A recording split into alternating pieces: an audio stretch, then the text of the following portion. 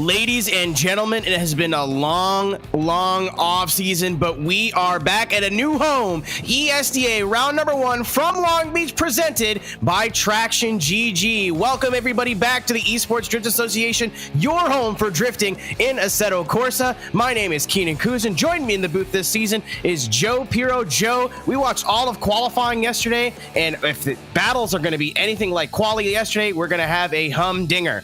Oh, I am so excited. Also with us in the booth today, we have Strix9 Pulsatrix as our producer and our production assistant. Hex Valentine over in our judges stand. We have 3 humdingers of some judges over here. Don't mock me. Oh, I'm gonna. You know it. We're gonna have a great time this season. We got Harry McKinney as our head judge. We got Sam Brady and Nathan Rudder as well as 32 of Assetto Corsa's finest drivers today here at Long Beach, which is to me one of my favorite tracks of any track, real, fake, virtual. You know, I just love it. It's great. Such a high-speed track, Keenan. Yeah, Long Beach has a huge history in North American drifting. As we take a quick look at our venue for today, if you're familiar with the Long Beach Grand Prix, this is the last sector of that course from the Long Beach Convention Center in Long Beach, California in the USA. It's the last couple of corners coming off that big final straight. Lots of wall action here. This track, as you put it yesterday, Joe, is the North American Riga. It rewards the brave and punishes the weak. If you do not put it all on both walls, do not send it as hard as you can here, it looks terrible, so you cannot hide behind a little bit of a safe driving style. And on top of that, if you go a little bit too far, you're in concrete, and concrete has no friends, plays no favorites. Oh, not at all. And it's great too at this track that you just arrive into that inner clip 1 going as fast as you can. So we're going to take a quick demo here presented by Vosen. You can find this track for download at the end of today's event. So I got it. So we're going to start off. We have a restart marker. So if to say the chase driver is unhappy with how the lead started, something like that, they can restart before that line. And there's a lane divider that the lead drivers must stay to the left of. Then they have 3 lines going into an initiation zone. The driver must be going toward angle before they get into the decel zone, which is one of the few places on the track where drivers are allowed to really slow down what goes into inner clip 1. So inner clip 1 is basically setting you up for the rest of the course. You know, tire drops allowed here. Don't want to see anybody on that rumble strip. Major change from the real life equivalent that comes here at Formula Drift. Outside zone number 1, very committee. Have to be on that wall. If you are off that wall, a lot of people got dinged for it in qualifying yesterday. And through the section of the power alley, outer zone number 2 is again huge momentum area going into outer zone number 3, and that's where we can see run 1 or lost. Oh, yes, at outer zone 3, we saw a lot of zeros just by clipping the wall there. So drivers are still full commitment until they get into this touch and go, which is the final outer zone of the track. And now they're in the second and final decel zone of the track. So drivers are trying to slow down just enough to get into this inner clip, the second inner clip of the track, but not get hit by their chase driver. And then from here on out, it's real smooth sailing as long as you don't drop a tire on the inside of that inner clip. You just stay on throttle and power out across the line, and that is your run through Long Beach here at ESDA Long Beach 2022. All 32 drivers are going to have to do this, Keenan. I am excited to see what they bring to the table. Yeah, for those who were here for us yesterday, there's a difference between single car qualifying and our actual top 32 bracket. If you've never watched drifting before, first of all, welcome to Traxion, welcome to ESDA. We're ready to have you, but this is how drifting works. It is in head-to-head competition, one driver versus the other. Each battle will consist of 2 runs, and the higher seeded driver leads the first run, and the lower seeded driver chases on the first run, and they switch for the second run. That is why qualifying is so important. These 3 judges we have in the booth today will determine who is the winner, or if they cannot decide if it is a split decision, we'll be going one more time if it's a little bit too close to call. So both drivers in each battle will have different roles. So the lead driver has to run the most ideal line. They basically have to run an ideal qualifying run in the lead run and make sure that they leave the door wide open for the chase driver to keep up and not break unexpectedly, causing the chase driver to run into them or upset the chase's line in any way, shape, or form. But then the chase driver has to do almost the exact opposite and not go all out here, Keenan. It's amazing. Yeah, you got to maintain close proximity to that lead driver. Use the lead car as a moving clipping point. Match or better that lead car's drift angle. If you can better it, that's always nice. Make sure you match the line and do not hit the car. A little bit of rubbing's okay, a little bit of grinding on the dance floor, but you don't want to see major contact, especially if it affects the lead driver's line or angle. I have to keep an eye on that today because these guys were just watching. Oh, they're gonna go crazy.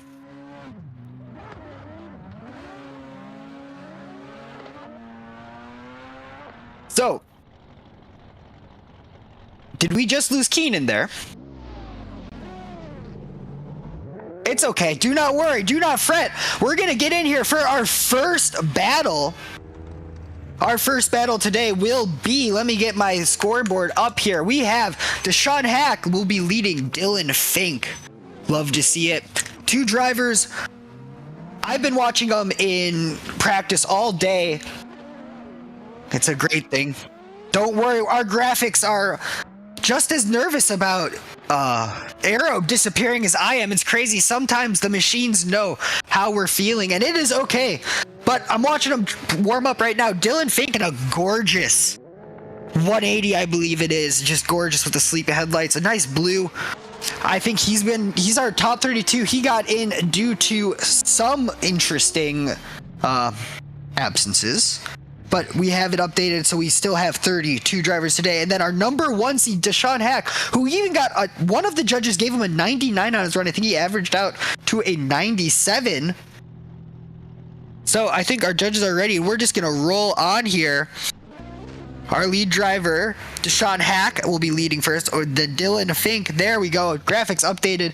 Thank you, Race Control. I appreciate you so much, Race Control. Lining up a big new Nissan in that R35. We'll be chasing the littler 180. We'll see what happens here. As everybody lines up.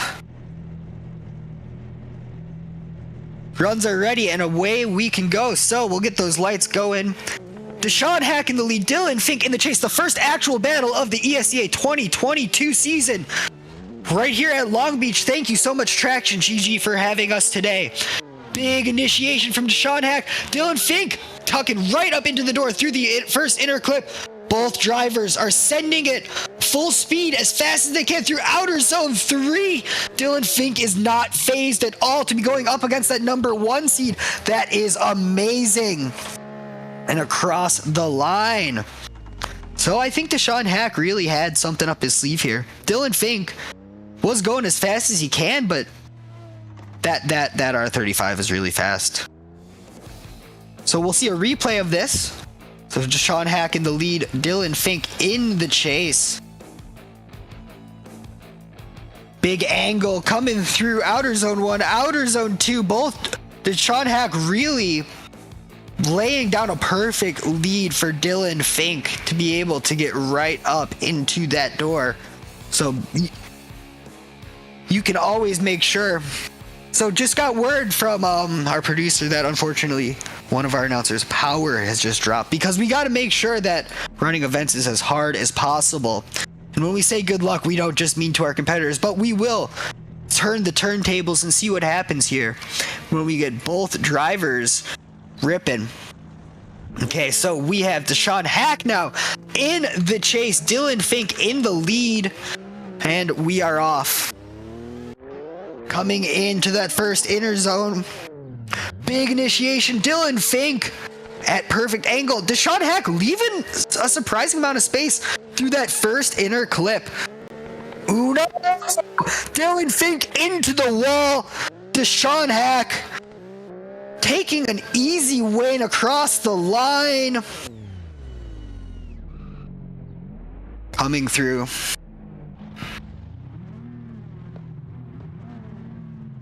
So we're going to come back now. Run 1 against run 2. I think the judges here are really going to have an easy decision to make here. Just due to Dylan Fink having a gorgeous lead run.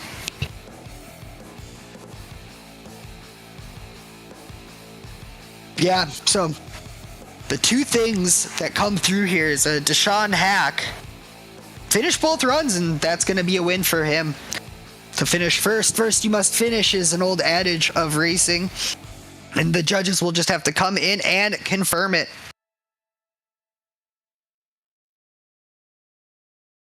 Okay, and we'll get an official judging call here in a moment, just making sure our graphics are nice and pretty. Here we go. And so I think we'll know how the judges go here. So slide him left for Deshaun Hack, right for Dylan Fink, and I think we will see all three go for Deshaun Hack for finishing both runs. Excellent. So they will go on, and we will see Deshaun Hack in our top 8. But up next, we will see our 16 seed Pavel Gunin up against Daniel Andreev. Yes, I'm going to say it right. I'm going to send it. Two good drivers as well. I hope everyone out in chat is having a lovely day today, both in Twitch and YouTube land. So up next, we're going to have Pavel Gunin leading Daniel Andreev. Sorry about that. We had a last-minute change of how we had to do our graphics today. Pavel Gunin in the lead. Daniel Andreev in the chase. S15 on S15, if I am not incorrect. Somewhere pro team up against the IRT racing team. Daniel Andreev also one of the people doing double duty between this and VDS, which is my home, so I'm always going to shout that out. Sorry, not sorry. So Pavel Gunin in the lead, Daniel Andreev in the chase. Lights on, and away we go into our second battle here at ESDA Long Beach. So ripping down into the first initiation zone. Pavel in the lead, Daniel getting right on the door. This is a very aggressive chase for two drivers that are basically equally seated through outer zone 3. Daniel is just pushing Pavel. This is a good battle through. Oh no! It looks like Daniel might have pinged the front of Pavel, hitting him out of that inner clip. I don't think I think that the judges just are gonna have an issue here. Or I don't know, because it looked like to me Pavel didn't really put out too much of an anger. So we'll see here in our action replay here. Thank you, Race Control. We'll see that Pavel is just laying down a very, very clean, consistent lead run. The boop is definitely bad, but the question is the boop because Pavel put out the anchor too fast? Or do you think that Daniel was a little too aggressive in that decel zone? One of the big questions in competitive drifting here. So now we're going to turn him around. Daniel Andreev in the lead. Pavel Gunin in the chase. So now both drivers sweating a little bit. I bet that Daniel is sweating a little bit more than Pavel, though. It didn't seem that Pavel was too aggressive on the decel. So Daniel throwing it into inner clip 1. Pavel not wanting to leave it up to the judges at all and wanting to win fair and square. Just right on him, not as close as Daniel, so he feels very confident that he was not at fault. And coming through the second inner clip, coming through. Excellent. Love to see it. So we'll see on that replay, side by side, who really did a better job. But I think that one bit of contact is going to be the deciding factor between Pavel and Daniel here in their top 32 battle here at ESDA. So the judges looking for proximity, mimicking of the lead driver in the chase, driving as well as possible.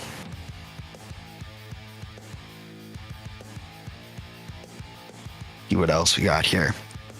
I'm looking at that. So our judges coming in, and the contact was the factor here. Slide him left for Pavel Gunin, slide him right for Daniel Andreev. We'll see what happens. All three left for Pavel. They definitely put Daniel Andreev at fault for the contact, which is unfortunate, but sometimes that's just how it goes here in our Group 1 here of ESDA, our next level racing Group 1 here at ESDA Long Beach. Up next, we're going to have another top 32 battle. I ruined this name yesterday, and I am so sorry, but we're going to have Jaden Cathcart leading Cathcart. Oh man, oh, I'm so sorry. Leading Brandon Gardner. Two big cars. Basically the same car, let's be real. So we are... Okay. We're gonna have them lined up here. Two big cars. Love to see it. An R35. What is that? A Q65? Ooh, I'm terrible with it. Terrible with it. So we got Jaden Cathcart from Team Ascent. Brandon Gardner, Privateer. A Q60 concept. Thank you so much, Johan and Chaos Fox. I appreciate it. Yeah, the trick is you say it wrong and you know you'll get the right answer, which is all I want. So we're going to go here. Jaden Cathcart in the lead. Brandon Gardner in the chase. Our number 8 seed against our number 25 seed. And Brandon sticking it right to Jaden's door. Coming through. Outer Zone 3. This is great to watch. Two cars because they're basically the same car. The performance is the same and two really great drivers. Look at that proximity across the line. Love to see a battle like that between Jaden and Brandon. Okay, that was a gorgeous run, and let's look at it in this action replay for Next Level Racing Group number 1. I'm sorry about this is... I think this is an old run.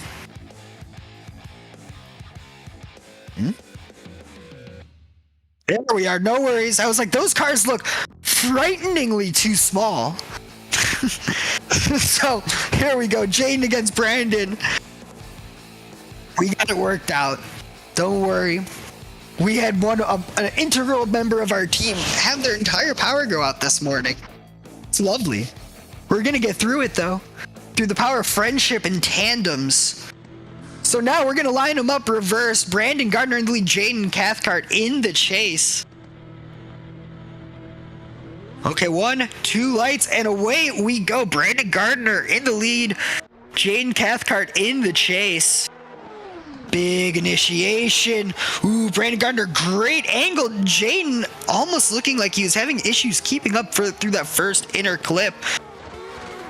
Okay, Brandon Gardner with a gorgeous lead. Jaden Cathcart really matching the angle of Brandon coming across the line, maybe even having more angle across the line than the lead there.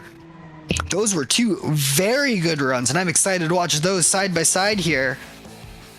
This replay to you right now brought to you by Big Duck Club, KNC Motorsports. Gonna read them off the top. Big angle. Yeah. Big angle from both drivers in their lead, but I think that the chase is where the big difference could be had here. We'll see what our judges noted in their runs.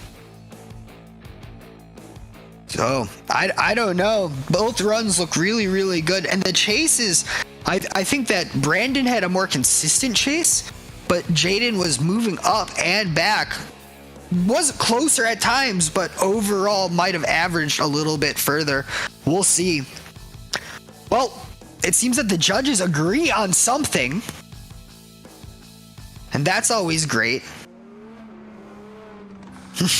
So, slide him left for Jaden, slide him right for Brandon, or keep him in the middle for an OMT. And our judges today, 1 OMT, 2 OMT, 3 OMTs. We'll see the same battle again. I'm super excited. I don't know about you guys in chat. So, Jaden Cathcart in the lead, Brandon Gardner in the chase. We'll see that battle again here at ESDA Long Beach 2022. Okay, lined up. Our judges say they're ready. Everyone is saying they're ready. I think we'll see some lights here for a great OMT battle between Jaden Cathcart and Brandon Gardner.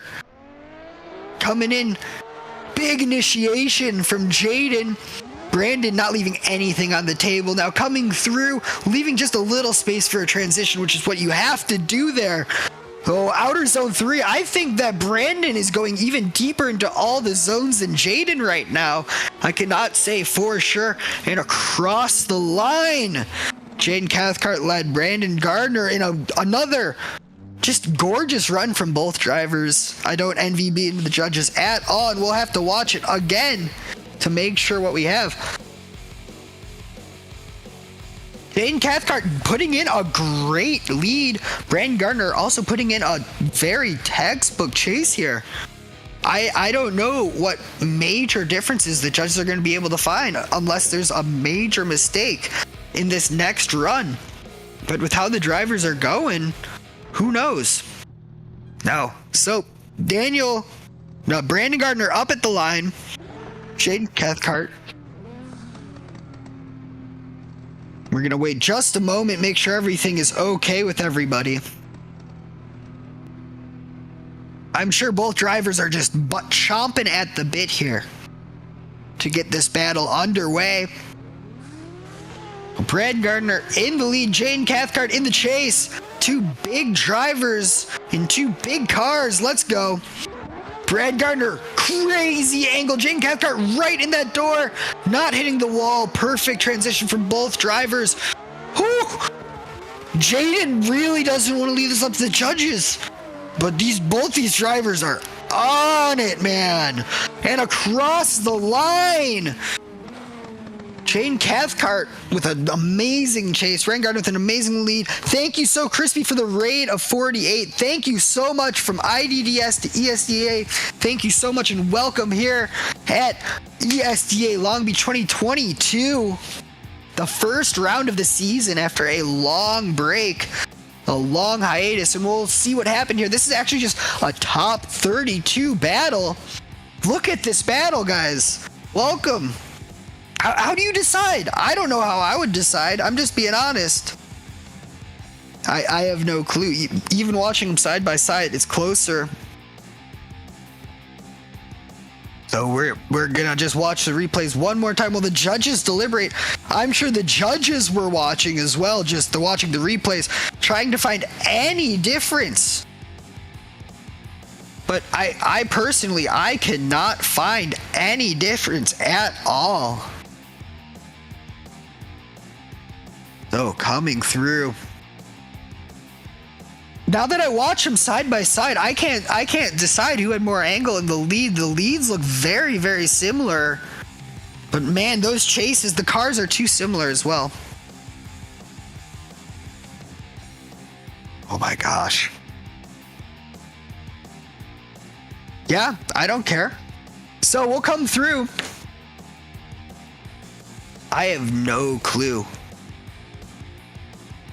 I'm looking maybe in the chase. I think Jaden was just super committed. This is nuts. The judges definitely have their work cut out. I wouldn't be surprised if we saw another OMT. And 4.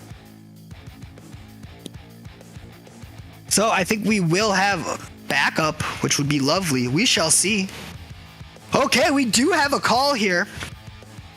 And we even have reasoning behind it, which we'll get into after we get our judging out into the air.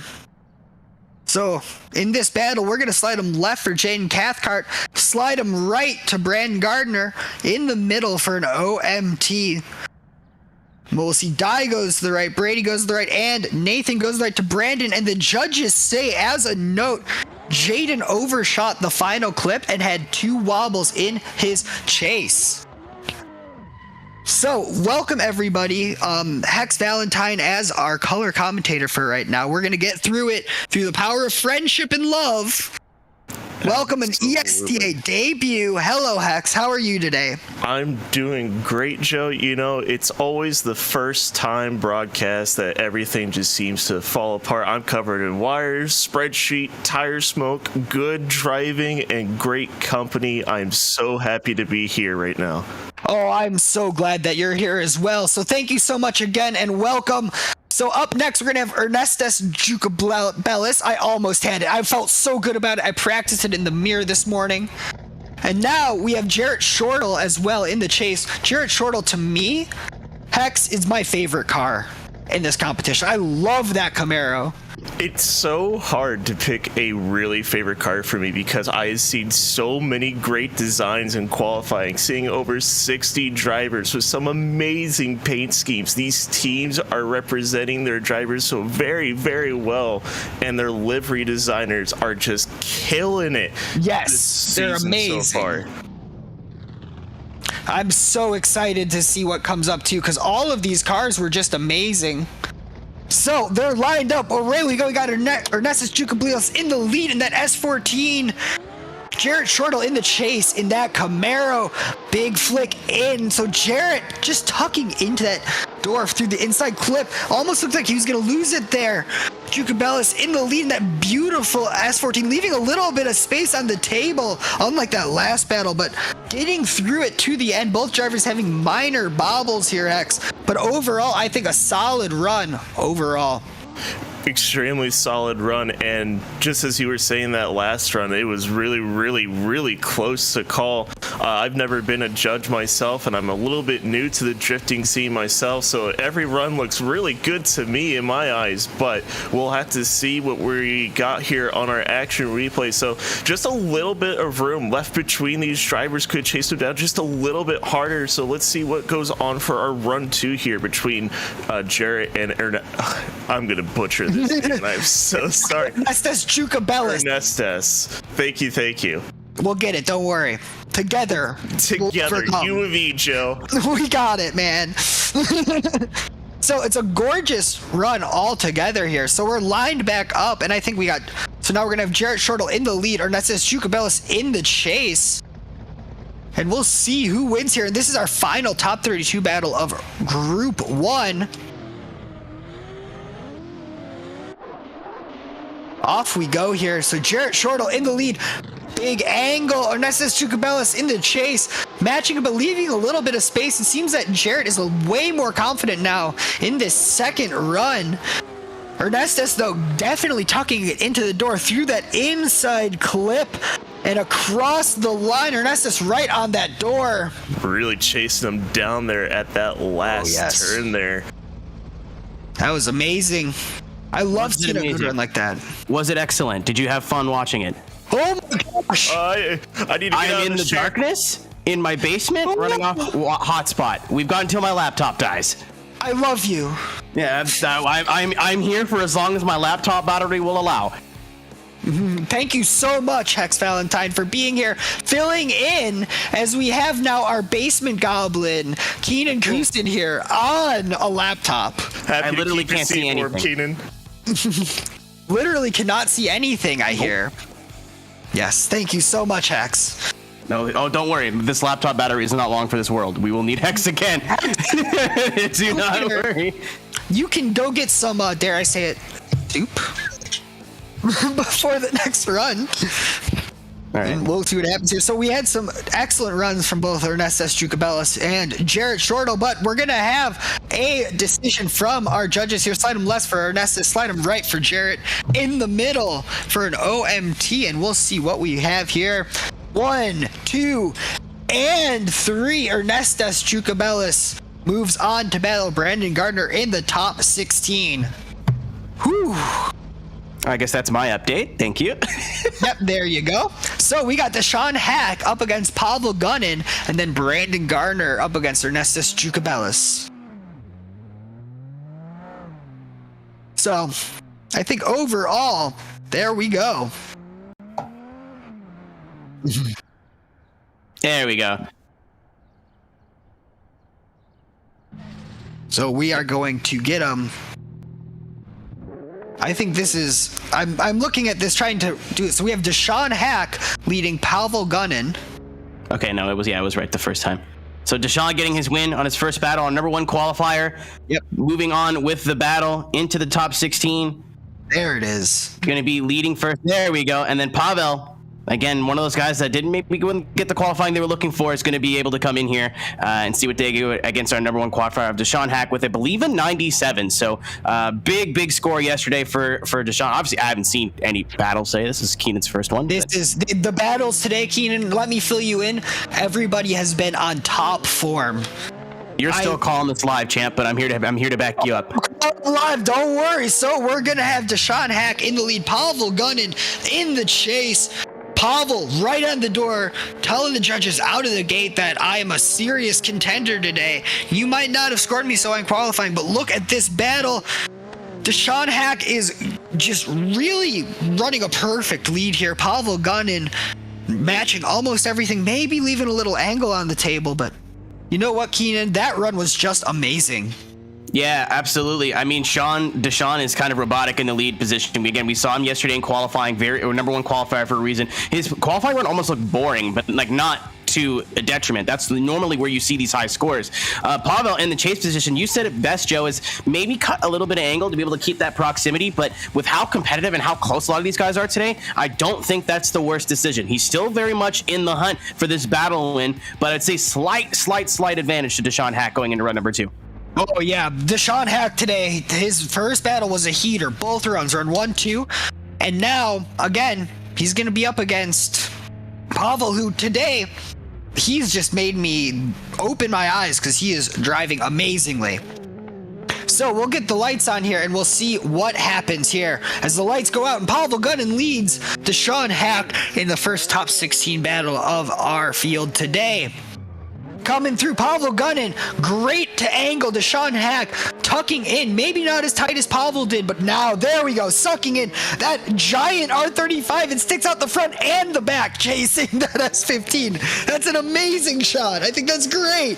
And across the line, Pavel Gunnin with a great lead run. Deshaun Hack again with an amazing chase run. I think today, every battle we see is going to be a heater. I'm super psyched, Keenan.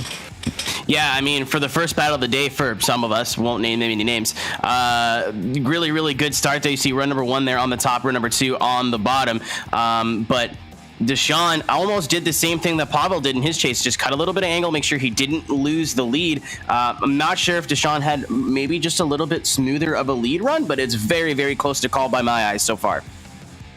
Is definite. So coming through here, I think we're going to see when you put the runs to each other, I think we are getting a judgment in here as well. And I'm happy to see it that the judges today are being able to pick out winners as opposed to just having to call like OMT after OMT, because sometimes you run into that and it's a frustrating day. So we're going to get our judgment in here. Slide him left for Deshaun Hack, right for Pavel Gunnin, in the middle for an OMT. 1 for Deshaun, 2 and 3 for Deshaun Hack. Moving on to the top 8, and he will battle the winner of Brandon Gardner up against Ernestus Chukabellis, Keenan. Super excited. Good start for Deshaun Hack in today's event, making his way to the top 8. Still not there yet. Needs one more battle before he's able to take this next level racing group number 1 victory and move into our Traxion Final 4. But making good on that number 1 qualifying spot, taking out Pavel Gunnin. Unfortunately, not a bad thing to be able to just make the top 16 in the ESDA. But we'll be going on the trailer early as we move on to our next battle, which I believe is Ernestus Jacobellis against Brandon Gardner. I think Ernestus is leading, but I don't have the bracket in front of me, obviously. Ernestus is the higher bracket, so yes, it is Ernestus Chukabellis leading Brandon Gardner. Do not worry at all. We'll get it working. It's lovely. Just a lovely. Everyone's just so gorgeous cars and lovely today, man. Last night, after qualifying, I laid in bed thinking about that over and over, man. It was just so great. But here in our Group 1 Next Level Racing ESDA Long Beach 2022. So happy to be here today. So Brandon Gardner will be chasing Ernestus Chukabellis as they get up to the line. We're just waiting for our drivers here, paging our professional drifters. Two big teams here as well, Joe. Team slide culture been around ESDA for a long time before we even made the move over to Assetto Corsa. And ERDA Esports has shown themselves to be a force to be reckoned with in the Assetto Corsa esports scene as well. The Ostraka twins, or the Ostraka brothers, Ernestus himself. So this is going to be a tight one. Brandon Gardner's no slouch, but Ernestus Jacobellis maybe did not get the qualifying they were looking for yesterday. Definitely all those ERDA cars were capable of running 90-point runs. So maybe a little bit on the board for both these guys, a little bit of something to prove here, and a position in that top 8 against Deshaun Hack is on the line. Oh, I am super excited to see this battle. Both drivers today have been not leaving much on the table anywhere they can afford to, and especially Ernestus. Everything in his chase was amazing, and Brandon Gardner was putting down such a perfect lead run. I'm excited to see that run for sure. And I'm sure in the reverse, both drivers are just going to be driving 10 out of 10 here. I'm sure that we'll have something. So don't worry, we're tracking down some drivers who I'm sure are maybe on a bathroom break. Who can say? Here at the ESDA Long Beach 2022, presented by TraxionGG. Yeah, Traxion stepping up big and supporting the world of sim drifting this year. It's good to see them have been a force in sim racing with everything else they have going on. But to take us on and believe in us going into this year has been awesome to have them on the team. I'll be part of their team as well. So again, thank you to Traxion. Thank you to all of our sponsors. Thank you Next Level Racing as well for sponsoring this group number 1 and giving out some prizes to our drivers here at the end of the year as we take a quick look at the bracket. This is for me, so I can catch up. Yeah, so we're going to catch up here. There have been amazing runs so far in group 1 of our bracket. So just a heads up here, we do our top 32 bracket by doing it in 4 groups. We break it up into 4 groups of 8, and we battle them down to that person in the group, and that is then our final 4 is the winners of each of those groups. So this is group 1. So Deshaun Hack has just been storming today from the number 1 seed. He was storming yesterday as well. It's amazing. But then who do we have as well? Brandon Gardner qualified low, beat Jaden Cathcart in an amazing battle between 2 big cars. Ernestus Jugabellis beat out Jarrett Shortle in that Camaro. It was amazing, Keenan. I've been super happy to be watching all of it, unlike some people. Yeah, unlike some people who've been running around their dungeon trying to figure out why the candles won't turn on. Yeah. Thank you for that, Joseph, and your warm home. I'm the Goblin King. I'm the Goblin King. I'm the Goblin King. I'm so not happy right now. The opposite of happy. Well, you know I'm going to get some goblin ears on one of your pictures by next round. You know that's coming. I'm upset with you. I'm upset with a lot of people. Whoever I have to pay off to get that on stream, just reach out to me and we'll make it happen. Don't worry. So we're going to line them up here. Ernestus Jukabellis, Brandon Gardner in the chase. I think we got everything sorted out. I'm super excited to see this battle. It's going to be like the tiny little car getting chased by the giant one. I got a hole up by our trusty light. It's like in Dora the Explorer, the sentient help. One of those things here at ESDA is our light. It talks to us. I hear voices in my head. They talk to me. They understand. Shout out to Randy Orton. Get better soon. Oh, gosh. So we're lined up. We are holding, making sure everybody is ready to go. The drivers are on the line. I'm super excited to see this battle too. I really like seeing the small cars get chased by the big cars. Maybe I'm just a little kid and I like to see the Hot Wheels run around like that, but that's just how I am with drifting.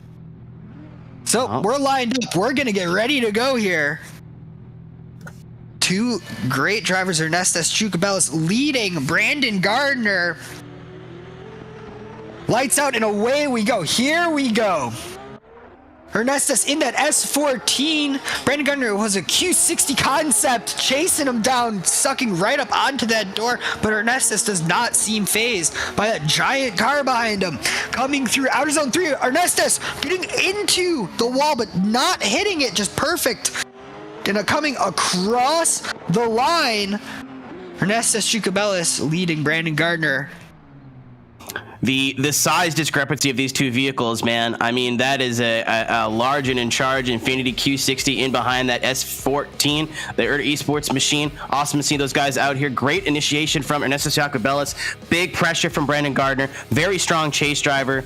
Again, maybe want to close that gap just a little bit in outer zone number 3. I think that's where you're going to see a lot of charges from chase cars today, is because that's where the safest place is to be. But Brandon Gardner sticking to him right on the door, maybe putting a little bit of purple paint on that ERTA Esports machine. But we know those guys can chase as well. Brandon's going to have his hands full, especially in the bigger vehicle. That's a bigger target for that chase car to go after. Oh, for sure. And you kind of got to be a little bit easier going into those outer zones because you have so much more bumper to contend with. Dumpy. Yes, correct. Oh, big dumpy. So we'll see what happens here with Brandon Gardner, who has been doing really good leads, though, really fast ones as well. So Ernestus is definitely going to have to hustle to keep up with that big car. So Brandon Gardner, big flick in, really quick to angle, and Ernestus having to close up a gap now, but Brandon having to just keep it out of the wall with such a big car. He just fills everything up with that car. Perfect through the inner clip. There we go. And across the line, Ernestus Jukabellis touching Brandon Gardner across the line. You know what, Keenan? These battles today are just great, and this is a top 16 battle.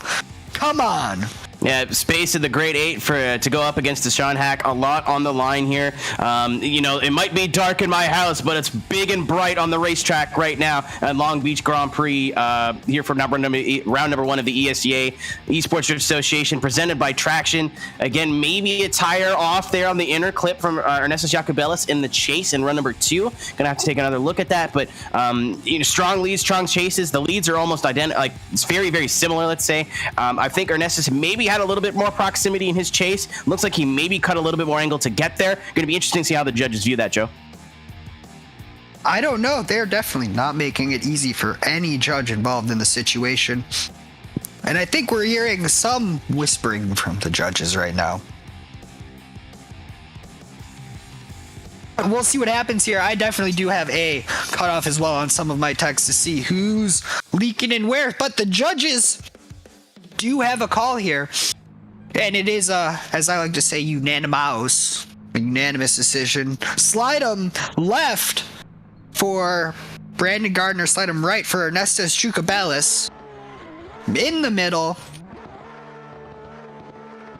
1, 2, and 3 for Brandon Gardner taking the win. I think it was the Ernestus had the proximity, Joe, but I think because he lacked angle a little bit to be able to get there, and I think there may have been an inside tire drop on that last clip. So I think those are the two factors that ended up pushing that into Brandon's way. Brandon didn't have as exciting of a chase, but consistency is what's going to move you on into the grade 8 against Deshaun Hack. The winner going to be your Next Level Racing Group number 1 winner, and moving on into our Traxion Final 4. Oh, I'm so excited for it too. Deshaun Hack will be leading Brandon Gardner. Super excited to see it. 2 big cars again. Man, that just might be the meta. I don't know. Deshaun Hack GTR and the not GTR. Yeah, the GTR and the kind of GTR. Deshaun Hack Team Ascent, Brandon Gardner Team Slide Culture. Super excited to see it. Both drivers have been driving perfectly today. Dare I say it? And I dare. So we'll see what happens here in our ESDA round 1 at Long Beach. So excited to see it. This is amazing. I was excited for the battles last night. After qualifying, I was like trying to calm down before I went to sleep. And so we'll take a look at the bracket and how we got to this battle. Let's go here. So Deshaun Hack has been just coming on through from this number 1 seed, but Brandon Gardner starting on a low seed and just working his way slowly up to that 1 seed. So Keenan, what do you think? How do you think this is gonna go? Man, it's going to be pretty tough. Both these guys have driven against each other before. Again, both of them are ESDA veterans. This is not their first rodeo. Brandon, I think, has probably a little bit more seat time in that car with all of the other events he participates in. But Deshaun Hack has just been on one today. I really do think, I know it's kind of a toss-up answer, but I really do think it is anyone's game here. Oh, I definitely do. And lights out and away we go. So we have Deshaun Hack in the lead. Brandon Gardner in the chase right on his door, man. Brandon Gardner looks like a shadow at this point. Deshaun Hack laying down a perfect lead. Brandon Gardner leaving just the tiniest space to ensure that the judges see that there's no contact. Coming through that final inside clip. Again, just barely touching across the line. This is amazing. This battle, Keenan, is going to be iconic of the day, I bet. So we're going to have now Brandon Gardner leading Deshaun Hack here. I have a fear. I have a fear about that silence. No, I'm still here. I'm still here. Okay. I have unfortunate news about my power. That's why I was quiet. Oh, dear. We lost power from the provincial grid, and they do not know when it's coming back. Oh, love it. Yeah, excellent. Love it. Very, very. What is it that you say? Very good, very nice. Very good, very nice. That's very Danhausen of you. That's the second wrestling reference I've made today. Excellent. Let's keep it going. Let's do it. So we're gonna have. Speaking of pro wrestling, we have 2 heavyweights here. Brandon Gardner. Oh, he's a professional. You're in good hands, ladies and gentlemen. Oh my God. Let's go. Brandon Gardner. Rip it out of the gate. Deshaun Hack in the chase. Both drivers sitting on a very respectable last run. Let's go. There we go. Brandon Gardner, great angle. Deshaun Hack trying to fight for proximity. Getting right on his door through outside zone 3. Clipping into the wall perfectly. through the second decel zone, touching into that inside clip, and it's amazing. Both drivers get across the lines. I fear for the judges. Yeah, I mean, this was always going to be tough. Again, this is a huge implications here. Winner of this battle is moving on to your final four, so we're not going to see them for a while. But they're going to, and that's another thing too, is that this first group is almost a blessing and a curse. You get your first couple of battles out of the way, but then you got to wait. And you gotta wait almost 2 hours, I would guess, before you get to battle in that final four. So you got to keep yourself fresh and make sure that you don't get rusty over those couple hours, especially compared to the guys in group number 4 that are going to be finishing their battles and going straight into that final four. But Brandon Gardner versus Deshaun Hack here. Ooh, just saw that on the replay. Deshaun not really matching the angle of Brandon. He's even see it in comparison in run number 1. I think that might cost Deshaun. I forget who in the Twitch chat as well in the last run said that might cost Deshaun his last battle. So he might get caught on that here. Really depends on how the judges are going to view this one, Joe. No, I think we are getting calls about this run, and so I think that those little mistakes that you're calling out, we'll slide them left for Deshaun Hack, slide them right for Brandon Gardner, in the middle for OMT. We'll see what happens here. 1 OMT, 2 OMTs, 3 OMTs. We're gonna do it again because there were just small mistakes in the shakes from both drivers that were equivalent. And so the judge is saying they would like to see that battle again. And the beauty of doing it in the Sim Keenan here is that we can just get new tires instantly, and we don't have to worry at all about waiting to do another run. We can just do it again. Yep, just got to press one magic button, throws these cars back in the pit, put on some fresh boots, get them back out there. You know, it's a lovely way. I'm in love with it, and I'm sure that we have many people out there in the chat as well that like it. So we'll see what happens here in our OMT of our top 8 battle here of Deshaun Hack leading Brandon Gardner. We'll rip him out. See what happens here in our top 8 battle of our next level racing group 1 at ESDA Long Beach top 2020, not top 2022, just 2022 season. Going crazy. Deshaun Hack throwing it in. Brandon Gardner in the chase, having to brake a little bit. That was a little bit awkward through interclip 1. That might be a deciding factor, but here we go. It seems that Brandon is finally settling in, and Deshaun is going through that interclip perfectly.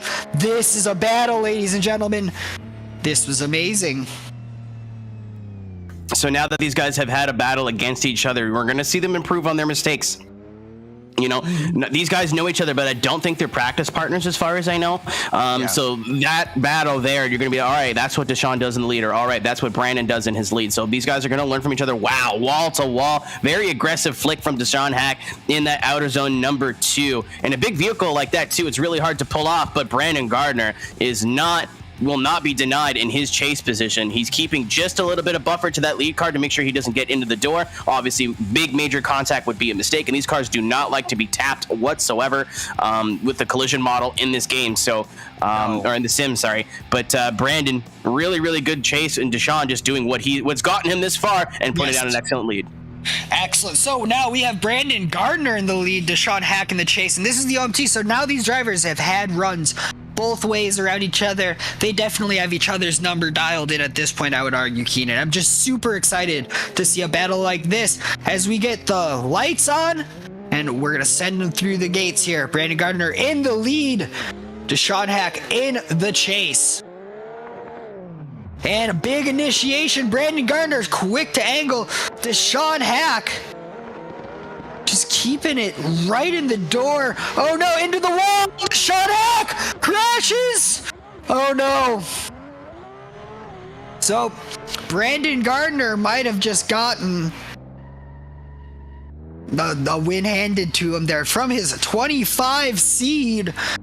He moves on. And I think we know what the judges are going to say about it, but we will just get official word here as we take another look at what happened there. Deshaun Hack throwing it as hard as he can, and just hangs a little too much dangle, you know? So what you can do too, just for the untrained eye, the lead car can lead the follow car into the wall. That is a thing that happens, and sometimes you'll see the lead car kind of drop a tire off, and then the chase car, because it's their job to follow the lead car wherever the lead car goes, will drop 1 or 2 tires off, and that'll cause a mistake. But watching the replay there, Brandon Gardner just does a great job on outer zone number 3, and I think Deshaun was just trying to make sure he filled the whole zone, which I think is what pushed it to OMT. Maybe he just didn't grab all the zones, and unfortunately, I did think it cost him there, as the judges do have a decision. Oh, of course. So we'll slide him left for Deshaun Hack, slide him right for Brandon Gardner, in the middle for OMT. But I think we all know which way we're going to see all 3 go due to that unfortunate contact with the wall. 1, 2, and 3 for Brandon Gardner. Moving on into our Traxion.GG Final 4. Then that was our final battle of our Next Level Racing Group 1 here at ESDA Long Beach 2022. We'll take one final look at this Group 1 bracket and how Brandon Gardner got here up against Deshaun Hack. Really great battles. Pavel Gunnin put up an amazing battle against Deshaun Hack. All of these battles here have been amazing from the top 32 and forward. So now we're going to look forward. That's wild. Sorry to cut you off. That's wild. So Brandon's at 25th qualifier, and to get here, he had to beat everybody he beat was in the top 10. Yes. So this is how much qualifying is. As long as you make the show in ESCA, nothing matters after that. All that matters is who leads and who chases first. That's it. These guys are so close in skill level. It literally is anybody's day. There's a couple people who shine just a little bit brighter, but Brandon Gardner is going to be your first member of your TraxionGG Final 4, your Next Level Racing Group number 1 winner. Yeah, and that's excellent. So we're going to look forward now to our second group here, and I need to look. Our Mazda group number 2 here, Mazda Racing Wheels. Love to see them.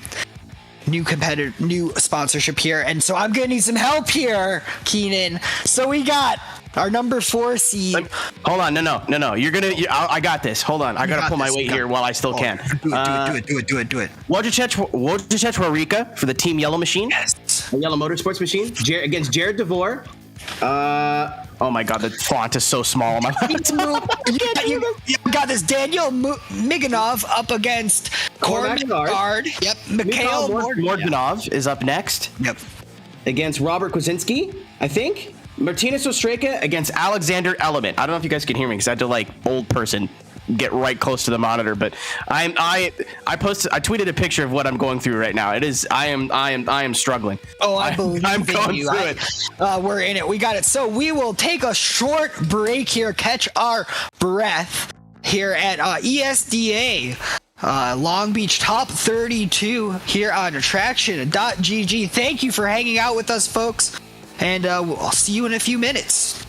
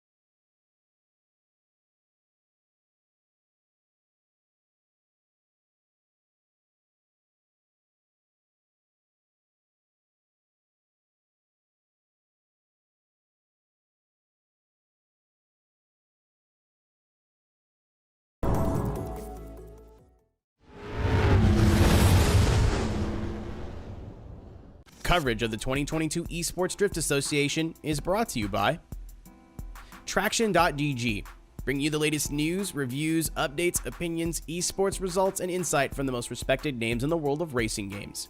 Visit Traxion.GG and join the community today.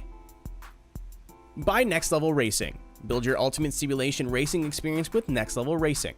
Esports tested and award winning Next Level Racing. Be first. Visit nextlevelracing.com for more. By Mazda Racing.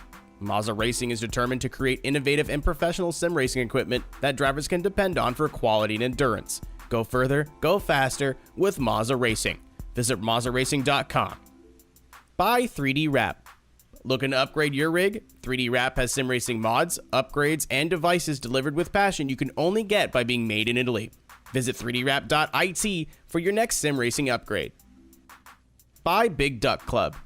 Whether you use their parts in your next drift car, time attack monster, drag machine, or street and show car, Big Duck Club is prioritizing enthusiast needs with motorsport requirements. Visit BigDuckClub.com today.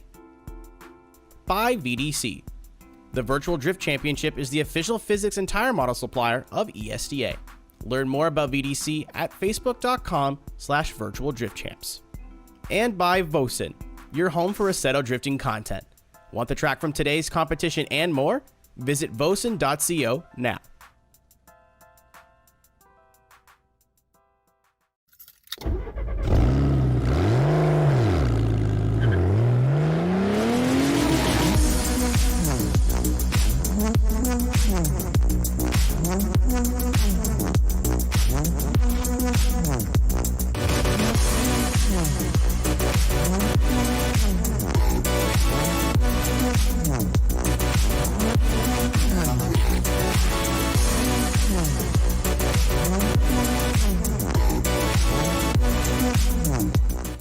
They did it.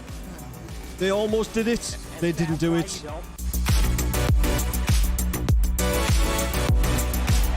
Oh! Oh no! Oh! Oh!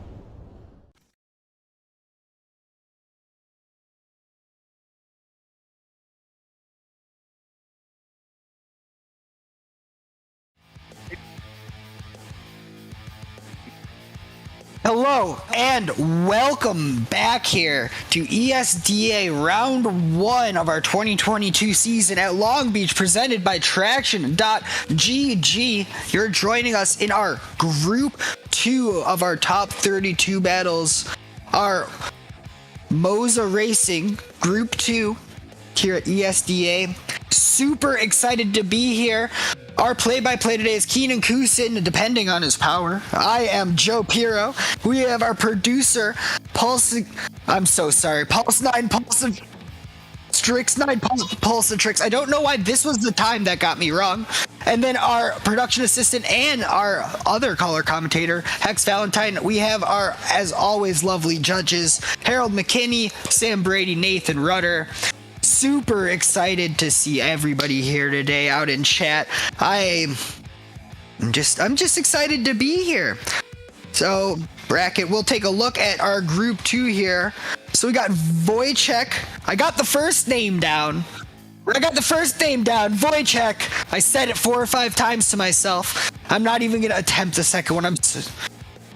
Then Jared DeVore, Daniel Miganov, Cormac Gard, Mikhail Mordvinov, Robert Kowinski, Martius Ostraka, and then Alexander Element here. It'll be great. That is our top 32, our second quarter, if you will, of our top 32 here. We'll see a lot of very cool cars in this round. I'm super excited to see it.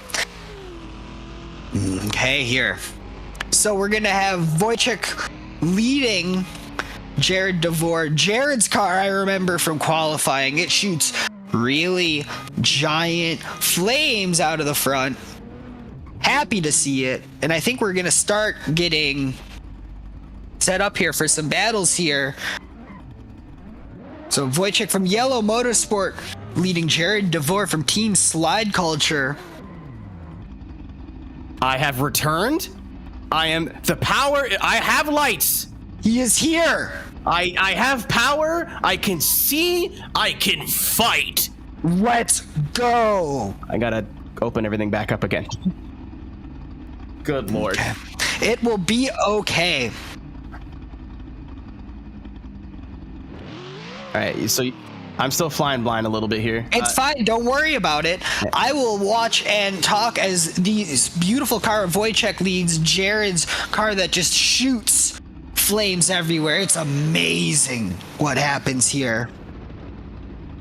So, first battle of Group 2 of the Moza Racing Group 2 here at ESDA Long Beach 2022. Lights off and away we go. Wojciech in the lead, Jared in the chase. Big initiation out of that S15. Jared matching angle, but struggling for proximity here through the power alley, though. It seems that that's not an issue as he gets in, keeps it out of the wall. Thank gosh. So, Wojciech leading it, slowing down a lot into that inner clip, giving Jared a chance to catch right up. It's an S14.9. Shucks. What are we shucking? Corn? I just stoked and I said shucks really loud. Okay. I respect you. I love how there's one space for the semaphores, and that's me, baby. I'm on the way. I have returned. I'm sorry to hijack the stream. I'm just very excited. I heard the screeching of the eagle you just flew in on, so I got excited, okay? Let's go, guys. So for run 2 here, Jared DeVore is going to be leading Wojciech. I think Jared might be at a little bit of a disadvantage with that chase. It's a S14.9. I got it. Don't worry.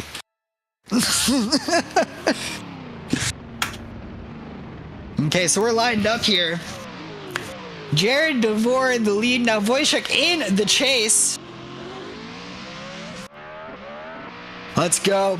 So Jared, huge initiation. Wojciech keeping it right on the door, so I think proximity is not going to be an issue for the chase here. Jared doing everything he can to pull away. Great angle out of that lead coming through.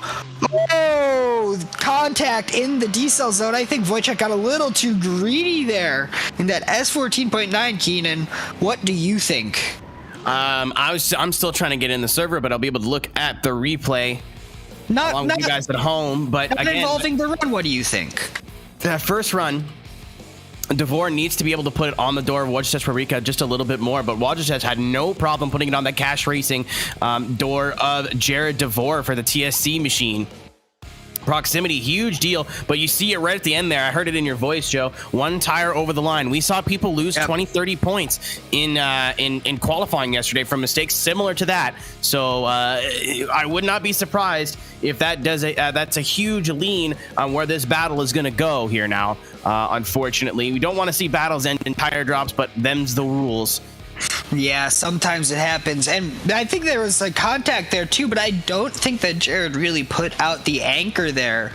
It's just the runs are really similar, but Jared had, I think he had a serious pace issue trying to keep up with Wojciech in the lead, because Wojciech's car just was a fast little boy, as we saw even catching up with Jared in the chase. So Keenan, how can I keep interrupting you getting set up? That's the next question. I'm here now. I'm good. You're think I'm in the now. server. I've got all my info is open again. I got all my papers back in front of me. I think we're good to proceed as normal. We can proceed as normal. System has been reset. We have performed the NASA power cycle protocol. I think we were just. Did we get a call there? Well, we got a call, but we're gonna show it now. Okay. Yeah, we're waiting to see our call here. We're going to slide him left for Wojciech, slide him right for Jared DeVore. And I think we have a unanimous call, even 1, 2, and 3 for Jared DeVore, in fact, Keenan.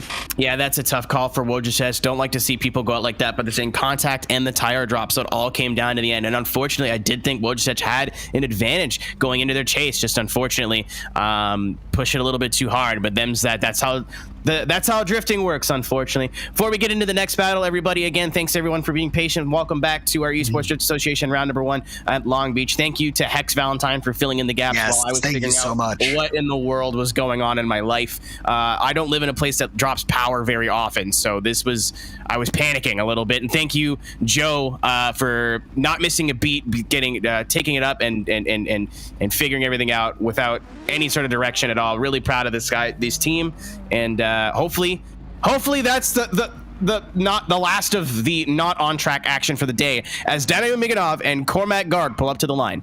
Super excited to see it, and sometimes you gotta roll with the punches when you want to watch slidey pixel cars. Let's just be real.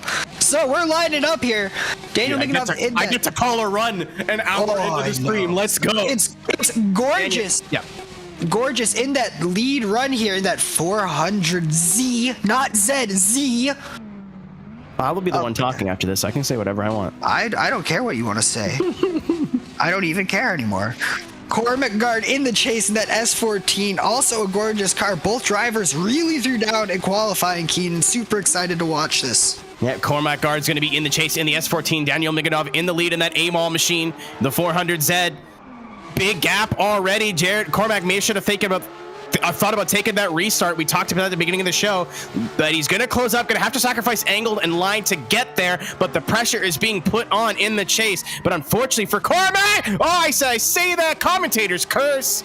Looks like maybe Daniel got a little bit of the wall, Joe. I'm not sure what I saw there, but definitely straightened from the lead car. Cormac had nowhere to go. I think our man Cormac got a gift there. I do too. That second decel zone seems to be just the treacherous landmine field of this track, because outer zone 3 is always an issue on this track, but we've only seen one issue there, but so far we've seen most of our issues in this decel zone. This is just nuts. I'm super excited to see it, but I think that both drivers will definitely have their own story of what happened there in that decel zone. What do you think? They normally do. For me, it is a decel zone, but the 400 of Daniel Miganov, the AMAL racing car, just didn't get to angle. If that car doesn't get, they're gonna let. So what happened was, you're not supposed to take tires in between battles, but I think Cormac just kind of by habit pressed the button, and so they're gonna let Miganov as well get tires as we go into our second battle here. Miganov will now be chasing. I do think they're gonna blame or put fault to Daniel Miganov on that, but I could be wrong. But we're gonna go into our second run. Yeah, he wasn't to angle, and if he was at angle and got hit, it would be a little bit more of a talking point there, I think. But switching them up. Here we go. So we have Cormac in the lead, Daniel in the chase, catching up now. Cormac going wall to wall through the power alley, no problems at all, deep into outer zone 3. And here, Treasure's territory and no contact. Daniel not matching the angle that Cormac had, but not an issue as they get across the line is amazing. Yeah, unfortunately, I do think Daniel knows he's at a deficit because he went really shallow for the first quarter of that run. You can check it in the replay. We're seeing that a lot. Actually, the two battles I get to watch in real time today, which has been cool. The chase car is really sacrificing to keep up with the lead car. And we talked about it at the top of the show. This is not a track where you can really kind of cut angle or cut line and get away with it. It's really obvious just because there's so many outer zones here and they're so risky of outer zones. So when you see that chase car kind of make sacrifices to keep up with the lead car, it's very hard to make it stealthy and kind of slip it past the judges. Especially on a track like this where it's realistically only 3 corners. Let's not get that wrong. And so you're sitting at angle for so long. Any waver, wobble, anything, especially when there's a car next to you that's a point of reference for the judges, they're gonna notice. So you have to take that in mind when you just lose proximity. Going into a first corner like this where speed is so important, it's just crazy hard to lay down a good, clean, competitive chase on this track, Keenan. So we also just saw one of our judges, Harold McKinney, drop out of the server. So what we have the power to do in Assetto Corsa, because it is a video game, which is cool, is the judges are going to drop out and I think take a look at the replay and see if there are any, look at the inputs of, I think run number 1 is probably going to be the biggest contention right now. So did he overslow? Was there excess handbrake? Was he slow for too long? Was there contact? You can slow it up, move the camera wherever you want, and really are able to take a good look and to see what happened there. So I think that's what's happening. I'm sure that's what's happening right now. And in a run that close, especially when there's contact involved, something happened. We may not have seen it, but something definitely would have happened in those pixels. And I'm thinking, I kind of think Cormac overcooked it now that I'm watching the replay. I really do. I'm with you, but just because the AML machine of Daniel Miganov is so straight, like he just doesn't get to angle before Cormac ends up getting in there. So I think that's what the judge. So one of our judges is streaming their own screen, so they backed out. They're going to check the replay and probably go over those inputs and be able to move that camera around, see if there was contact, if there was a little bit of contact. Another thing to take into account too is these two dudes are both out of Europe, but from completely different places in Europe. Cormac, I believe, is Irish, driving out of Ireland, and Daniel, I do believe. I'm checking our cheat sheet here. Oh, we got a good cheat sheet. Yeah, is driving out of that Eastern European area. So not super far. They're not across the pond from each other, but a little bit of latency could play a factor here as well. Yes. So we'll see what happens here because, Daniel definitely, the angle was lacking for Daniel, but I think that he didn't pull out a lot of speed outside of the decel zone, so I don't think that the judges would find him necessarily at fault. He may not have had a perfect lead through there, but I think Cormac was not expecting a decel at all, almost, it looked like, because he really dove up in there, and we can just speculate now as all of our judges are watching replays as much as they know how to. Just making sure we get the right call the first time. Yes. And see what we can do. We have Di back in the server. Harold McKinney, our lead judge for the day, also ESDA CEO, pulling double duty. Once again, thank you very much to Moza Racing and Moza Racing. Yes. I've had a lot of hats to wear today. Moza Racing for support this group number 2. Thank you once again to Traxion for supporting us. Ladies and gentlemen, if you have any drivers that you've been a big fan of today, hit the ! Discord in the stream chat. Join the Traxion Discord. If for whatever reason that command does not work, it is discord.com/Traxion. You can head over there, go to the ESDA section and vote for your driver of the day. We're going to be selecting 4 drivers out of those suggested by you guys, the fans, to see who was be winning your Traxion driver of the day. So we'd love to see you guys over in the Discord. Participate in the Traxion community. There's a lot more going on there than just drifty stuff, as we do have a winner. Excellent. So we will slide him left for Daniel Miganov, slide him right for Cormac Guard. All 3 judges do have a call here. Daniel Miganov does take a win. they put Cormac at fault for the contact after watching replay and driver inputs from both. Yeah, so I mean that's a tight call. Definitely don't like to see battles go like that. Cormac's a guy I think could have went all the way as well. Very strong driver. Qualified 20th, but we've seen one of our two finalists so far, or one of our finalists so far, Brandon Gardner's your 25th qualifier. So that number really doesn't mean too much. Hate to see Cormac go out like that. One of my favorite drivers to watch. But Daniel Miganov will be moving on. Again, it just came down to the judges saying that is his slowdown zone, as we have Morvanov and Krasinski up next. So two other names that are absolutely very easy to pronounce with no trouble at all. No, those ones are not so bad. So we have Mikhail Morvanov. I said it was easy, and then I just read both at the same time, man. Mikhail will be leading Robert Kwasinski. Oh, I think I got that. I'm going. It'll be excellent to watch. We have a 370Z and a R35. Two fun to drive Nissans here. Yeah, two fun to watch drivers as well. We'll watch these two guys do qualifying yesterday. Again, for those who are a little bit unfamiliar, we are streaming qualifying now. It's the first for ESDA. It'll be Fridays before the event, 5 p.m. Eastern time on Traxion.GG's Twitch channel. That is twitch.tv/TraxionGG. Hope to see you guys there next time. Oh, if you missed it, I know there's a lot going on in the world of motorsport this weekend, but you always got to make time for ESDA. So Robert Krasinski going to be chasing Mikhail Mordvinov in that blue and yellow. R35 going to be leading. Which Nissan's going to move on into the top 16 here, group number 2, presented by Moza Racing. Maybe a little bit of contact going to group number 1, but very, very close is Robert to the door of that GTR. Maybe straightening just a little bit in between the outer zones in the power alley, but all this proximity from Robert Krasinski, not afraid to get to the door of Mikhail Mordvinov. He knows what's going to get him a battle win today, and that's proximity. But was it worth a little bit of a choke up in the power alley?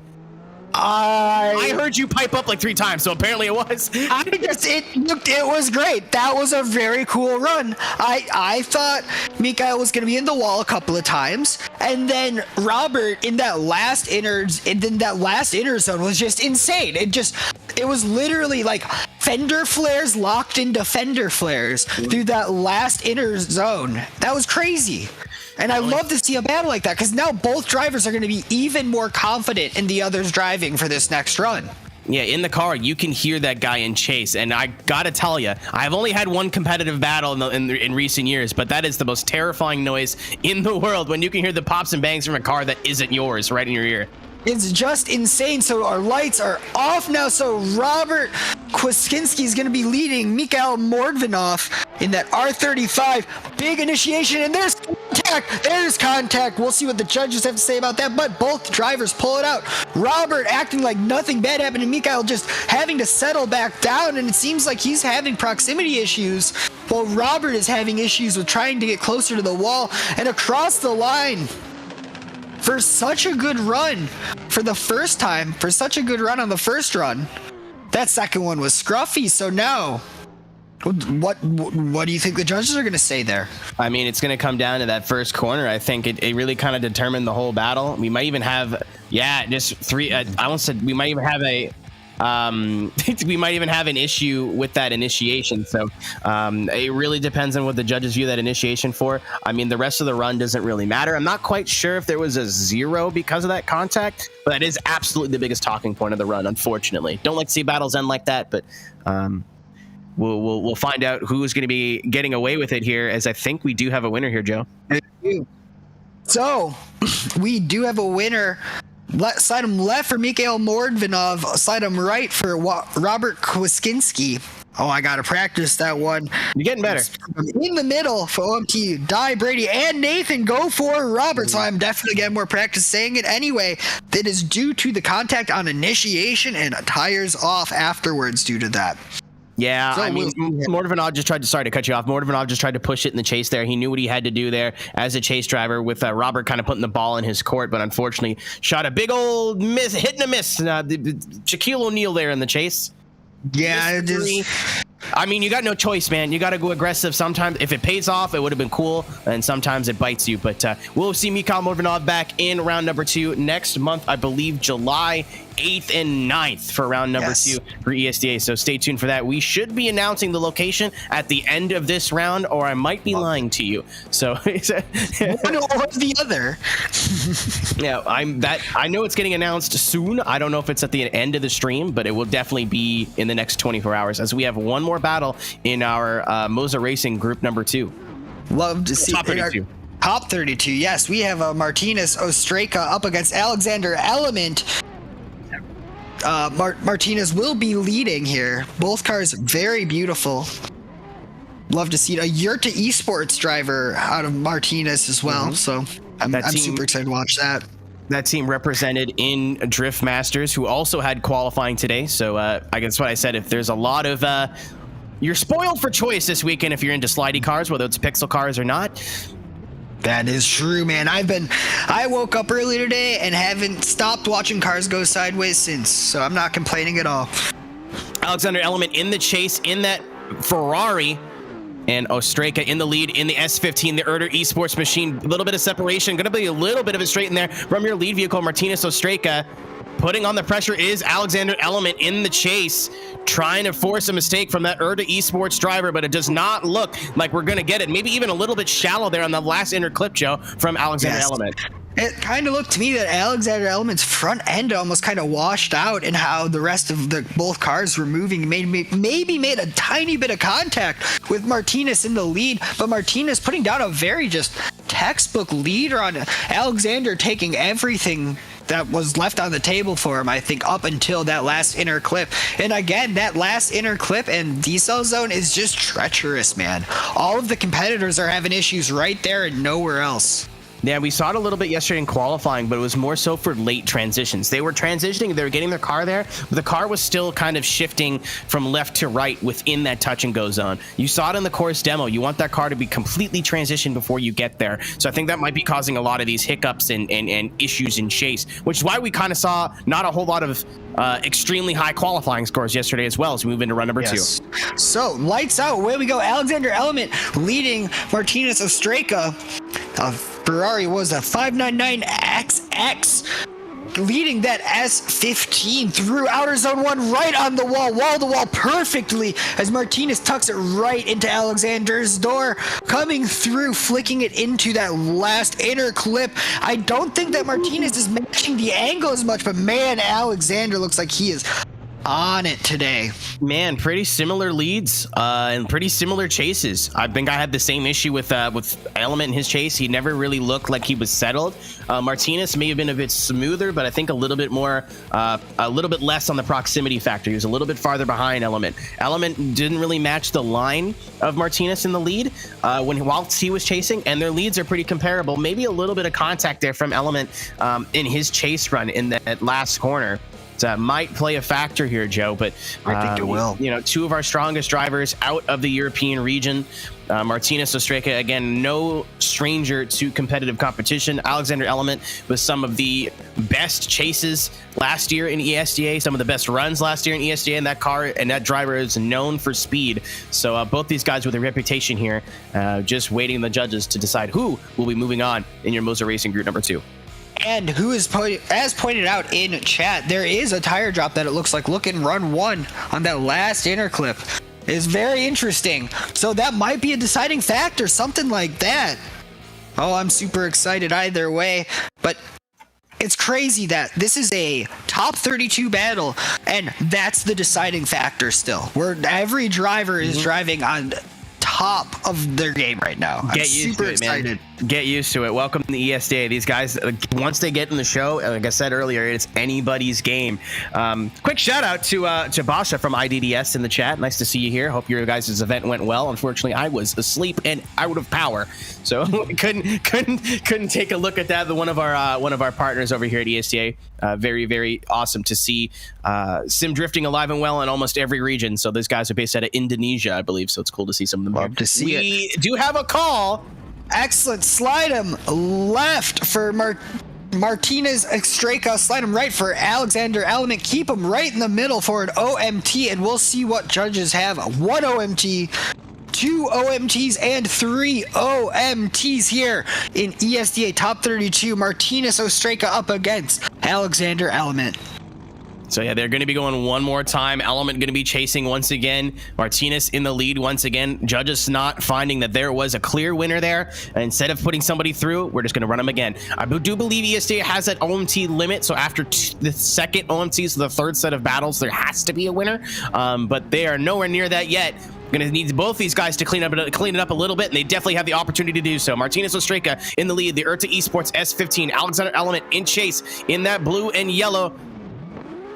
Ferrari almost at R35. Big cut there from Martinez. Don't like to see that. Entered way too early. That car just looks like it got to grip. But Alexander Element going to be like a shark right now, spilling blood in the water, taking advantage of that lead car's mistake. Got to watch all of that happen in front of him, and all he's got to do is get a little bit more yellow paint on that Ferrari and push onto the door of Martinez Ostreka, which he did in spades. Oh, he totally capitalized on that mistake, as well as you can even see through that last inner clip on the door, making contact completely through the corner about as much as you can before it becomes a deduction. It was amazing. So I think that if you're Alexander Element, you're gonna throw down a pretty spicy lead run now just to seal the deal. If you're Martinez, you're pretty scared, I would say. Martinez does not feel fear. A lot of these guys are so robotic in their driving. Martinez has to absolutely bring his A game. He needs the best chase of his life right now. And I think Element just needs to put down a solid chase. Doesn't need to really wow anybody, wow the judges, but needs to kind of equal his qualifying run as we get into run number 2. Okay, so if no mistakes are made, we'll see what the judges have to say about it. And then there's something hairy, but both drivers in it to win it. They're still going. So we'll see what happens if the judges say that zeroed out at that point, or if the rest of this run is good. And it does seem that Martinez is leaving a little bit of space on the table after that. I'm going to have to see a replay right there. Uh-oh. Yeah. Getting a report that we might be having every technical gremlin today possible. Love to see it. Welcome to drifting, home of the drifting. May I take your order? Yeah, right. Just unfortunately, to me, from what I was watching there, because I wasn't commentating, I got to kind of eagle eye it. Again, we do not have a replay of that second run, unfortunately, so judges will probably have to back out of the server and take another look at that. But for me, Joe, it looked like Martinez, again, we talked about it a little bit going into the run, had to put the pressure on in the chase, and he was almost in front of Alex before they even initiated. And I was like, when's he going to lift? Like, when is he going to let Alexander initiate? And he didn't. And just knocked the living crap out of him. And it did not get back. It got back on the throttle. And Alex is like half a car length off the inner clip and is still hitting him. So, I mean, maybe the judges, again, they'll probably go and look at the replay in the replay. So they'll probably have to back out and grab it. But, for me, it was a pretty clear cut of just Martinez getting a little bit excited in that initiation and really just pushing too hard on the door. So we'll see what they end up doing here. So I think we do have a call. The judges did have a replay. So we're going to slide it left for Martinez. So strike a slide it right for Alexander Element. Effectively, we're seeing who's at fault in that first corner. So all three, I heard, are going to go in the same direction. We're going to go 1, 2, and 3 right for Alexander Element due to contact into that first corner. So I hate to see a battle end that way between two great drivers, but we'll see Alexander Element up against Robert Kwaskinski in our top 16. But first, we'll see Jared DeVore up against Daniel Miganov. So Jared will be chasing number 29 qualifier. Daniel Miganov will be leading in the number 13 position. And I mean, you say that, Joe, you don't like to see battles end this way, but it would Martinez put the ball in Element's court. If it wasn't for Martinez's mistake in his lead run, it wouldn't have been an issue. He could have seen a little bit less of an aggressive chase, but Martinez kind of put all the pressure on himself there, unfortunately, and that is the result of that. But we're going to be moving on to our first top 16 battle of the group number 2 here, the Moza Racing group number 2. Again, wonderful supporters here for ESDA this season. Next Level Racing, 3D Rat, Moza Racing, Vosen, VDC, and other people I'm guaranteed I'm forgetting, but Big Duck Club as well. Big Duck Club, yes. Yeah, so obviously can't forget those guys. They supported us last year. Good to see them back. And again, just this awesome team here that we have on ESDA this season as we move into our first top seeding battle of this second group. Well, yeah, so we do have Daniel Miganov leading Jared DeVore here. Jared is just a gorgeous flame spitting car. That Cash Racing inspired G37 going to be in the chase as Daniel Miganov leading in the AMOL 400Z. Jared DeVore completely missing the first inner clip and huge gap open. He's really going to have to sacrifice, and he does, but now he's got to cut some speed, make sure he does not run over Daniel Miganov. Daniel Miganov out to, I would say out to lunch. That is opposite of what he's out. He's out to breakfast right now in the lead position. Just cruised. Didn't really have to do anything there, Joe. Jared DeVore, unfortunately, just messed up the initiation. And we talked about it here yesterday. If you mess up turn number 1, their whole run is screwed up. I mean, it's just a perfect example of that. So this was, we'll see what happens here in our second run, but I think that both drivers can be very confident going in here. Just, there are a few chinks in both of their armor. This run can go either way. It's still alive, as opposed to something where there's contact right off of the line. So we'll see Jared leading Daniel Miganov here in run number 2 of their battle here at ESDA Long Beach. Now, if Daniel's smart, he's not going to put too much pressure. If he's got a spotter in his ear saying, hey, man, Jared made a bunch of mistakes behind you. Don't worry about it. But we know how these guys drive. Yeah, right. They don't care. Yeah, there it is. And there's, you see now, nobody listens to me. No one listens.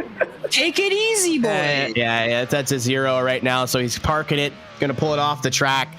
Unfortunately, I think if the judges have been consistent, unless there's something that we missed here, Joe, that is going to be a Jared DeVore win. Jared DeVore getting a gift from Daniel. Yeah, really getting a gift here. And it's such a bummer to watch what happens here. Yeah, I mean, Jared maybe a little bit early. I'm gonna have to see this more than once, but it is gonna. We're not gonna show, I think, the replay from the first battle because it all is gonna come down to there because we do have a 0 on course, so it's just determining who's at fault. Yeah, no, he did enter at the right place, and it is a decel zone. So again, unless I'm completely blind, I think I know which way this is gonna go. No, yeah, I've been wrong before. It's known to happen. Oh, I'm pretty good at that as well. Don't you worry. Yeah, my ex-girlfriend would make the argument that I'm wrong a lot. Sometimes it happens. Okay. And I think we will get an official word here from the judges soon. They just want to watch a replay a couple times to make sure. And we do get a call here. And we'll get that official shortly here. So we're going to slide him. We're going to slide him left for Jared DeVore, slide him right for Daniel Miganov. Keep him in the middle for an OMT. 1, 2, and 3 for Jared due to the contact. Group number 2 is just the no one's really winning. People are just playing themselves. Yeah, over and over again. Yeah, cut it out, guys. Yeah, we've got 2. We got to wait for Robert Kwasinski, who's going to be chasing Alexander Element, going to be leading in our next battle. Hopefully these guys can get a clean one in because it's all been down to contact and just people taking advantage of mistakes right now. Excellent. We'll take a look at our bracket right now in our Mazda Racing Group 2 bracket here at ESDA Long Beach. So everybody has been amazing so far, and every battle has been down to silly small mistakes. I think so far in Group 2 for how aggressive Group 1 is. Group 2 has just been small bobbles here and there. I think we're seeing a lot of nerves getting to people now that you don't just get to go right off the bat, which is the flip side of what you said earlier when you get to the top 4 and you have to wait. So we're back, and we're going to line up our second top 16 battle here. Robert Kwasinski chasing Alexander Element. Yep. Our lead driver here.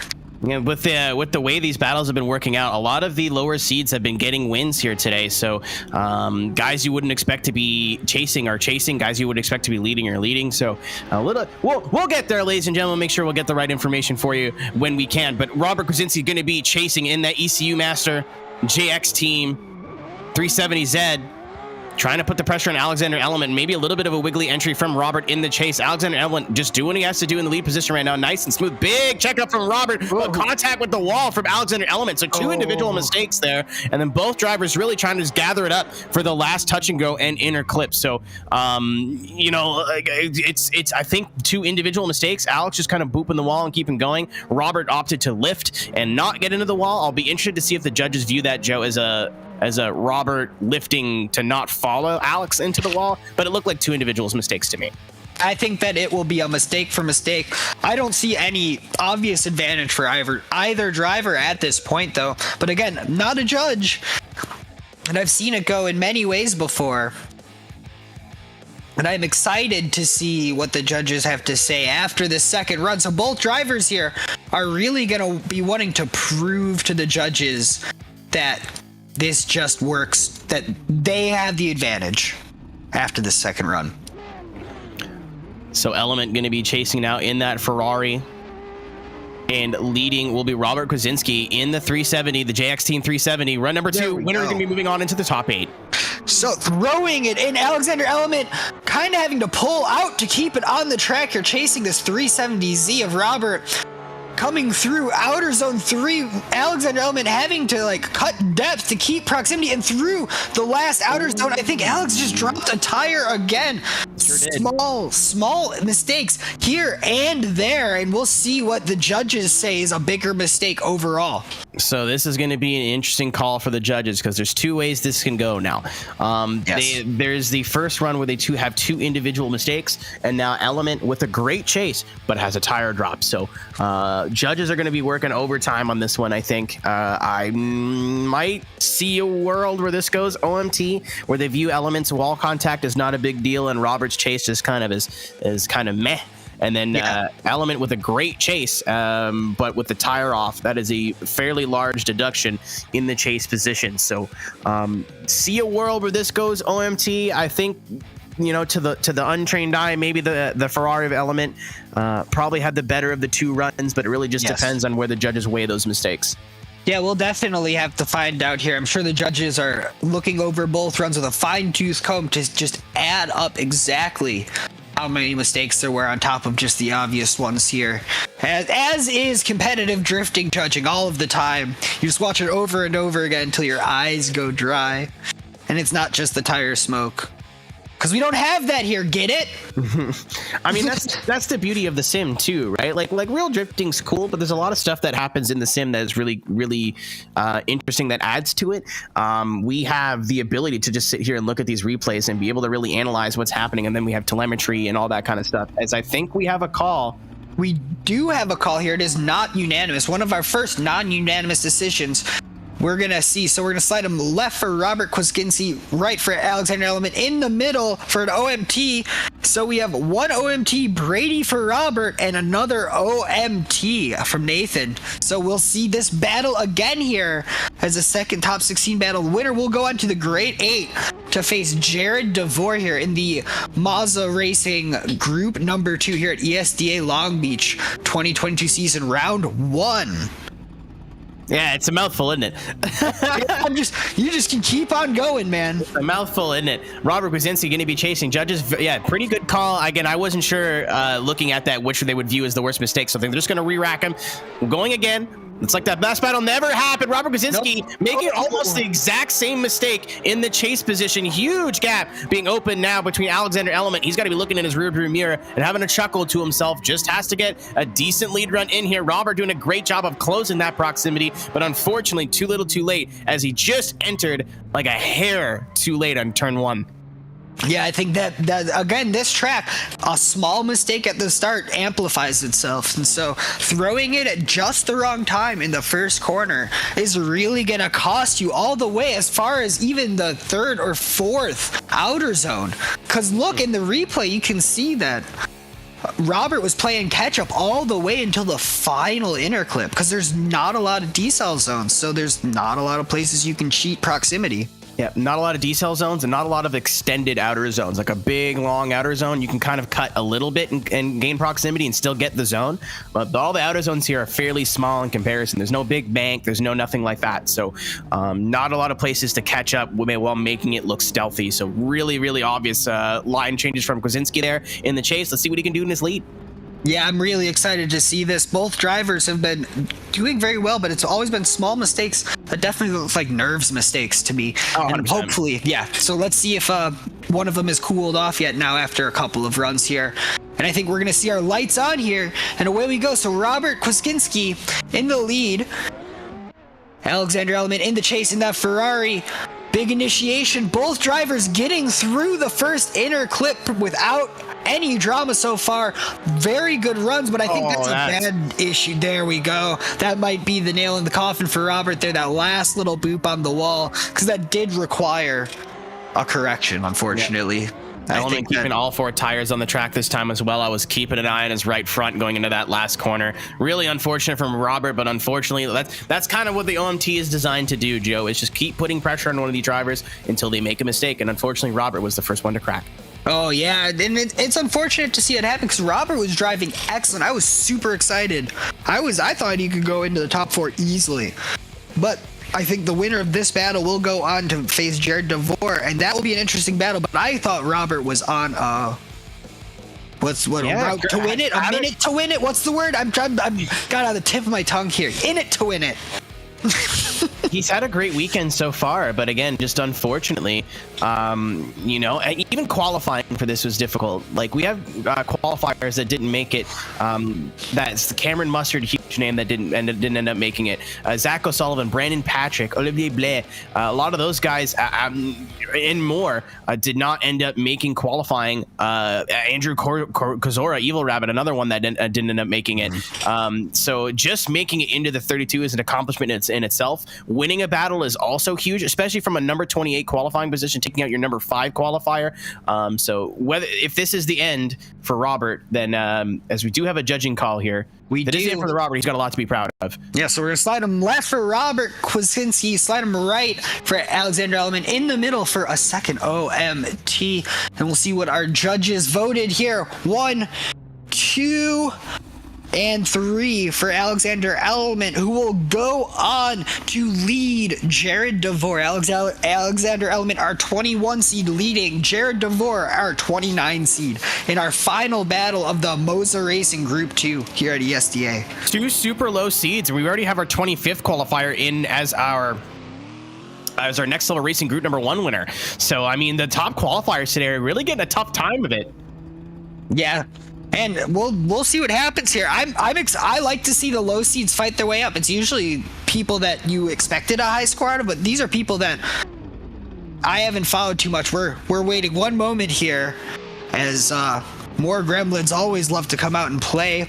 Yeah, Strix's computer is at its absolute limit right now, from what I understand. So it's lovely, and there we go. It's gorgeous, just like Strix. Coming through here, Alexander Element will be leading Jared DeVore here in their first run. Listen, the Esports Drift Association, our tagline, we get there eventually. We'll get it. So DeVore in the chase, going to have a strong chase, kind of where he's been slacking a little bit today. Element in the lead, not quite getting the angle he was looking for. DeVore again a little bit wide, going to be opening the gap just a little bit, really just ignoring the second outer zone there in the power alley. This is not the chase DeVore was looking for. A little bit of an over rotation there as well. I don't know how to say this while still being nice, but just not the chase that Jared DeVore was looking for whatsoever. Oh yeah, I think that Alex came out of the gates swinging this battle. That's like Jared's doing well, but I think that Alex finally, that last battle, his nerves are calm. I think we saw resolve in Alex in that last battle that we hadn't seen before. So we'll line them up and see if I am just completely making that up or not here in a second. I mean, but you know who else has struggled with their chases today? That is Alexander Element. The reason that last battle he had with Robert Kwasinski went one more time was because he got a little bit too aggressive in the chase for no good reason. So, yes. I mean, we could say that here again. If he's smart, he'll give Devore just maybe half a car length to move around and stay there. But drifters do be drifters. That's probably not going to happen. As the lights go out and Jared Devore leads Alexander Element in our Grade 8 battle here. Big angle from Jared, and Alexander Element not matching the angle, but getting the proximity. He's getting his nose right up on that door through outer zone 3. Both drivers at a very good and consistent rate of transition coming through inner clip and across the line. I think Alex, he didn't play it safe, but he benefited from doing that. So same mistake he made against Robert, one tire off in the last corner. Not sure if that's enough to push it to an OMT. Again, unfortunately, Jared just made that mistake in his his lead run, and then really had to basically kill the entire run just to get back up to Alex. But Alex, like you said, Joe, kind of just played it a little bit safe in the beginning, and then right at outer zone 3, I think is your safest place to chase because it's your longest kind of sustained movement on the track. That big long left. So it was really easy to be able to get in and put pressure on there while being able to lift off and giving that lead driver room to maneuver. Unfortunately, again, watching the replay, if you take a look on that bottom right of your screen, one tire off. Sometimes they're a little bit more lenient in the chase car because there's nowhere for the chase car to go if that lead car cuts it a little bit tight. So, but even with the drop, I mean, again, nothing against Jared. Love Jared, but I don't think that's enough to push it to an OMT, but I have been wrong before. I know how that goes. So we do have a call in, I heard. And so we'll slide him left for Jared Devore, slide him right for Alexander Element. And I heard that this call might even be unanimous. A little birdie landed on my shoulder and said so. That's that video game with the dudes, right? Yeah. So that is going to be Element getting the win. Again, as judges agreeing with me, because I'm always right. Wow. Just not enough to offset the mistakes from Jared Devore in his chase. That'll be Alexander Element, your Mazda Racing Group number 2 winner. We'll be moving on into your Traxion.GG Final 4. But ladies and gentlemen, and those in between, we are not even remotely finished. We are only done the left side of the bracket. We still have so much action left for you. Darren Baker still to run. Reese Tatterson still to run. Austin Zaleski still to run. And Thunny the Honey still has to get that car on the track as well. Group number 3 presented by Big Duck Club on deck for you next. But before we get there, we have to take a quick moment to pay our dues, pay our sponsors. So thank you guys very much for watching. Do not go anywhere. ESDA round number 1 from TraxionGG will continue after this.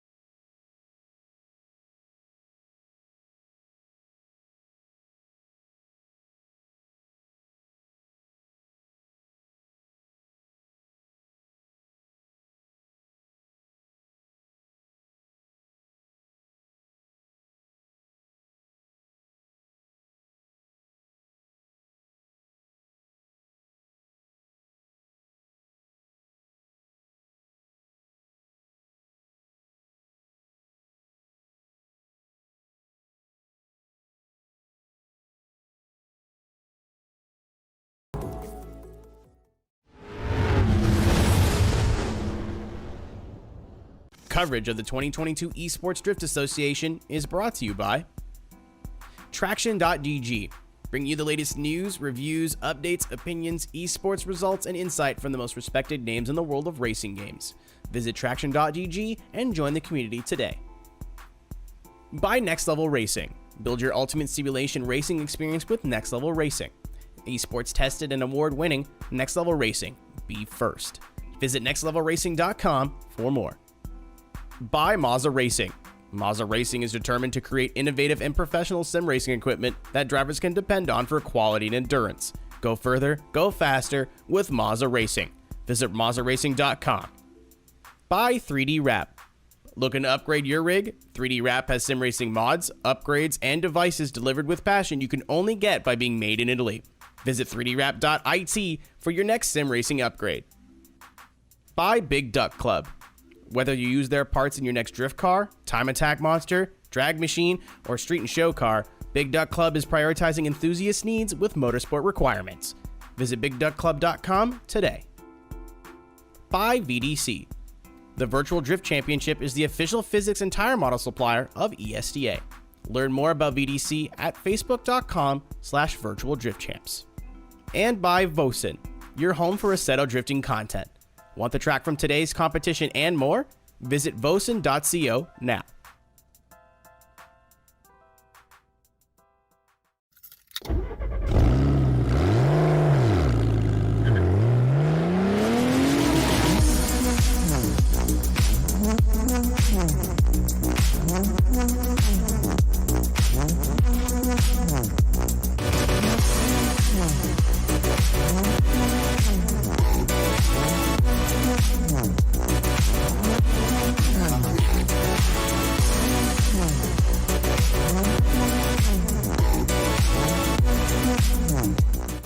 They did it. They almost did it. They didn't do it.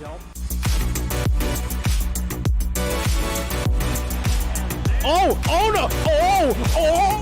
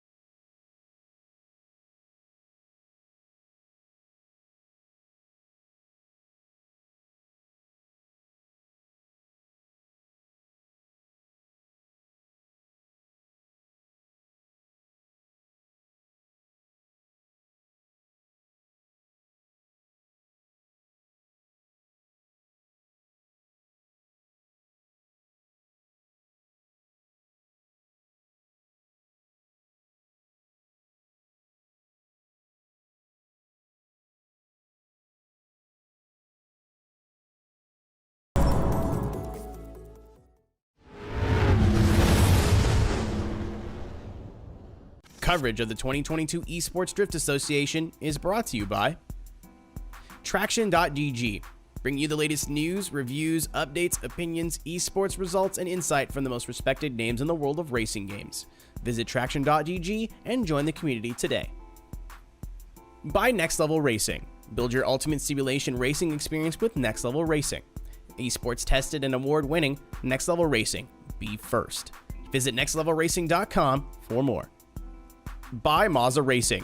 Mazda Racing is determined to create innovative and professional sim racing equipment that drivers can depend on for quality and endurance.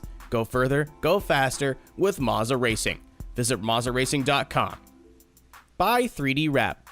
Looking to upgrade your rig? 3D Wrap has sim racing mods, upgrades, and devices delivered with passion you can only get by being made in Italy.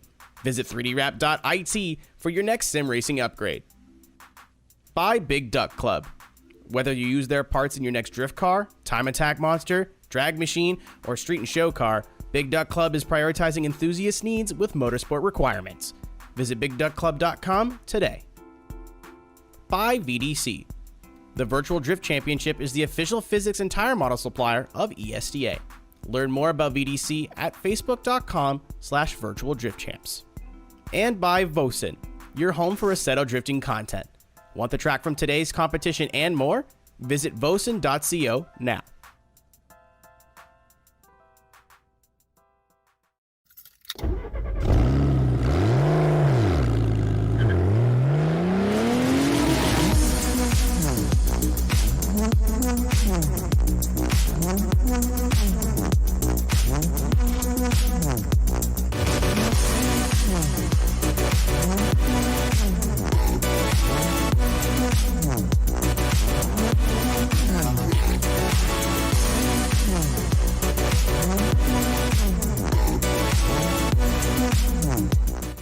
They did it.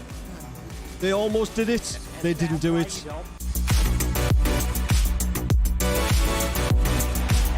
Oh! Oh no! Oh! Oh!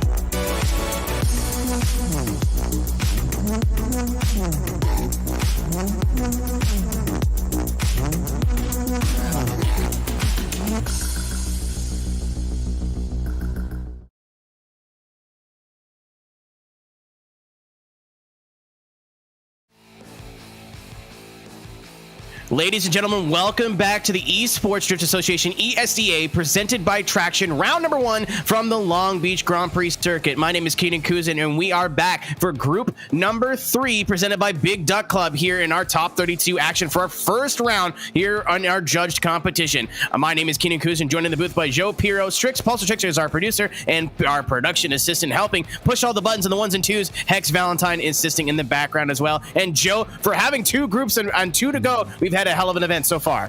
Oh, it's lovely. We've been working our fabulous judges super hard. Our judges today are Harold McKinney, Sam Brady, and Nathan Rudder.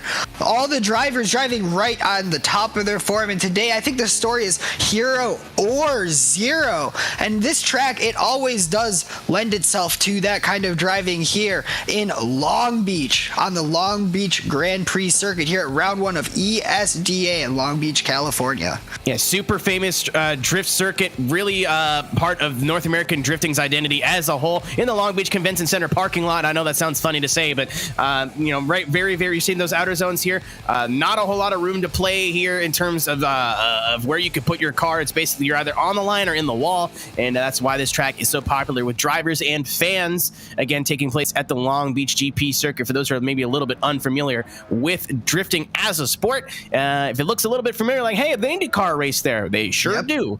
And an IMSA race. And they do everything there that week, man. Super Drift and Formula D the week before. If you're a Long Beach resident, if you're in the area, so we got our first battle here of Darren Baker against, oh my good lord, Thunny the Honey is what I've been calling him. Thunny the Honey Wong Fu with Sin in that Silhouette Liberty Walk S15 is a gorgeous car. Darren Baker with a gorgeous run in qualifying yesterday as well. Super excited to see all of these battles here. Yeah, I think Thunawat just coming straight out of IDDS, one of our affiliate series. So he's hot. Darren Baker getting the #1 qualifier stolen from him last minute yesterday, so he's hot. Let's see what these guys can do. Good initiation for both of them. Maybe Darren feeling a little bit more of the zones. Thunny having to go a little bit more shallow in the chase position, but he's using that to his advantage by putting on a ton of proximity in this chase position. Darren Baker, though, doing what he does best and having a strong, solid, mistake-free lead, Joe. That was an excellent lead. And let's be fair, though. Thunny the Honey in the chase was... Get your own nickname, pal. I came up with that one first. We can both use... We can hold hands on that nickname. Yeah. It'll be okay. Oh, I'm going to come after you like a cloud of teeth and nails. So, Thunny the Honey... What? Oh. Okay, Thunny the Honey. I can't. Whew. Thunny the Honey over here. Really throwing down in that silhouette S15 and not leaving anything on the table of the chase either. I think both drivers are coming in here on an even playing field. Oh, and I'm super excited to see what happens here while Thwanwat is in the lead. Darren's in the chase. Two wildly different cars. Happy to see it. Thunawat with probably one of the most exciting leads yesterday. He did get docked a few points in his qualifying score just from some initiation stuff, but the gloves are off. Let's see what he can do. So, Thwanwat throwing it in. Darren Baker in the chase. That S15 taking a perfect line, clipping the wall, going to the other wall perfectly as Darren Baker in it to win it, though. I think Darren wants to make sure that... Whoa! Through that inner clip. Thanks for coming, Ronnie. Line. There we go. That's a battle. So we watch these as judges, or not judges, as commentators in the chase position to make sure we don't miss anything from the replay cameras. Darren transitioned, and the trunk's open. Darren transitioned and looks like Thunawat pulled ahead a little bit, and then the smoke cleared just a little bit, and boom, there he was. That is the best thing I've ever seen in my entire life. Like, he disappeared for a tenth of a second, just like, hello, appeared right through the smoke. Just Darren Baker, right out on the door, man. Not that he's bad in chases, but I think his strength is his leads. But I think he's been working on the chases. Maybe that change from the GTR to the E46 for this season is going to pay off for Darren Baker. But great run from both those guys. Thunawat is so fun to watch. Very, very aggressive flicks as we take a look at our other members of our Big Duck Club group number 3. We got a lot of great battles here. So as we just saw, that was our first battle in our top 32. In our top 32, we're also going to have Reese Tatterson and Dimitri Mitten. And then we're going to have Samuel Cuddy leading Ryan Adia. And then Austin Zalewski up against Vadim Abranov. And all of these battles are going to be next level. Everybody, even the lowest scores in our top 32, have brought the heat. As given evidence right now by the fact that we're waiting for our judges to come up with a call here. I wouldn't be surprised if we saw OMT out of that. Darren Baker's rear bumper is removable. I just learned. He's toggling it on and off. Right? This dude spent half the offseason just making things to make me laugh. I love that. I support him. It seems that the judges do have a call, though.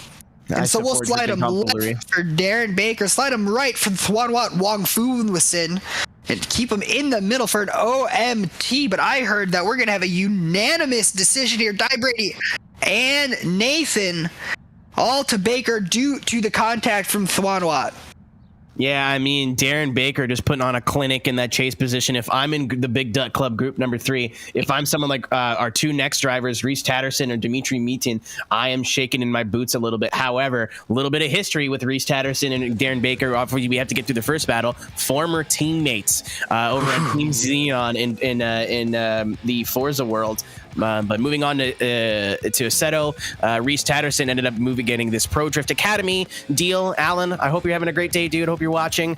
Sucks that we can't see you here, but hopefully we get to see you in round number 2. Alan Hines, you're a VDC not your champion, but a former champion and a DM EC driver. Saw him at Modelo, super impressive.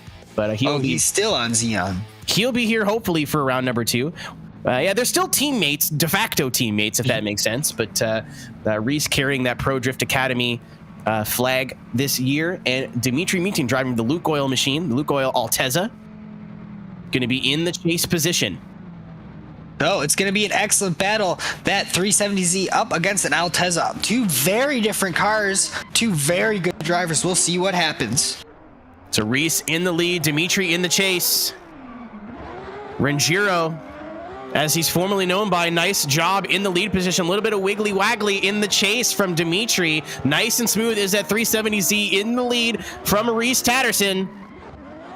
A little bit very shallow from Dimitri Meaton. That's going to be a huge mistake in that chase position for what was a decent chase, but unfortunately, huge mistake there for Dimitri. I fear that might be the deciding factor there already for Dimitri, because even if Dimitri runs a perfect lead now, all Reese has to do is keep a reasonable proximity for the entire run, and the judges will have a very easy decision ahead of them. So I can't wait to see what Dimitri tries to do to put pressure on Reese to make a mistake. Thank you, whoever made the YouTube poll, very much. Would you rather fight a duck-sized arrow or an arrow-sized duck? Very cool. Don't like you, whoever that was. Anyway, Reese in the chase now doesn't really have to get aggressive. And a lot of these guys, especially the guys at the top level, have spotters. So they're letting them people know, like, hey, you don't have to push too hard. You have to push whatever you need to do in your position. So Reese Tatterson, I think, just needs to put a chase run in. Doesn't have to be spectacular, Joe. Yep. So Dimitri Mitten got out of the gates here, throwing it into the first inner clip. Reese right on his door. Reese having no chill. He could have left a gap, but it seems like he doesn't want to leave anything up to chance here, even though Dimitri is putting down an excellent lead. It's through the last zone and across the line. Look at that run.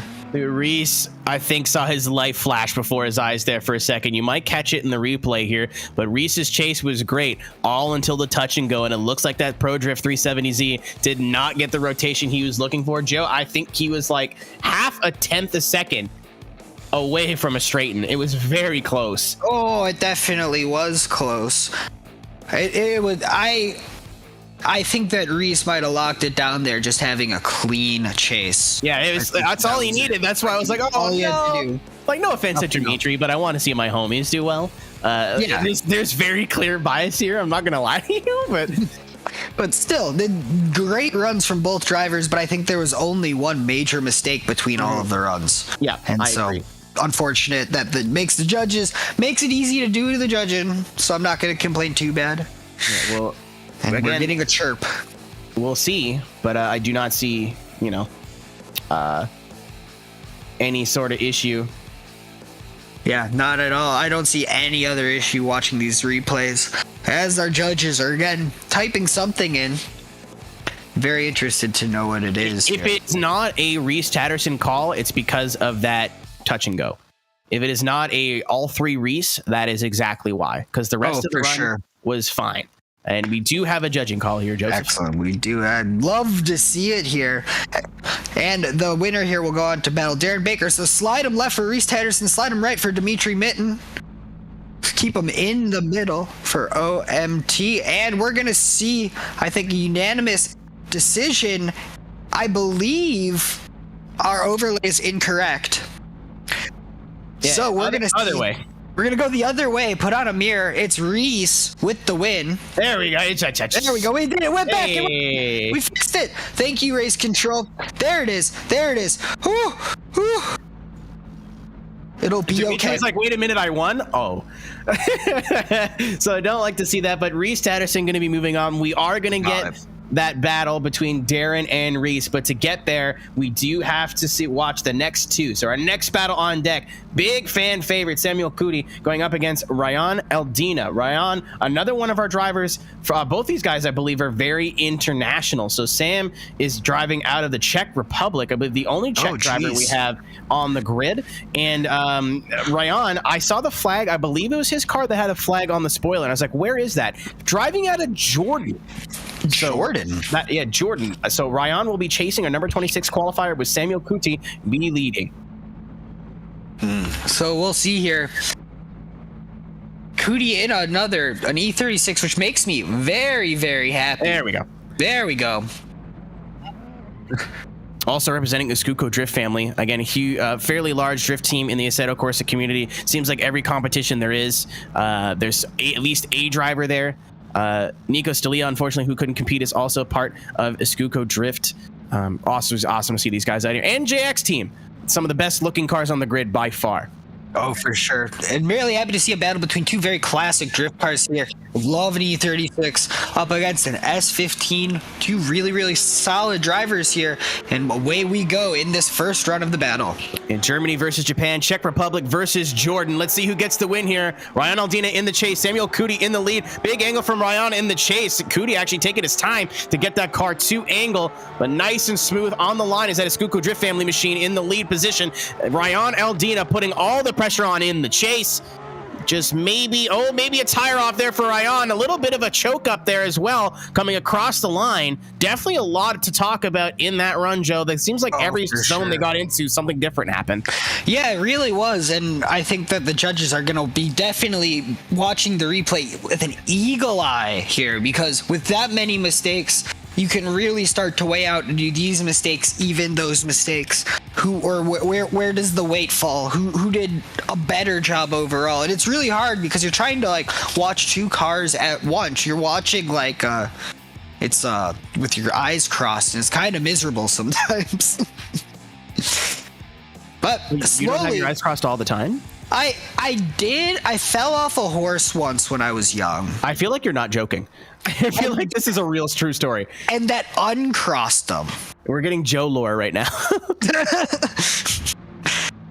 Oh, we can go into Joe lore, but that's a later discussion. Yeah, that's for the post show. That's for the after party. Yeah, we can talk about when I was in the circus and everything, man. I, again, do not believe that. I think that is true. Samuel Kuti in the lead, Ryan Aldina in the chase. No, Ryan, Cootie's in the chase. I am tired today, man. Let's go. Ryan throwing it into that initiation. Samuel in the chase. Big angle. Through the transition here. Ryan putting down a very solid run. Both drivers seem to have calmed down a lot since the first battle. Coming through. Oh my God. Samuel just avoiding dropping the tire. That was a very good run. My man is like any woman I've ever talked to, and at the last minute was just like, actually, no. Nope. I've changed my mind. No, thank you. Swerve? Yeah, just hit the no, not you. Anything but you. Yeah, straightening out that car just to keep it. I think that tire drop would have been pushing the results of this battle for sure. So, but pushing the results of this battle for sure. But straighten is not good, but a tire off is a lot worse. So good heads up driving. I don't like seeing drivers make mistakes, but as a drifting fan, one of the coolest things is to see a driver go, uh-oh, something bad's about to happen, and watching them kind of mitigate the issue. So again, a tire off there. We've seen people lose battles there today already, but Samuel's like, I got this, and then straightened out the car a little bit and kept it where it needed to go. Again, that Scuco Drift family machine in the chase position. Ryan, solid lead. I think Ryan. I personally think Ryan can walk out of this looking really with their head held high. Watching these replays side by side, there's more confidence in both the lead and the chase.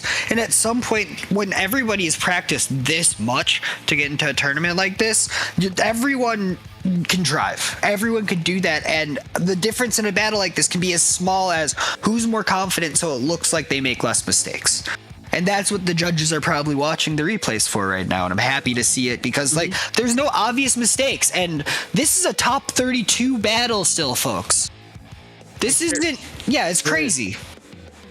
That's, again, I'm going to keep mentioning it. That's how little qualifying means here. This is your number 7 versus your number 26 qualifier. And I guarantee you, if I told you to figure out who was who from those two runs, you'd have a hard time guessing. So the qualifying is just to make it into bracket. And once you're into bracket, anything can happen here in the Esports Drift Association, presented by Traxion Run Long Beach. Oh, it's just a mouthful, man. We're so many words today, man. It's so many wonderful people are part of this project this year, and I think that's one of the reasons. Some people who maybe not they're not maybe part of this sponsor list, but people that are supporting us, VDS over on the CarX side. I hope you guys had a great season, and that's where me and you met, Joe. Yep. And a lot of the staff members of ESDA now are formerly or current VDS members. Scorp, Josh Oxley did all of your video packages for today. Yep. So that the intro video that you're going to see probably a little bit later on in the broadcast if you missed it, and if not, it's on YouTube, Instagram, Twitter, everywhere. Gaming Drift Series as well, our compatriots over on Gran Turismo. I haven't heard from them in a while, but Nick's got a lot of real life stuff going on right now. So if you're watching Nick out in the world, I hope you're doing well. And of course, our sponsors: 3D Wrap, Vosen, Big Duck Club, Rosa, Next Level Racing. And everybody here who's in the media team. Again, a lot of people worked really, really hard behind the scenes and not a whole lot of time to get this broadcast out for you. So I hope everybody watching on Twitch, everybody watching on YouTube, or wherever you are in the world, you're having a great Saturday, and I'm glad you're spending it with us. Oh, yes. Thank you so much, really. Otherwise, we would just be a bunch of grown adults yelling about a video game. So thank you again, really. We appreciate it so much. And I think we're getting some form of a word from our judges here. And we do have a call here. Super happy to see it. And it seems unanimous even, Keenan. What about that? I think Mr. Blue, the eagle eye there, may have seen a tire drop in chase from Ryan. So we'll slide him left for Samuel Cootie, slide him right for Ryan Aldina.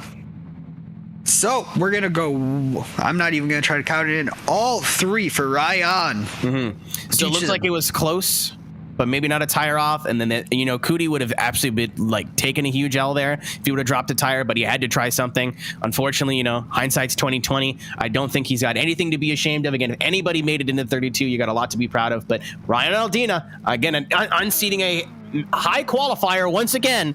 And is going to be moving on to the winner of this next battle. Vadim Abramov, your number 23 qualifier, is going to be chasing, and Austin Zalewski, your number 10 qualifier, will be leading.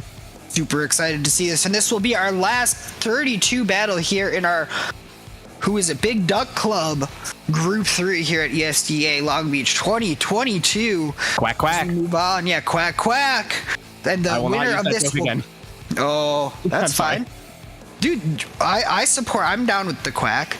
So, and the winner of this will into our Traxion.GG Final Four. Speaking of Traxion.GG, ! Discord will get you to the Traxion.GG Discord, where you can vote for your driver of the weekend. Did say a driver qualifying crash and have actual crash physics on the car? Who knows? Is a driver hiding cool things in their car? Who knows? Did they have the best run? It doesn't matter why you liked them. You can go vote for them as we look for Group 3 here. As we go, as Austin Zalewski, our 10 seed, will be leading Vadim Abramov in 23. Yeah, and again, join that Discord, join the community. I hope to see. I saw a lot of new names in there yesterday. You can also check out the website Traxion.GG. You're going to have your latest news and reviews of video in the video game world, especially with ESDA going to be supported there all season long. So this is your last battle of this group number 3, this Big Duck Club group number 3, top 32. After this, it is on to the top 16. But we have Vadim Abramov and Austin Zalewski. Austin Zalewski representing On the Mountain, a very popular team here in the Assetto Corsa community. Big fan base. Let's see if he can take one home for the team. But Vadim Abramov going to be pushing in the chase position, and then Luke Oil Alteza. Good job from Austin so far. A really good job on the outer zones, but Vadim, the dream, putting on pressure in the chase. Ooh, big commentator's curse immediately. Big mistake from Vadim Abramov, almost similar to his teammate of Dimitri. Yep. Gripping up and cutting in that last inner clip. And it's just, yeah, we'll have to see what happened here in our action replay. But it seemed that Austin was just laying down a very textbook lead run in that Mark V Supra. Very pretty car. I have to say those Supras have grown on me since they've released. And just Vadim cracking under pressure and cutting in a little too close. It looked like he had nowhere else to go. He wasn't expecting to slow down that much or something. And we'll just go right across the line. Perfect. And we're lined up for our second run here, Vadim will now have to lead Austin Zalewski, and we'll see what happens here in run number 2. Last battle of our top 32 at ESDA Long Beach. Group 3. Okay, big initiation from Vadim. Austin in the chase, coming through that first outer zone. Second outer zone, perfect run so far from both drivers. Austin definitely doesn't want to leave it up to the judges, even with one mistake. And I think that Austin has a perfect chase. Wow. Vadim really threw it down, but man. Austin Zalewski on the mountain, more like on the door. Mr. A to Z himself. An excellent chase run. So fun to watch, transitioning right across the bumper. He had a little bit of an issue there on his start. So you're allowed to jump the start as a chase car. The light is just for the lead car. He jumped it before the lights were even on, and then really had to back off. So I really thought that was going to affect his chase runs. We take another look at the lead run from Austin Zalewski. But it's really, really solid chase from him. No real big mistakes. And with Vadim with that mistake in his chase, I can't really see this pushing towards that Lukoil machine. No, but it does seem that the judges have a call here, and we'll get that in here in a moment. But man, I think Vadim made one small mistake, and then everything else he did perfect, but that's how close it is.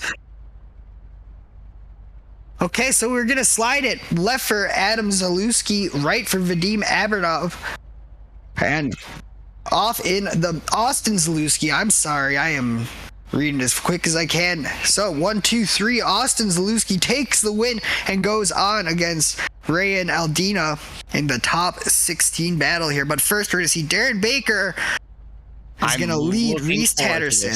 Yep, that's gonna be a battle. Darren, our number 2 seed, Reese, our number 15 seed. Gonna be a very close battle here. Again, these guys, former teammates over on the Forza world, also known as Renjiro and Rousey. Ooh. If we want to use our pretend gamer names. But I'm really excited to see these guys go. They always put on a show. Number 15 versus our number 2 qualifier. Once again, Reese Tatterson in that number 15 position, going up against Darren. Darren in the brand. Both these guys in new cars as well. Reese Tatterson was in the Pro Drift S15 last year, teammate with Alan Hines, and Darren was in the GTR. So both these guys in new cars this season. It seems to be paying off for them so far, but only one is going to make it into our top 8 in our Big Duck Club group number 3 here. Super happy to see it. Yeah, sorry to cut you off there. No, this is going to be a fight, and one of these guys is going to move on. One will be on the trailer. So let's see what happens here. Reese Tatterson in the chase position in that green and black machine. Darren Baker in the lead in the black and red BMW, and all the angle and then some from Darren Baker, but Reese Tatterson will not be denied in the chase. He is no stranger to a little bit of door love right on the door of Darren Baker. Darren, a little bit of a lazy transition there, gonna get a nice little tap from his buddy Reese in the chase. You know how you can tell these guys drive with each other? Look at that proximity. And they don't care. A little contact, no big deal. You expect it from someone that you drive with that much. So they just know to expect it and drive as on top of each other as possible. That was an amazing chase from Reese. Just exactly what he knew what Darren was going to do, and Darren could not shake Reese whatsoever. And Reese can only get that close because Darren's driving so perfectly as well. I love watching battles like this. 2 drivers who drive together a lot, Keenan. It's just amazing to see, and you don't catch it a lot in competition. Now, rarely do you see teammates or even like friend groups go up against each other. Darren Baker, again, in the chase position now in that BMW. And we know he can chase. We've seen him chase. He's going to need to bring out all the stops here. Yes, so we're going into it. Reese Tatterson in the lead. Darren Baker in the chase. Reese with a perfect run through that first one, but Darren Baker taking it a little wide, having to cut all of that proximity to keep Darren's fighting to catch up. Just fighting, but it seems like Reese is just faster. This might be an upset as far as seeding's concerned. Yeah, that ball into left center field, and it was gone for Reese Tatterson, having no problem just turning on the jets and taking off in the ProDrive 370Z. Thank you, Live Fast, for having absolutely no loyalty to either driver. In our Twitch chat, again, if you're on YouTube, you can join us over on Twitch as well. And if you're on Twitch, you can join us over on YouTube, being broadcasted on both of Traxion socials. One thing I saw Darren do in the chase, he did not drop a tire on that last corner. Been very difficult for the chase car to be able to maintain proximity and follow the line through and not drop a tire. Pro Drift 370Z. Okay, you just ran him over. That's cool. But yeah, I mean, the chase was kind of pits until the end there, which is a complete flip of what Reese did in his chase. So I think it might come down to leads. Lead for lead, I don't even know how to differentiate him, because chase for chase, personally, I think that Darren kind of was a little bit shaky compared to how Reese was so consistent. I don't know how else they're going to do it, but yeah, maybe he'll get that ProDrive sponsorship next season. We never know. I'm willing into existence by saying ProDrive over and over and over. Into existence. It'll be fine. Reese on the curb, one in the lead, maybe.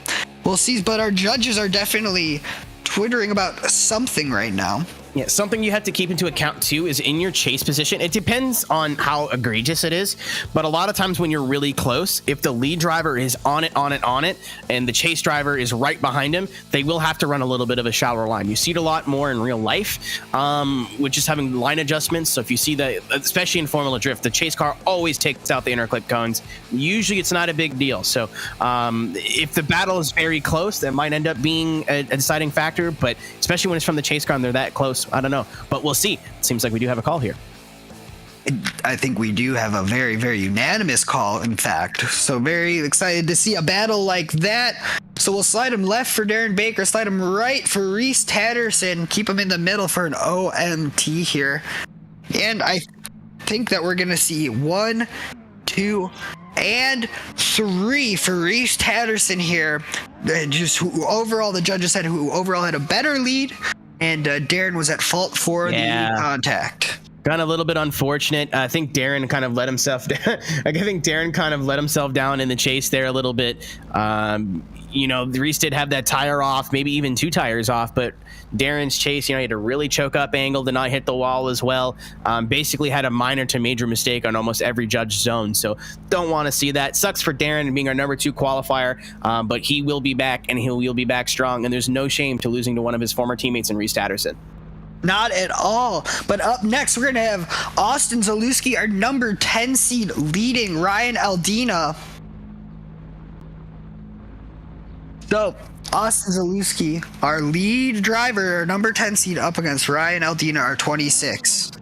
So Austin, again from Team OTM on the mountain, very, very. I mean, I don't want to say community-driven team, but they have a lot of very community supporters, and they'll put out a lot of content for the Assetto Corsa community. So win, lose, or draw, it's nice to see the OTM guys out here, as well. It's nice to see Ryan Aldina driving out of Jordan. That's not a person's name; that's a country. I learned that today.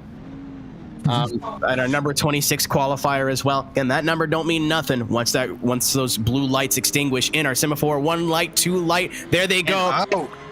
We are in our final top 16 battle in our group number 3 here, presented by Big Duck Club and the Esports Drift Association. Round number 1 from Long Beach. Big angle from our lead driver of Austin Zalewski, but Ryan Aldina kind of dropping back a little bit. Going to have to cut a little bit of angle to catch up, and he will do that. Tons of left foot brake right now from your lead vehicle of Austin Zalewski, but using that to keep that car on the track and maybe oh boy. That looks like a server issue. Yeah, we having a server issue. I'm not sure if we're going to get a reset there because the run was basically something over there. Yeah, for anybody who's not educated on how Assetto Corsa works, if everybody just starts flying off the track, the server died. So hopefully the server house didn't lose power. That'd be the second power loss of the day. Race canceled. Yeah, no kidding. I'm trying to reload it. Yeah. Oh wow. I thought I escaped this when I escaped Carex. You know the what is it? The moon theme from DuckTales? Yes. Yeah. I don't know who's doing the clips today. Can we get a little edit on that, boy? I'm sure that's royalty free. Yeah. Right. Okay. So confirmation, we will have a rerun on that. Wow. Okay, that is a huge deal for Ryan Aldina. Yeah. That is not necessarily the worst chase run I've ever seen, but kind of just lost him on the first run, dropped back a little bit, and then really had to sacrifice to catch up to Austin. Austin's got to be fuming right now, but unfortunately, it's nobody's fault. It's just technical difficulties, and these things happen. That's such a shame. Yeah, let's go and look at where this battle is. The winner of this battle between Austin Zalewski and Ryan Aldina will go on to battle Reese Tatterson. And the winner of that will go on from the Big Dump Group 3 into our Traxion.GG Final Four here on Traxion.GG, Twitch and YouTube. Do you know what GG stands for? Good game? Gorilla cool. Gorilla cool. Interesting. How do you spell that? Yep. Great. Lovely. With letters. There are letters there, folks.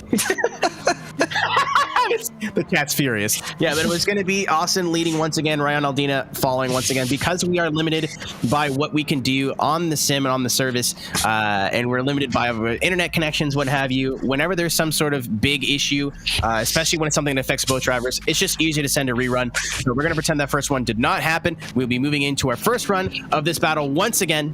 Worked out time travel. Yeah.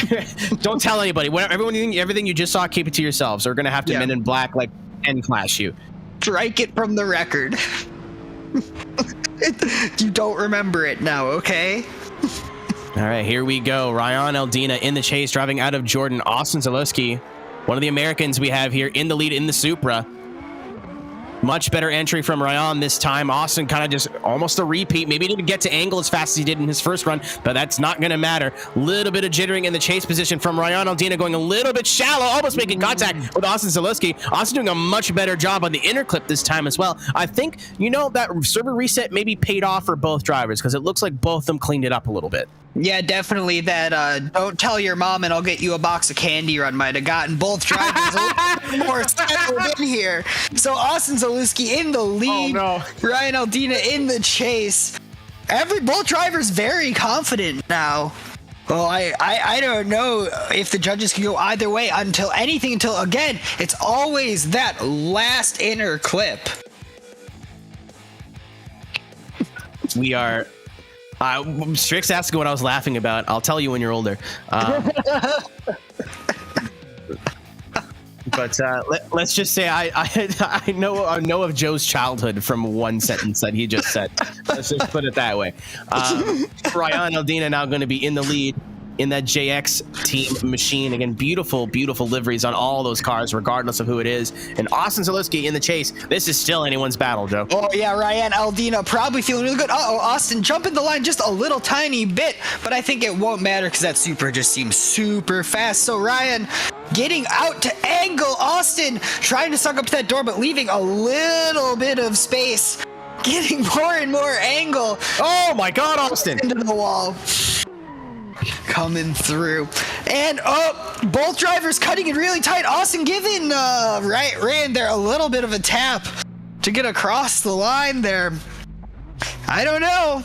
I think it's either driver. I think that final clip is going to be once again the talking point, especially in run number 2. Would not be surprised if the judges want to see that run number 2 very closely. That was such an intense chase from Austin Zalewski, A to Z, as he's known, on the door of Ryan Aldina, but it's going to come down to that last corner. Ryan, super excited for getting it normal. It's going to depend if Ryan drops a tire or not, because I think if he drops a tire, then Austin can get away with his. But if Ryan does not, that means Austin went off on his own accord, and it's going to be a huge deduction for that OTM driver. If this would have been the first run before the server died, I would say they're probably about even. But we've seen a lot of battles, unfortunately, won or lost in that final inner zone. It does seem that last inner zone, one of them they went too shallow, one of them they went too deep. So we'll see what the judges say was a more forgivable sin, if you will, in that last inner clip. And I'd love to see a battle come down for this small of a detail, especially we're not even battling into our grade 8 yet. We're in our top 16 still. No, and it's only going to get closer, and the mistakes are only going to be more and more minor. So something I'm going to put out in the universe here. If anybody here is watching, this is your first time watching competitive drifting, especially if you've never watched it in real life. A lot of people in this chat have been around for a long time. Do not be afraid to ask questions. That's what we're here for. Yep. If there's anything that us as a commentary team can explain to you, we can absolutely do our very best. But you know, when the driving is this close and this competitive, it really is takes a trained eye, which is why we have the three strong judges in the booth today, and I think we have a decision. We do have a decision, a split decision, in fact. And I'm starting to notice a trend with the judges. There's always one judge that fights the rest. So we'll get a call in here, and the winner here will go on. So we're going to slide left for Ray and Aldina, right for Austin Zalewski. And middle for an OMT, but we got a split decision. Okay. Okay, there we go. We got one for Austin, one for Ryan, and another for Austin. So Austin will go on to battle Reese Tatterson in our Big Duck Club Group 3 top 8 battle here at ESDA Long Beach 2022. Yeah, interested to see if we can get some words from the judges on that one. You know, a split decision, especially with that tire drop. So I think we are going to have our production assistant, Hex Valentine, jump into the judges booth and go, oi, oi, what's all he said? So very close battle there. And we're going to be seeing Austin move on into our final battle of our Big Duck Club Group number 3. We are moving along here. That's another joke for our ESDA faithfuls. That's a zinger. But Austin Zalewski, our number 10 qualifier, against Reese Tatterson, our number 15 qualifier. Whoever wins this will be the only driver in the top 20 to qualify for the final 4 so far. Oh, I'm really excited to see it. Both these drivers really, as we said earlier in chat, they got the positive traction in those Pontiacs, so they just got the same burnout pattern coming out of the gate, man. It's just lovely. So we're gonna have Austin Zalewski lead Reese Tatterson to see who goes on to our TraxionGG Final 4. I think we're just waiting to see Hex get out of the judging booth before they can do their jobs. Yes. And again, Reese Tatterson in the chase position in the Pro Drift Academy esports team. Again, teammate Alan Hines not able to compete this weekend. Very excited to see him drive in the Esports Drift Association, presented by Traxion. But we do have some explanation on that call. Austin seemed like he let a drop in tires. Other vote was drop tire in the first interclip and contact and better proximity. So that is a little bit of an explanation on that last battle, but we have this battle to get through now. Reese Tatterson in the chase, Austin Zalewski in the lead. Winner will be moving on to the TraxionGG Final 4. Reese Tatterson, good job on the proximity so far, maybe not getting as deep into outer zone number 1 as Austin Zalewski is going to have to start filling those zones because Austin Zalewski is on a tear right now in the lead position, getting all of that touch and go, one of the best touch and goes we've seen all day. Oh, straightening out just a little bit, maybe let that car drop out a boost. Looks like he just bogged there a little bit, used his clutch to get him over the line. Power out, ladies and gentlemen. That's the name of the game. I think Reese Tatterson just said something about what's going to happen here in the Final 4 as well, because that was a commanding chase. If I was Austin, I would be terrified about how hard I have to drive right now, because I got to say it, Reese today, his chases have been just amazing. Just insane. So this is the last battle of our Big Duck Club Group 3 here, and both drivers know it, that this might be even a harder battle than the Final 4 itself. So we'll see what happens here, Keenan. Super excited. Yeah, would have liked to see Reese a little bit deeper in those outer zones, but the proximity he got from that was really huge, especially the mimicking on transitions. Very excellent to watch. Gonna see if we can do it as lead now as we do our second run of our last battle in the Big Duck Club Group number 3. Excellent. Reese Tatterson in the lead. Austin Zalewski in the chase. Reese putting a lot of angle on there. Austin filling out those zones. It might be that he's listening to us. Oh my God, Austin. Oh my God. Reese is also filling it out. We'll see what happens here in the last inner clip. Austin coming in a little too tight, it seems. And across the line. Get this man a spotter. Get him a spotter. Someone like just whisper sweet nothings into his ear while he drives at least. Come on, guys. Austin making the same mistake he made earlier on in the day. Again, great chase from Austin. Unfortunately, of course, excellent chase and technical difficulties on the replay. But this is their first run. Unfortunately, we do not have a replay from that second run. But Austin Zalewski, again, very clear tire drop. Excellent chase. So I'm interested to see if the judges are going to say, hey, Reese, you didn't fill those zones as well as you could have. We're going OMT, or Austin Zalewski's tire drop being too much of a mistake. I do not see this going Austin's way. I think it's going to be either Reese Tatterson moving on into our Final Four in his first appearance since Forza Motorsport, or I will be moving into an OMT. Yeah, I personally would be surprised to see an OMT happen here with such an egregious error from one driver that did not happen when the turntables were turned, if you will. But I do think that we are going to see a call from the judges here, no matter what happens. So excited to see it, and big shout out to the judges. Very excited that we're getting a lot of definitive calls when there are calls to be made, as opposed to just throwing it to an OMT when it's close. Always happy to see that in a competition, so you know that it's going to be beautiful. Shots fired. Hey, I'm just being real about it. I am speaking truths, and that is it. I'm not naming names. I don't have anyone in mind even. But if you feel attacked, then maybe we need to look in a mirror and talk about it. Where did this stream go in the last 13 seconds? I don't know. See what happens when we don't have replays, internet? Yeah, right. I am talking about judging and how I love it, and I love our judges. We did have one of our one judge that's communicating with the booth today is Nathan Rudder, and Nathan has been typing and stopping and typing and stopping for the last solid 2 or 3 minutes.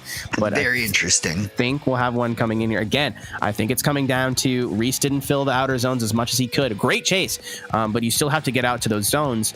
And Austin, excellent chase, all the proximity, got the outer zones. However, that tire drop. So again, I don't see this going Austin's way definitively, unless I am blind, which I have a really poor glasses prescription. It's a little possible, or it's Reese or OMT for me, Joe. I don't know how you're feeling on this. But I am solidly in the Reese camp overall. That chase was just so crazy, and then he just did better in his lead. I think that yes, he could have been deeper in all the zones in his chase, but it's better. Here we go. We do have a call. It is a split decision, as we have seen before, but it is very tight. I think that it's a mixture of where the two of us stand here. Spoiler alert. So we will get our judge double sided. Left for Reese Tatterson, right for Austin Zalewski. Keep him in the middle for OMT. We have, let's see here, one OMT.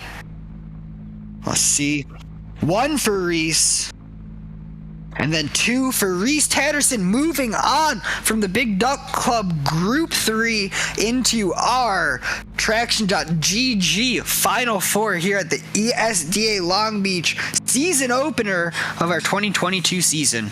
He'll be joining Brandon Gardner, your Next Level Racing Group number 1 winner, and your Moser Racing Group number 2 winner, Alexander Element, in the Final Four. We've got one more spot left to go on that, but again, Reese Tatterson getting the win. Judges saying the 2 would have for Reese, saying it came down to the tire drop, and or Harold, the one judge, saying it was similar mistakes. So both those, I think we covered all our bases with our analysis there. That's why they pay us I was going to say the big bucks. They pay us dollars. That's for sure.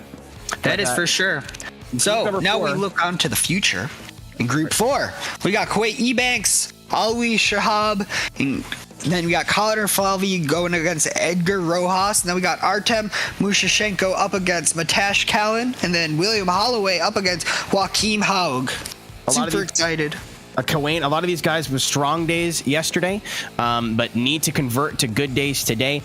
Qualifying is not what's going to get you your big championship points. And once again, we have a ton of championships going on here in ESDA. We've got our teams championship, got our rookie of the year championship. We've got our overall championship. And again, join that Traxion Discord for the driver of the day. Ladies and gentlemen, this is our second to last break of the day. We are going into our final group, our 3D wrap group number 4. And then after that, it will be our TraxionGG final 4. So for the second and last time today, do not go anywhere. We're going to go grab some water and catch our breath. We'll be right back with more ESDA action live from Long Beach, California. I forgot where California was. Presented by Traxion. Stay tuned.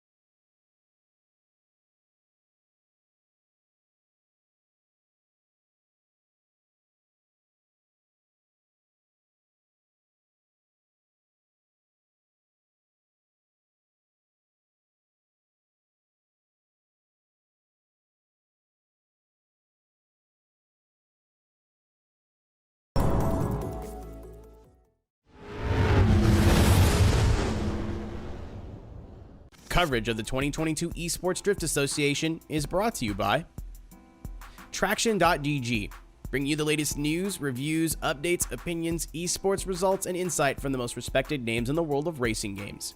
Visit Traxion.GG and join the community today. By Next Level Racing. Build your ultimate simulation racing experience with Next Level Racing. Esports tested and award-winning Next Level Racing. Be first. Visit nextlevelracing.com for more. By Mazda Racing. Mazda Racing is determined to create innovative and professional sim racing equipment that drivers can depend on for quality and endurance. Go further, go faster with Mazda Racing. Visit MazdaRacing.com. By 3D Wrap. Looking to upgrade your rig? 3D Wrap has sim racing mods, upgrades, and devices delivered with passion you can only get by being made in Italy. Visit 3dwrap.it for your next sim racing upgrade. By Big Duck Club. Whether you use their parts in your next drift car, time attack monster, drag machine, or street and show car, Big Duck Club is prioritizing enthusiast needs with motorsport requirements. Visit BigDuckClub.com today. By VDC. The Virtual Drift Championship is the official physics and tire model supplier of ESDA. Learn more about VDC at facebook.com/virtualdriftchamps.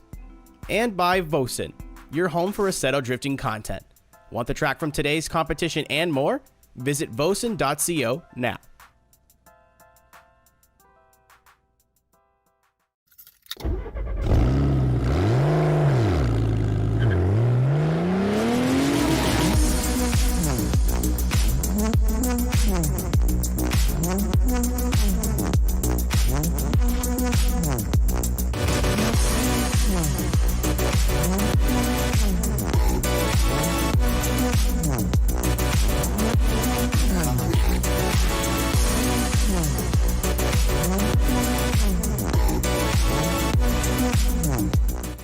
They did it.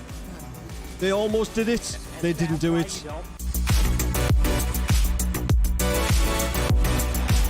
Oh! Oh no! Oh! Oh!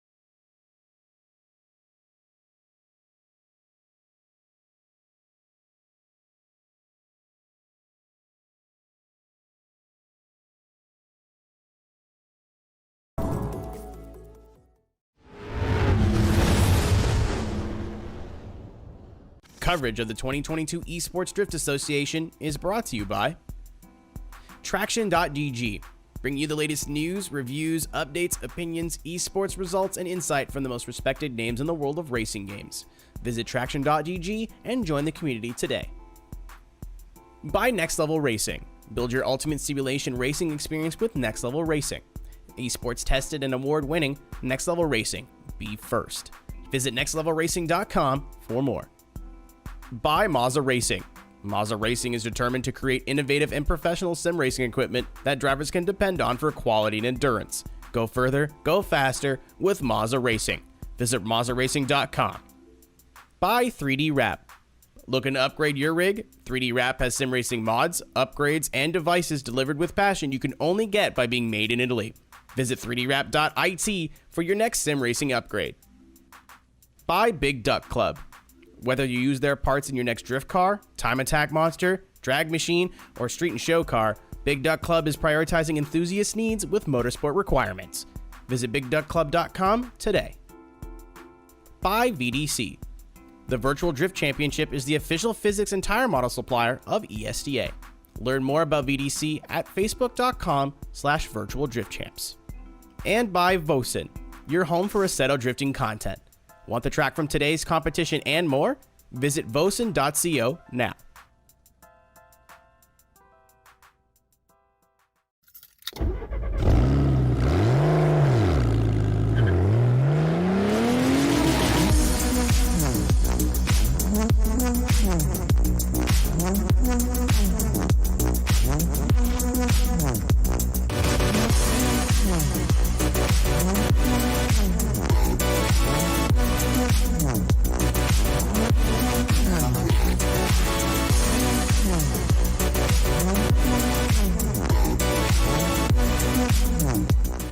They did it.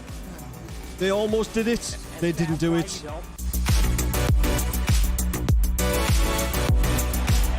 Oh! Oh no! Oh! Oh!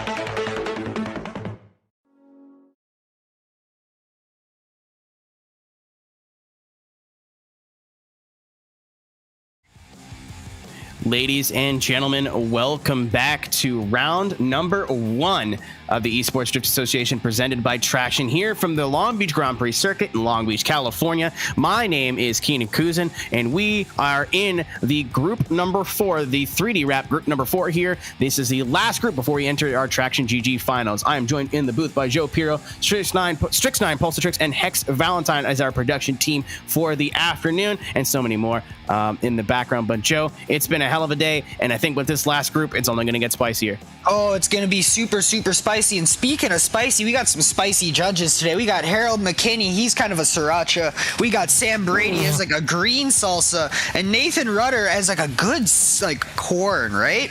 So today we got all of our judges ready to go. We're going to make a beautiful drifting burrito. I got something on the mind right now. I'm sorry, everybody. And that is the beautiful tortilla that holds all of our drifting competition together, the bracket.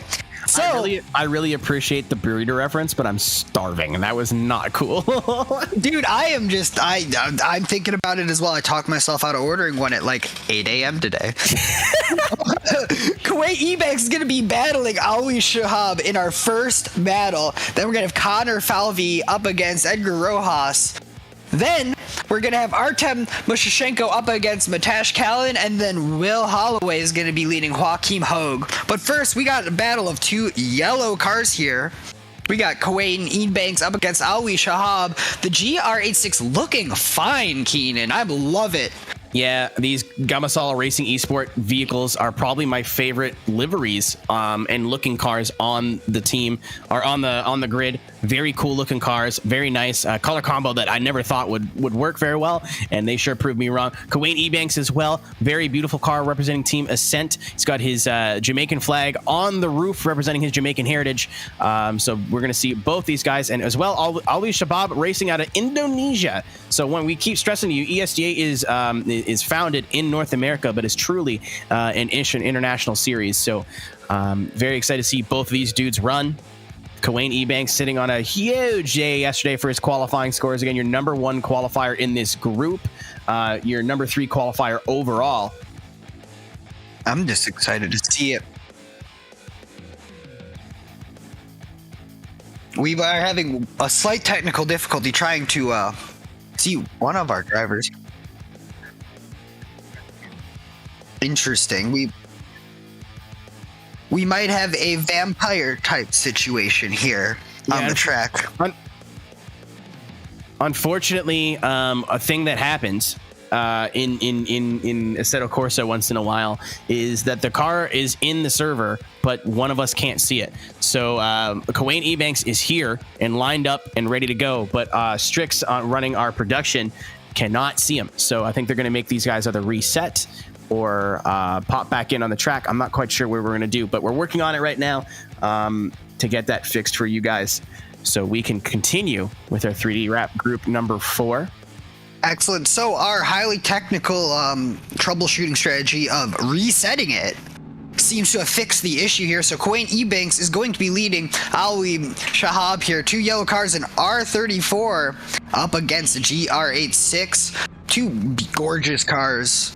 We'll see what happens here.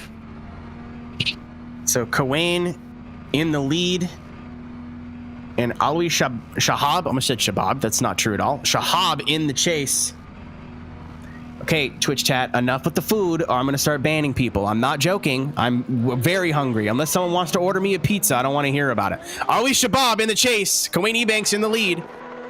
Kuwait in the R34, big entry is what big mistake from Shahab in the chase. Don't want to see any tires on that first rumble strip whatsoever, and pushing onto the door for Kuwait Ebanks. I think just trying to force a mistake, but Kuwait will not be phased in the lead position. There is a reason this man recovered from that 0 and got number 3 with, I believe, a 93 as qualifying yesterday.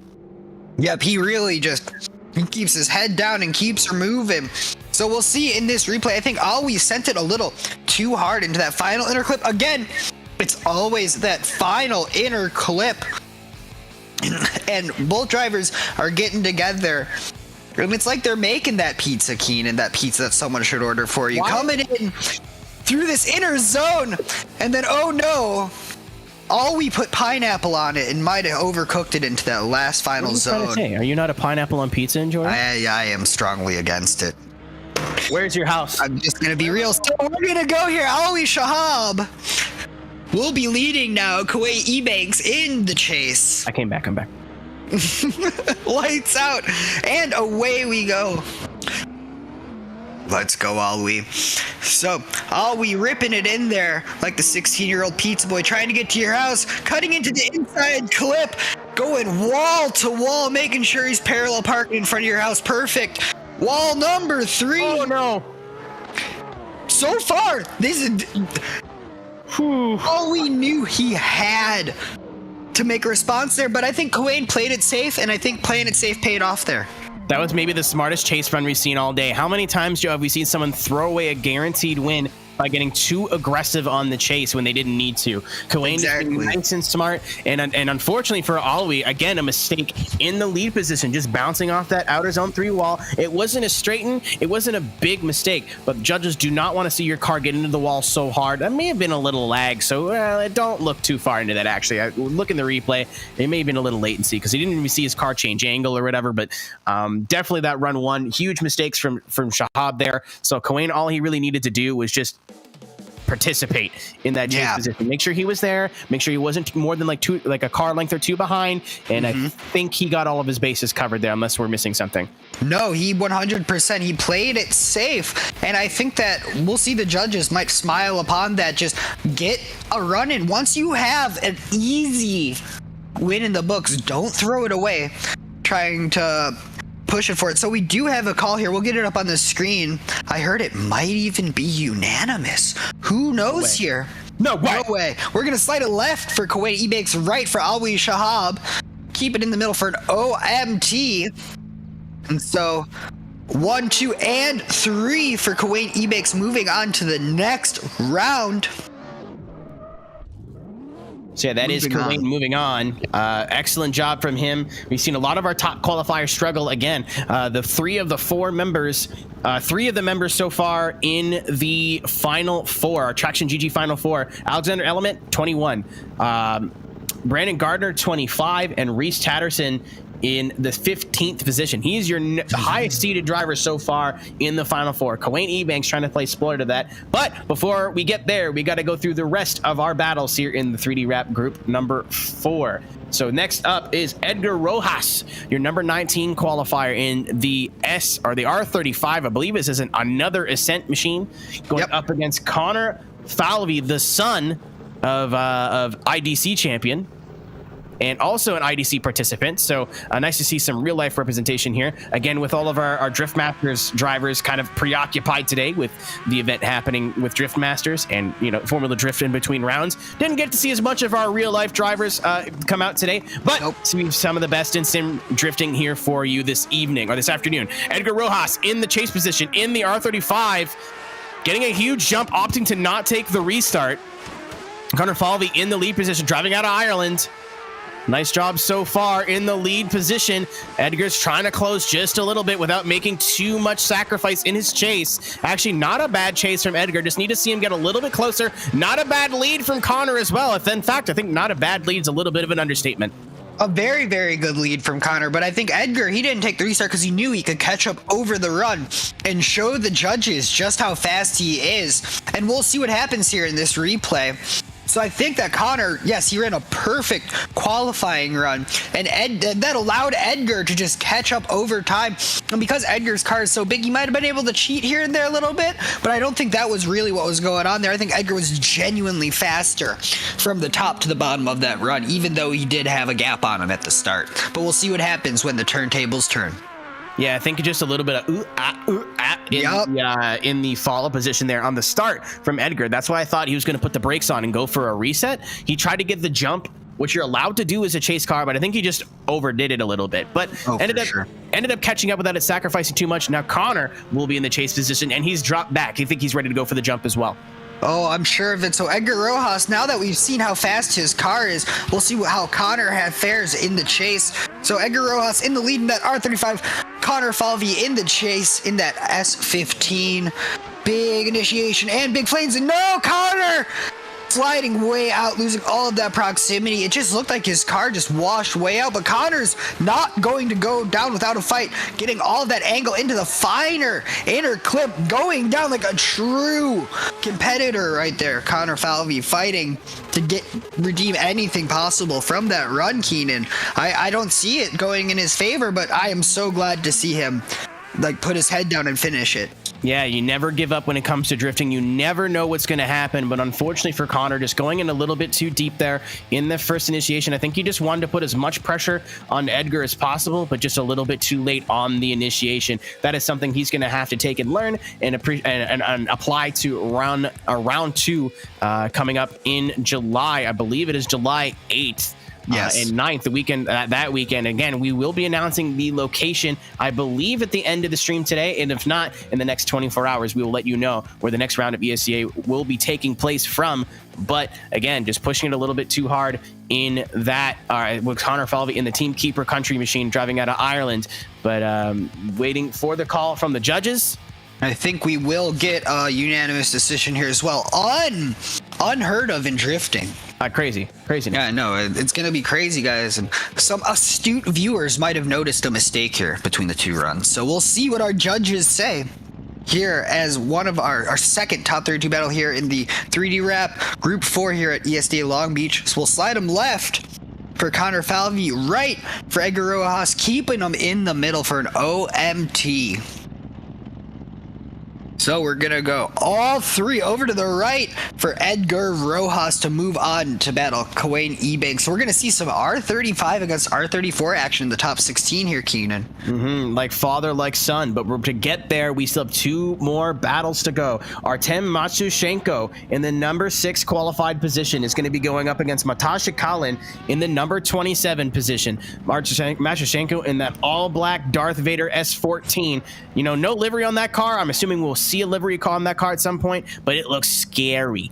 Yeah, very scary. We got a Mark V Super lowered to the floor here in the chase. So I'm very excited to see what Matash has here.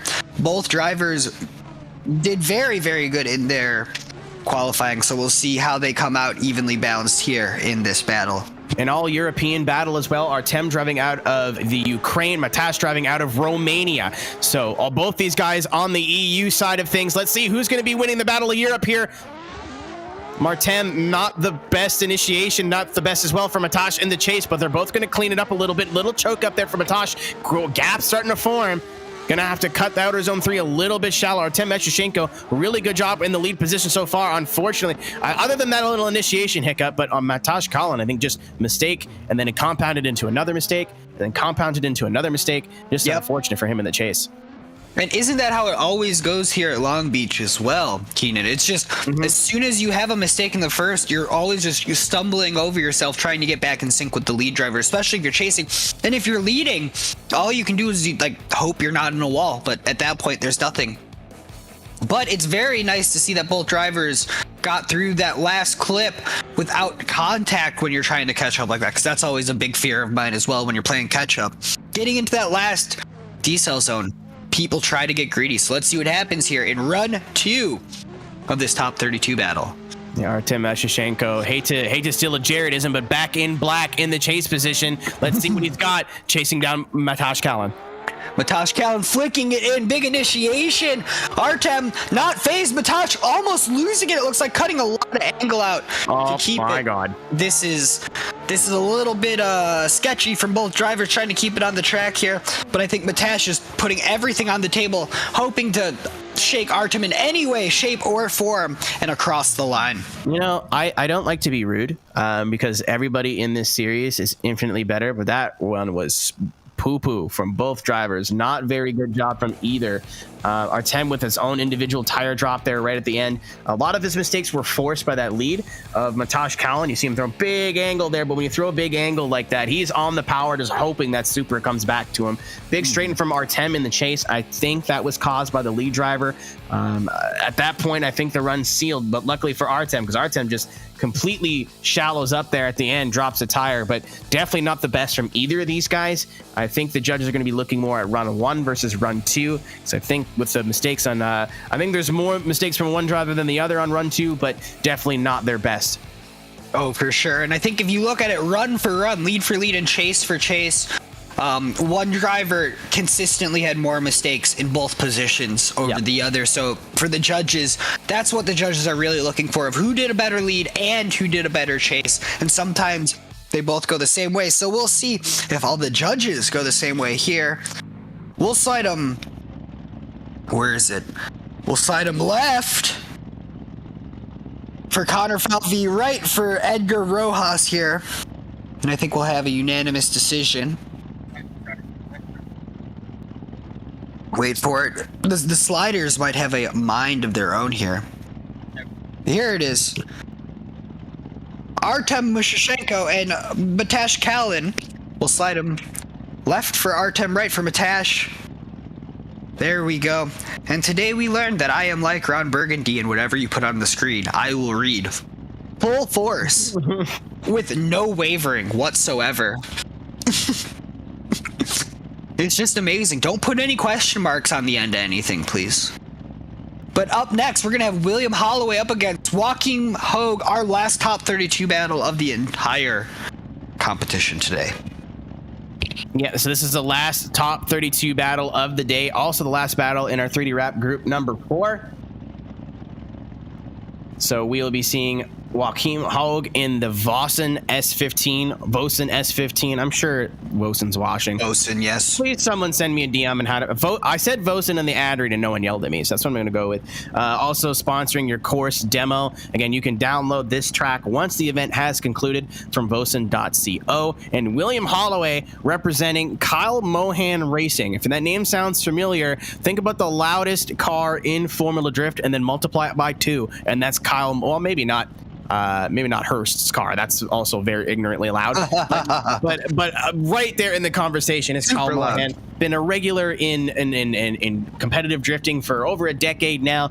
Very fun to watch. Loves to be there, and super stoked to have some esports representation for Kyle Mohan in the way of William Holloway, also an ESDA veteran. So very stoked to see both these guys run. And it is your last 32 battle of the day. Super excited to see it. William Holloway, I was just excited to see the sheer number of RX-8s that we have this season. There's more than 2, which is plenty. Which is a lot, and they all shoot flames super high, which to me, I like a lot. And I don't care what anyone else says, that's a winner in my book. So we're going to have William Holloway leading Joachim Hogue in the chase and see what happens. Joachim in the chase, number 22 qualifier. In the Vossen S15, leading is William Holloway in the Kyle Mohan Racing RX-8. Good start so far. A little bit of left foot break there from Holloway, getting out to go wall to wall. Joachim right on the door of William Holloway, trying to maintain proximity, but looks like he keeps dropping back just a little bit, trying to keep all 4 on the track. There is Joachim Hogue. You know what? Kyle Mohan is a California native. He's got to be proud of his driver out there. That was a great lead run. Oh, I would be surprised if he didn't. With that kind of performance, how could you be upset with your team driving like that? Honestly, he didn't give the judges anything to bat an eye at, opened the door up perfectly for Joachim to try and do a very good lead, and showed that maybe his car has a little bit more grip on tap than his competitor's car too. And the car shot flames 5 feet in the air. So therefore, I think he wins because of giant flames. That's fair. That's valid. I'm just saying, guys. So Joachim Hogue will lead here. William Holloway will chase, and we'll see what happens here in run number 2 of this battle. So, lined up here, Joachim Hogue in the lead, William Holloway in the chase.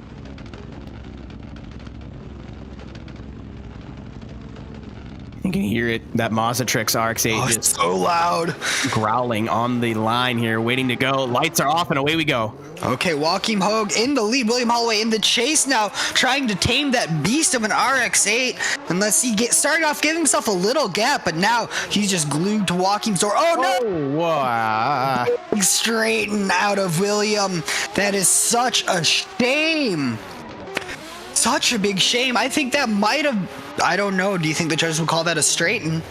Absolutely a straighten. The only thing we have to talk about, Joe, is who is at fault. So just bashed my elbow on the table. That hurt a lot. But William Holloway in the chase position there. If you look at your bottom right of your screen, run number 2, Joachim looked like he went a bit deep into turn number 1. You see him going really wide there. William was on the correct line, and then Joachim's got to choke his line up, and William kind of had nowhere to go.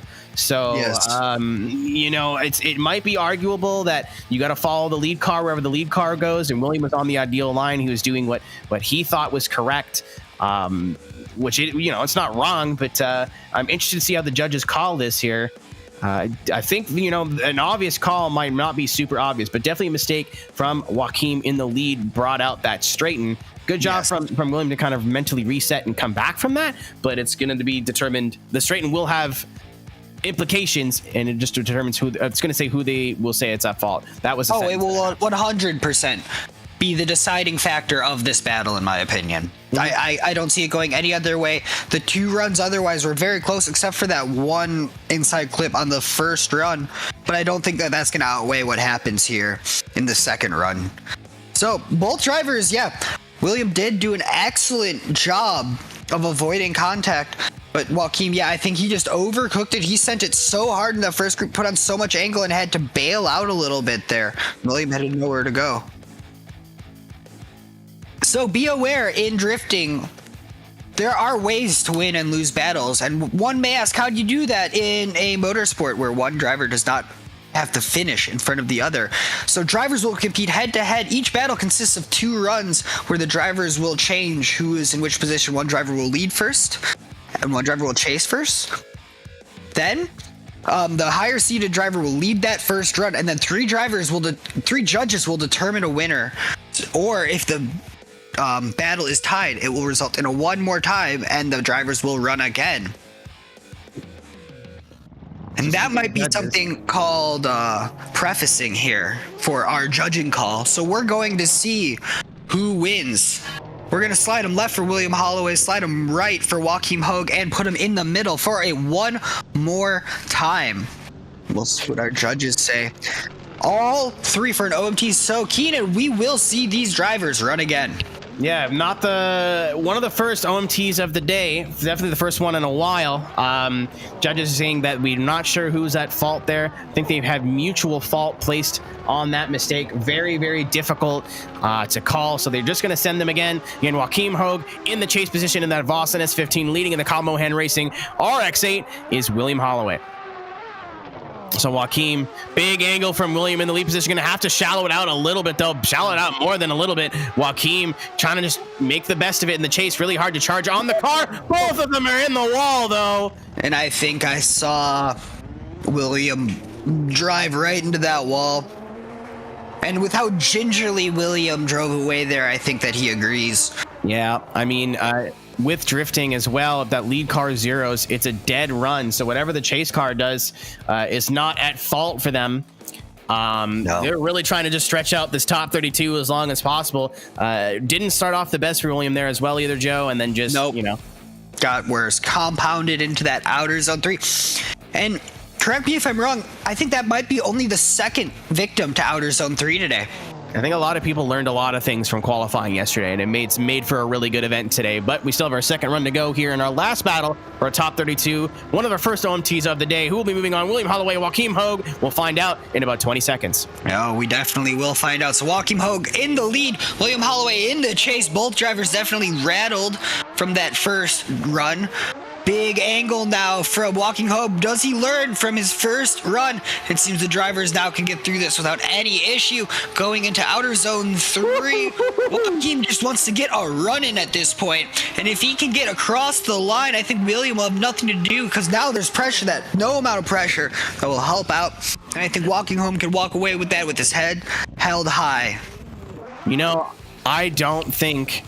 I love when a chase driver is sitting on a 0, because literally they drop a tire, doesn't matter. They go off course, doesn't matter. William Holloway's job is to scare the hell out of Joaquim Hogue and force him into a mistake. In outer zone number 3, he did his darndest to try to force that Vossen S15 off of line, force that driver into an error.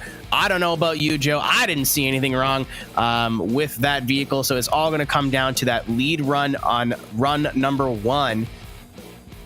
So I do think that the judges saw William lead Joaquim into a wall there. So we'll see what happens. In the unanimous decision, slide him left for William Holloway, slide him right for Joaquim Hogue, in the middle for an OMT. And we'll see 1 for Joaquim Hogue. 2 and 3 for Joachim Hogue. Excellent. Moving on, and he will battle Artem Mushashenko in that top 32. But first, Keenan, we're going to have our first top 32 battle of Kawain Ebanks up against Edgar Rojas. Edgar and Kawain, I think both on Team Ascent. So cool to see teammates battling here. Someone in the Twitch chat is absolutely ruthless, calling him William Wallaway. Get out of here, yo. Yeah, that's that. We don't need that negativity in our lives. That's get him out of here. I'm joking. They're friends. I'm making a joke. But yeah, it's unfortunate to see that from William Holloway. But again, really strong qualifying, strong first run. Unfortunately, went to the OMT. I'm sure he's a little bit perturbed about that, but we will see him back and strong in round number 2 in that Kyle Mohan racing machine. But yes, Edgar Rojas, your number 19 qualifier. Kawain Ebanks, your number 3 qualifier, trying to be the highest seeded member in our TraxionGG Final Four. Again, I can't stress that enough. A super low qualifying score so far. And this is a team battle. Again, there is a team's championship this season. Something new that is implemented this year. There's 3 separate championships with 3 separate prize pools. There is, of course, your standard championship where everybody's going to get points and whoever gets the most points wins. There's your team's championship. I believe some teams even have 2 entries, so there will be prizes given out for that as well. And your rookie of the year. We're also doing driver of the day. Hey Arrow, you've mentioned that once or twice. Well, here goes 3. Go ahead and !Discord if you are in the Twitch chat. Join us over on TraxionGG. Head on down to the ESDA General and let us know who your favorite driver of the weekend was, and we are going to vote for our Traxion driver of the day at the conclusion of this broadcast.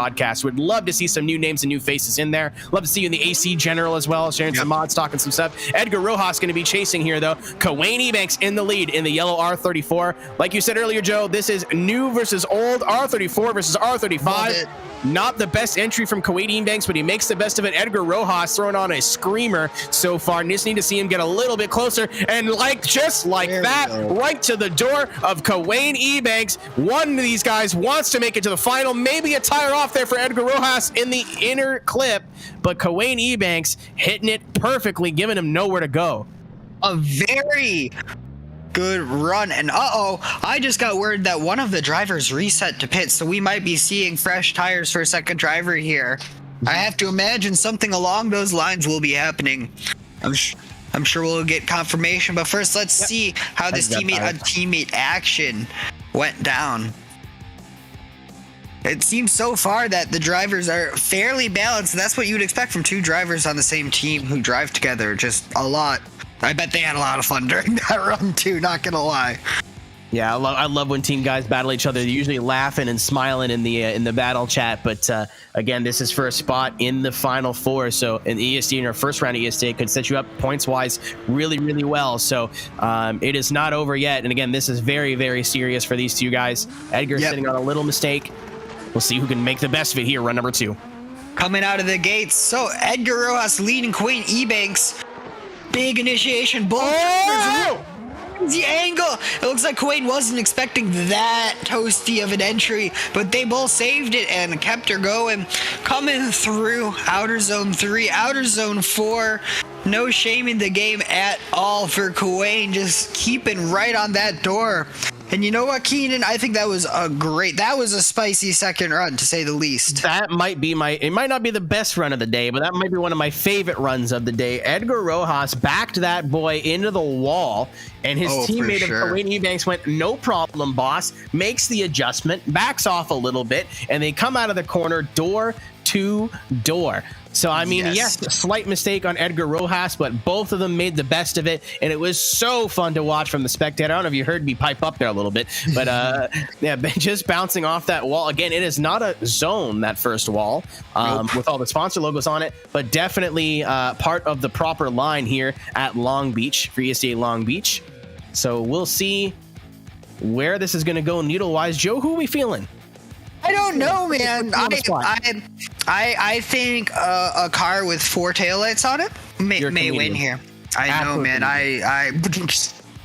But really, took a minute. I could see any driver taking a win here. Both drivers had small little waivers here and there, but nothing really sticks out. And that one first initiation on run number 2, I think, will be the deciding factor But the question is, do the judges think that was too spicy of an entry and he got tapped? Or do they think that Kawain was just a little bit too hungry in that first corner? So the two things that I saw, unfortunately, are going against Edgar Rojas. Again, he went through that big entry, bounced off the wall, but did miss the inner clip basically completely. And we can't forget that on his chase on the first run, he has a tire off in the final clip. It looks like Kawain did his best to try and drop one of his front tires, but I keep watching the replay here, and it looks like the bumper hangs over that white line, but the tires are within. So even so, that's one miss zone and a tire drop versus potentially one tire drop. I didn't really see any major mistake from Kawain, that unless I instantly forgot about it because I have no sense of permanence whatsoever. But I would it's never over until it's over. Oh, not at all. And both drivers really sent it that time, and it's against your teammate too, so you're not afraid to touch a little bit. They definitely did that. So we do have a call, and guess what? It did come down to that first corner as well in run number 2. And we'll see what the judges said here. So is Kawain just too aggressive, or did Edgar throw it a little too hard? That's the biggest question that we see today. Okay, so let's ask our judges here. What do we think, Keenan? So slide him left for Kawain Ebanks, slide him right for Edgar Rojas, and we are going to be seeing Dai voting for Kawain Ebanks. Brady will be voting for Kawain Ebanks. Kawain Ebanks of Team Ascent is going to be taking out his teammate of Edgar Rojas and moving on into the Great 8 in this 3D Wrap group number 4. Got to imagine it hurts to take out your teammate like that, but if you're going to lose to anyone, why it not be a homie? Yeah, right. I think both drivers definitely had fun during that run, no matter what. But up next, we're going to have our second top 16 battle in this group 4 of our ESDA Long Beach. So we'll have the winner of our number 6, Artem Lukashenko, leading Joachim Hogue, our number 22 driver. See, lining them up here. Our 3D Wrap Group 4. So yeah, Artem Matushenko in that all-black everything S14. Right behind him, Joachim Hogue, driving out of Norway, representing Vosen in the S15. So both of these guys driving out of Europe, trying to join the other 3 that we already have in our final 4. So that is Artem in the lead. Big tire drop there from Joachim in the chase position on that first inner zone. Seeing if he can make up for it here. Looks like he might be going a little bit wide. Maybe not. Tracks it back in, staying on the door of that lead vehicle of Artem Matushenko. Keeping all 4 tires in the judge zone. Think only mistake there from Joachim is the tire off on the inside. And with how consistent Matushenko's been today, that's not good news for Joachim Hogue. Oh, no, not at all. But Joachim Hogue did overcome last time as well, and has done before in this. So any driver I think left right now, and there are not many, has a solid chance to get into the final battle here. And because, as we spoke earlier, all the seeds in the final 4, what are they? They're 20s, right? High 10s, low 20s. So like, ooh, we'll see what happens here. We'll see what happens in run number 2. It's still very much anyone's drivers here. We're going to have Joachim Hogue chasing Artem Mushenko. I was wrong. Mushenko's in the chase. There we go. That was me being wrong. My word's good. Joachim in the lead, putting it all the way out to the wall. Artem in the chase, coming through outer zone 3. Love to see it. Okay, the last zone, and it seems like Artem was really pivoting through that zone a little bit late, trying to stay on the door of Joachim. I don't know. He used the touch and go quite like a touch and go. Joachim went a little bit wide, to be fair. That's I can't believe we have 2 Canadians in this booth. Joe's not, but me and Strix are, and that's the first Letterkenny reference we've made today. Joaquim went a little bit wide. Artem went a little bit shallow. I think he came off the outer. I think you called it right, Joe. He came out of that touch and go just a little bit early to make sure he didn't lose proximity. But you can see him go, and try to like choke the car up and not drop a tire. I think I may have seen some rubber over that white line, which would mean they're both kind of sitting on a tire drop, which would negate those mistakes. So then you'd be just comparing what else we have to watch from them. Yeah, we'll see. I don't know. The judges are definitely going to have to watch the replay a couple more times side by side. But I think run for run, I think Joaquim had a better chase, and I think Artem had a better lead overall. That's my call right now. That's what I think. I mean, it's more than possible. I kind of liked how much Hogue got to the zones and how much angle he carried in those zones. But again, both these guys sitting on individual mistakes for sure. Judges are going to have to either weigh one more than the other. We could be going OMT. I'm feeling Artem. Just because the mistake he made could be argued it was a result of Joaquim going a little bit wide, and he kind of checked up trying to see what he was doing in the lead position. But it is very subjective right now. That's something I love about drifting. It's up for interpretation. Judges aren't always going to agree with the Twitch chat. They almost never agree with the Twitch chat. But it's very, very subjective when it comes to calls like these as well. When it's pretty close, it is going to come down to whatever judge feels whatever mistake was worse. Yes. So I think that overall, the judges now are basically counting on their fingers, trying to see who has the most minor and major faults, and eventually they'll spit out an answer. Our judge bots today, we have the finest ones available too, so super excited for that. And then after this, the winner of this will go on against Quinn Ebanks. Speaking of a bot, that man has been driving like one today. It's just like a robot, or the other way you would say bot. A robot. Okay. I'm not hip with the youths.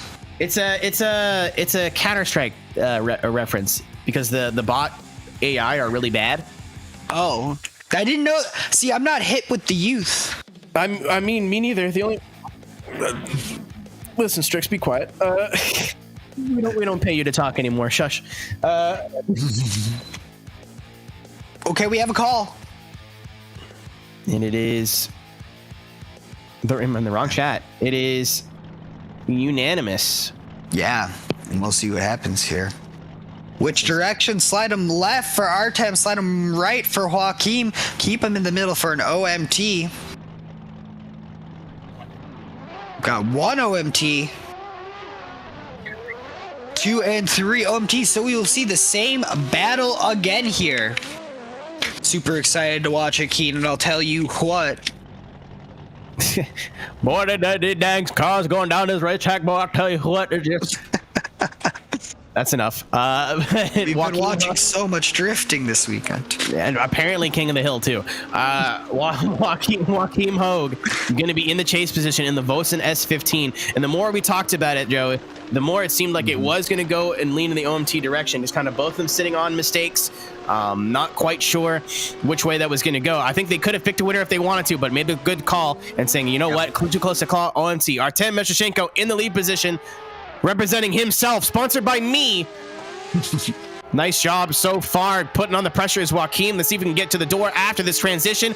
Slowly creeping in here in the chase position. Right there is on Artem Meshishenko. Maybe just opting to not get in that extra saucy zone in the proximity, but as a result of that, just a solid chase from Joaquim Hogue and a solid lead from Artem Meshishenko. I think they are dead even going into run number 2. Oh, I think so too. Neither of them really seem to get lost in the sauce, like you said. Throwing it in here and just really sticking it to each other, leaving a respectful amount of space in transitions, and then just getting right back on the door.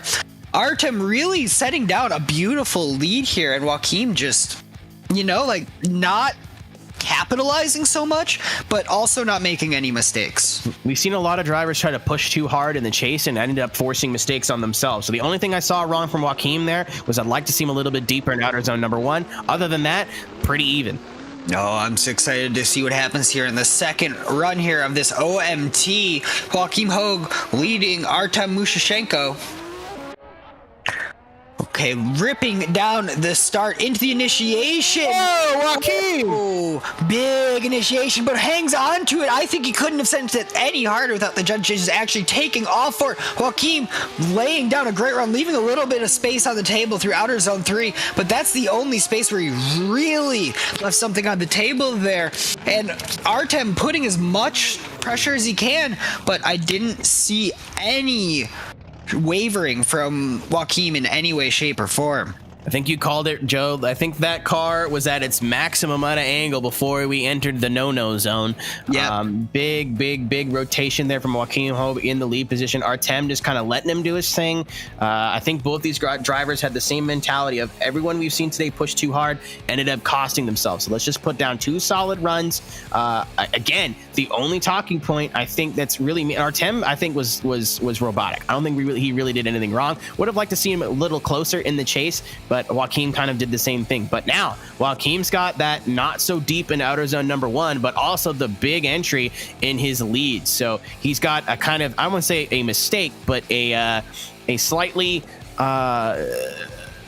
a deduction, I guess you would say, versus something I'd give him extra points for. So I don't know if we're going to see an OMT again. I don't know if Artem's consistency is going to win him the battle. I don't know if Joaquin trying to send it on his lead is going to be the difference maker here. We could very well see an OMT again.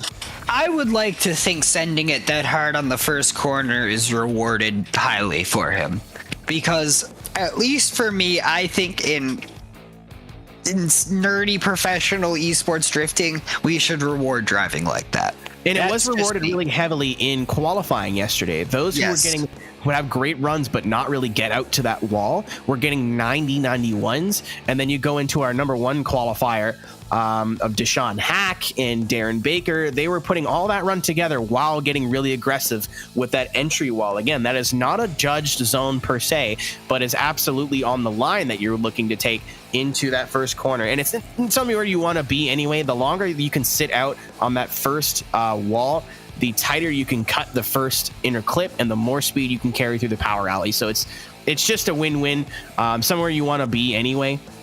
And then throwing a big angle there just looks fantastic. It's super fun to watch. So it was rewarded in qualifying yesterday. I don't know if it's enough to make up for the slight deduction of maybe not getting out to the outer zone. Artem didn't really do a stellar job of getting to the outer zones either in his chase. He was there, don't get me wrong. He was there like swimwear. But he wasn't pushing it deep into the concrete wall like the lead driver of Joaquin Hogue was. So not at all. And I'm hearing some chirpings from the judges. It's kind of like once you put out that bird seed and the birds first come to the yard in the spring. Thank the Lord for Nathan Rudder, because if Di was typing this out, we'd be here all week. Oh my goodness. That man is not in a hurry to go anywhere. Nathan's talking about something, all right. He's getting in here. He's figuring it out. Eventually. Okay, we do have a call-in, so I think we'll get it here soon as our final top 16 battle, and the winner will go on to our top 8 battle up against Quayne Ebanks here. So we'll slide him left for Artem Mushashenko, slide him right for Joaquin Hogue, keep him right in the middle for an OMT. See what our judges say here. Die for Joaquin Hogue. Brady and Nathan for Joaquin Hogue, going on to chase Quayne Ebanks in our top 8 battle. That is a nail biter of a win for Joaquin Hogue. We talked about it a little bit, Joe. He was rewarded for that commitment. That's extra little style, a little bit extra style did get him the victory. I got to imagine it was a very close call for the judges. That's why it didn't come in quickly. But Artem, they said, could not mimic in his chase. So again, Joaquin, we saw maybe not get all that first outer zone. Artem made the exact same mistake, and Joaquin knew he wasn't sitting on a huge deficit, but needed to bring it in his lead, and he did just that. So unfortunately, Artem Makushenko having a great run today, but that will be the end of the Ukrainian driver's run here in ESDA round number 1 at Long Beach, presented by Traxion. However, we move on to the finals, and here's the skinny. Brandon Gardner driving out of the USA, number 25 qualifier. He won your Next Level Racing Group number 1. Group number 2, Alexander Elliman driving out of Ukraine, your number 2 qualifier out of your Moser Racing Group number 2. Reese Tatterson driving out of the UK for your Big Duck Club Group number 3, qualifying in the 15th position. And the winner of this, we could either get another European and make it 2 for 2, or 3 for 2, or we can get an American in there, and it'll be Euro versus US. Who's going to win? We'll find out right now. Kawain Ebanks, Joachim Hogue, final battle of the 3D Rap Group number 4. Who's going to the finals? We are about to find out. Let's see here. Super excited.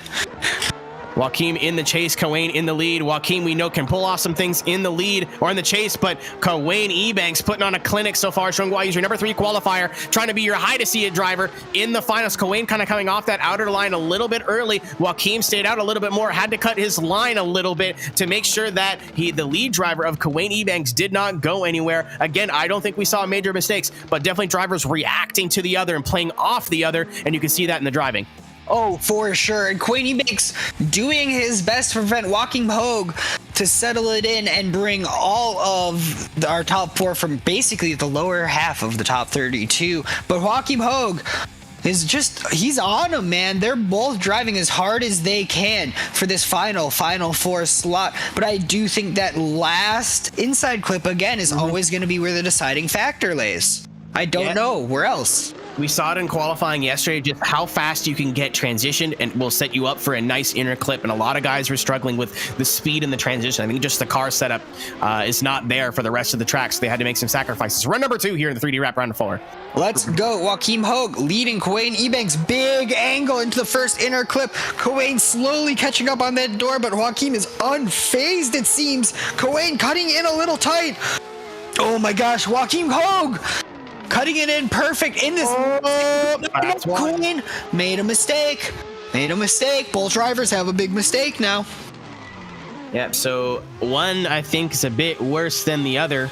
Ooh. We saw a mistake from both drivers, and again, it came down to the corner we did not think would be that big of a deal. It's kind of just there to be there. But it's a big deal, all right. Again, with the strict judging here and the strict track limits that we have to impose, or else we would just be doing OMTs all dang day. I know some of you guys would like that, but somebody here's got beer to drink. So, slight mistake from Kawain. Would hate to see our number 3 qualifier go out like that. Hell of an event for him today, regardless of what happens for both of these drivers. Again, if Kawain Ebanks takes the win, we will have 2 Americans and 2 Europeans in that final.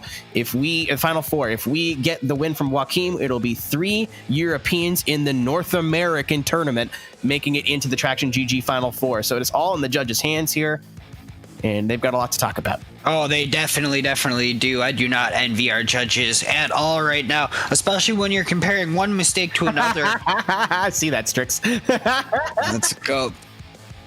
Strix, some shameless self-promotion here. Let's go.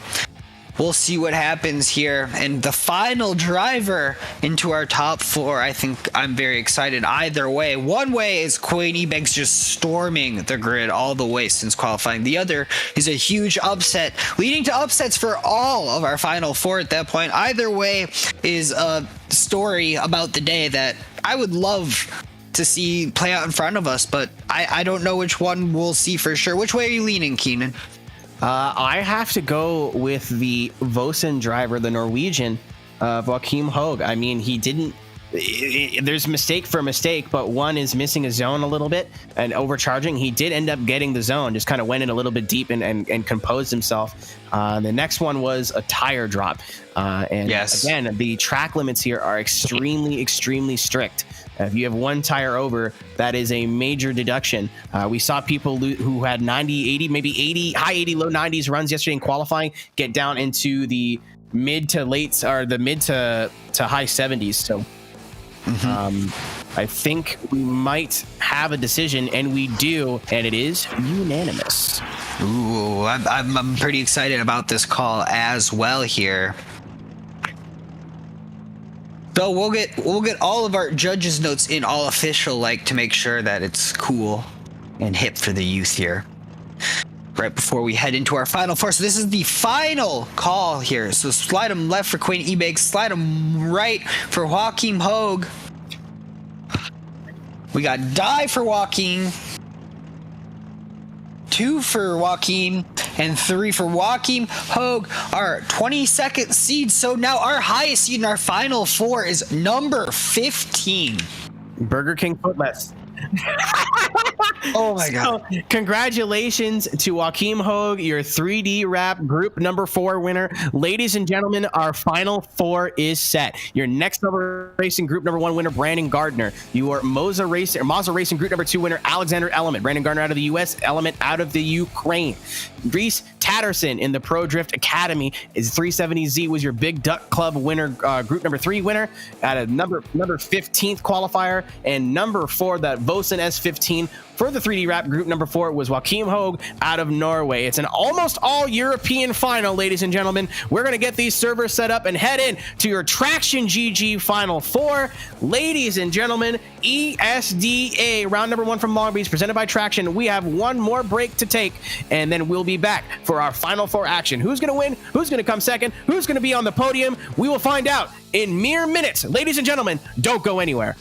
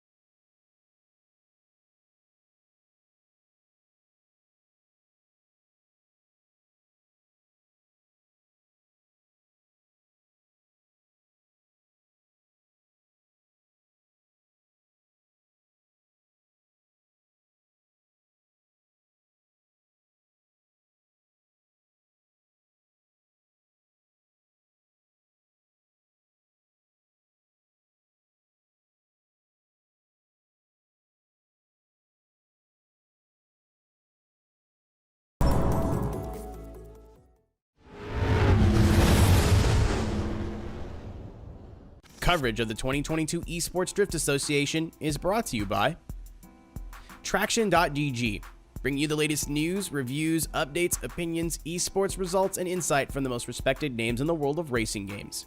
Visit Traxion.GG and join the community today. By Next Level Racing. Build your ultimate simulation racing experience with Next Level Racing. Esports tested and award-winning Next Level Racing. Be first. Visit nextlevelracing.com for more. By Mazda Racing.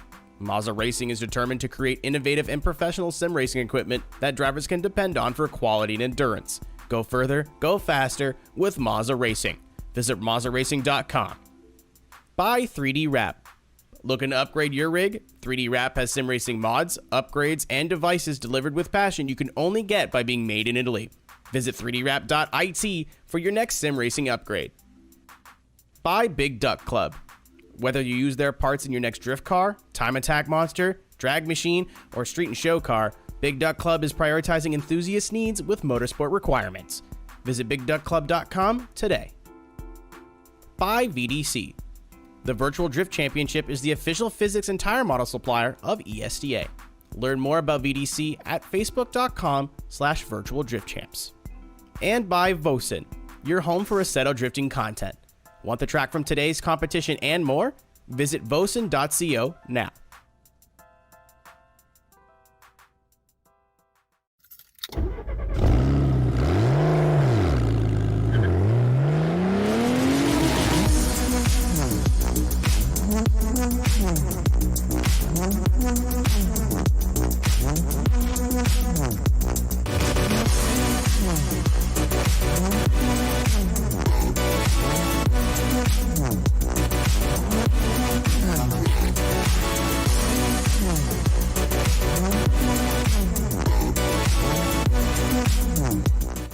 They did it.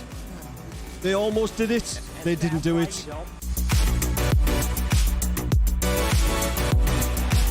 Oh! Oh no! Oh! Oh!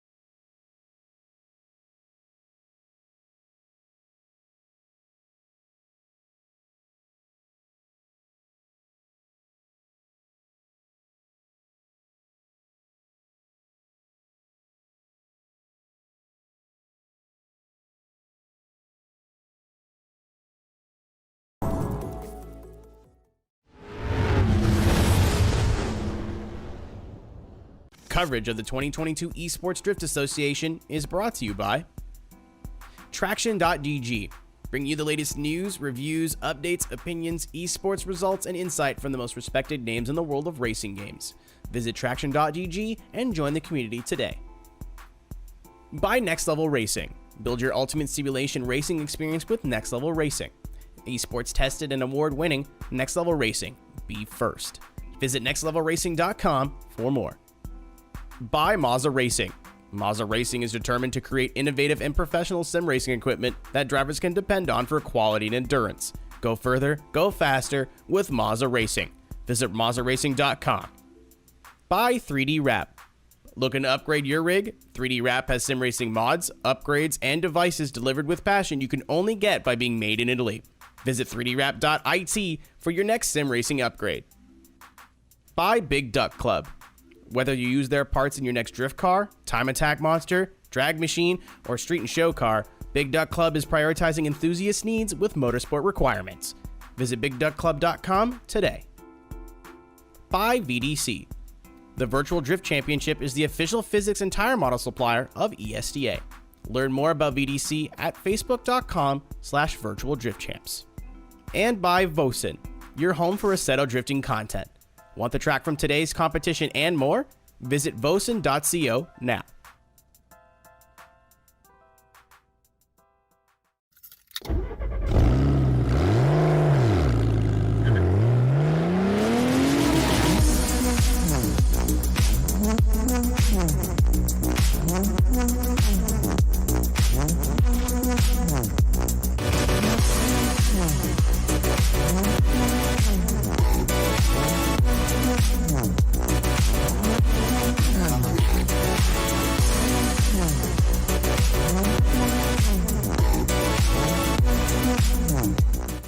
They did it. They almost did it. They didn't do it.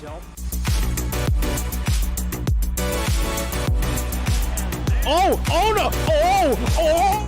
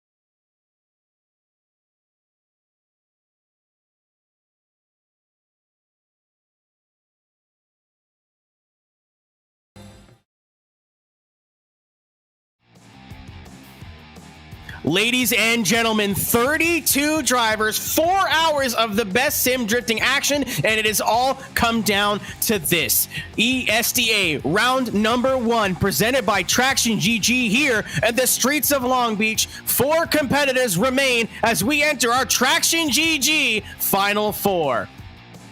Oh, so excited to be here, Keenan. My name is Joe Piro.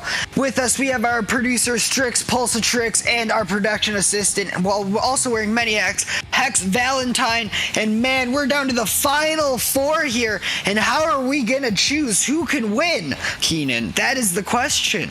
Who can say? Well, in our final 4, we're going to show you guys. First, before we get there, Harold McKinney, Sam Brady, Nathan Rudder, our judges today. Harold McKinney, ESDA CEO, so he's pulling double duty in the judge booth as well.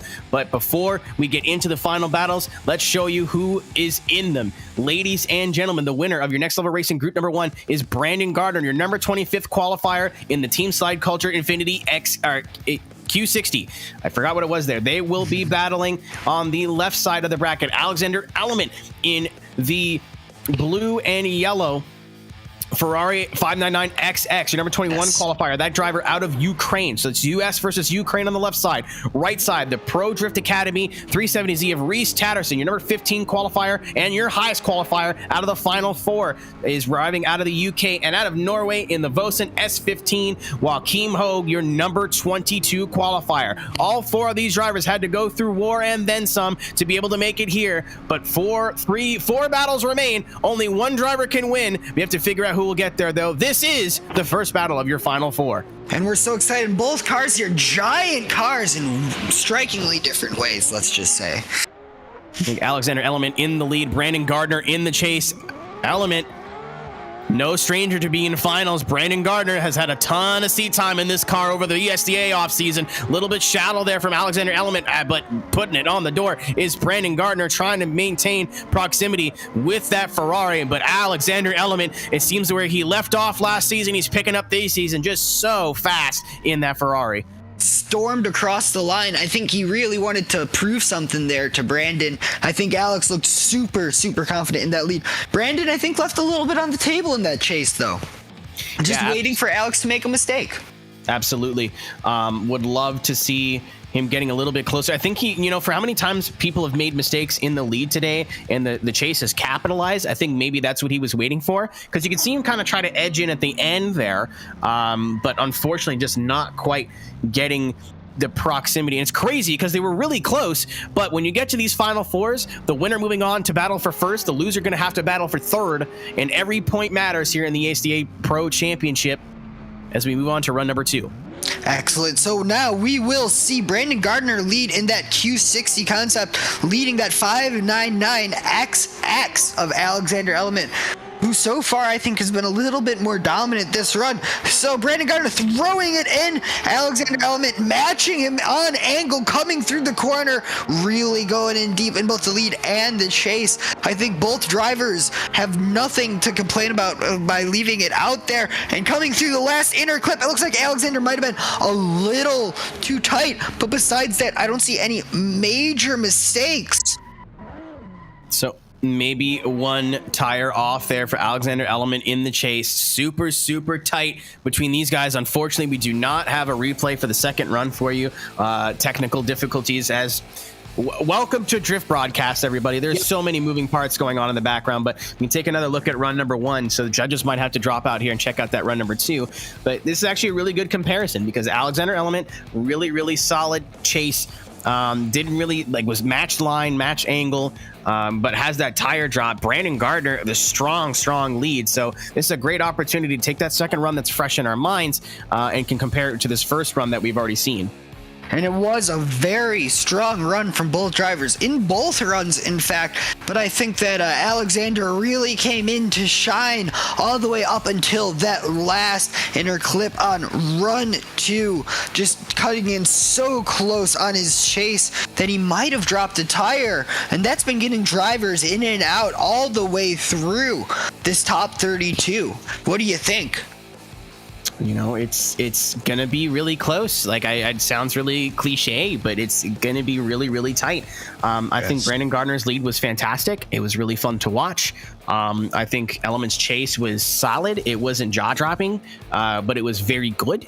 So it's not impossible that Brandon's chase kind of made up for his very meh lead. But I think we have a call here, Joe, if I'm not mistaken. We do have a call here, and we will see our judges make their calls here in just a moment. Here we go. Slide him left for Brandon Gardner. Slide him right for Alexander Element. We're going to go 1 to Brandon Gardner, 2 for Brandon Gardner, 3 for Brandon Gardner. And word from the judges, it came down to the tires off and angle. So the big tire off for Brandon, or for Element in the chase, was, and a little bit of lacking angle as well. We saw that from Brandon, but again, big lead from Brandon Gardner. And I think that lead will secure him his spot in the final battle. So he will be battling for first place. And Alexander Element, if you're a big fan of this Ferrari, don't worry, you're going to see it one more time in the battle for third. Reese Tatterson now and Joachim Hogue on deck to see who follows, or who's going to join Brandon Gardner in that final. Will we have Reese versus Brandon, or are we going to have Joachim versus Brandon? And we're going to see who makes it into the third place battle. Yes, we will definitely see here. So we're going to see now Reese Tatterson leading Rocking Hogue.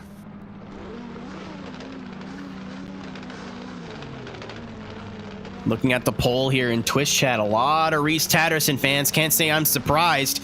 Coming off a huge DMVC win, I think last season. Got to drive the Wirthouse S15 over in Poland. That was such an awesome video to watch. If you haven't seen it, gotta recommend you go on YouTube and watch that. Having been a fan of Reese ever back since he was in the Forza days, to see him kind of jump in that pro car with no real drift experience and immediately get up to speed was a treat.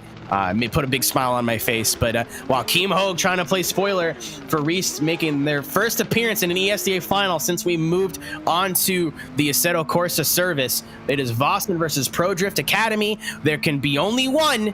Ladies and gentlemen, this is the second half of the final four, of your Traxion Final Four of the ESDA round number 1 here from Long Beach. So many sponsors that keep screwing this up. Oh, there are so many. I mean, it's down to them that we can make all this happen, but 1 light, 2 lights, no lights, away we go. Reese Tatterson in the lead position in the 370Z. Joachim Hogue in the... Okay, good move from Joachim Hogue. I think he may have missed a shift there, Joe, because I think that got some lag or something, because he parked it right at the restart line. That is a feature of ESDA. Honestly, one of my favorite rules in ESDA. If you feel like you didn't get a good jump or you didn't get a good...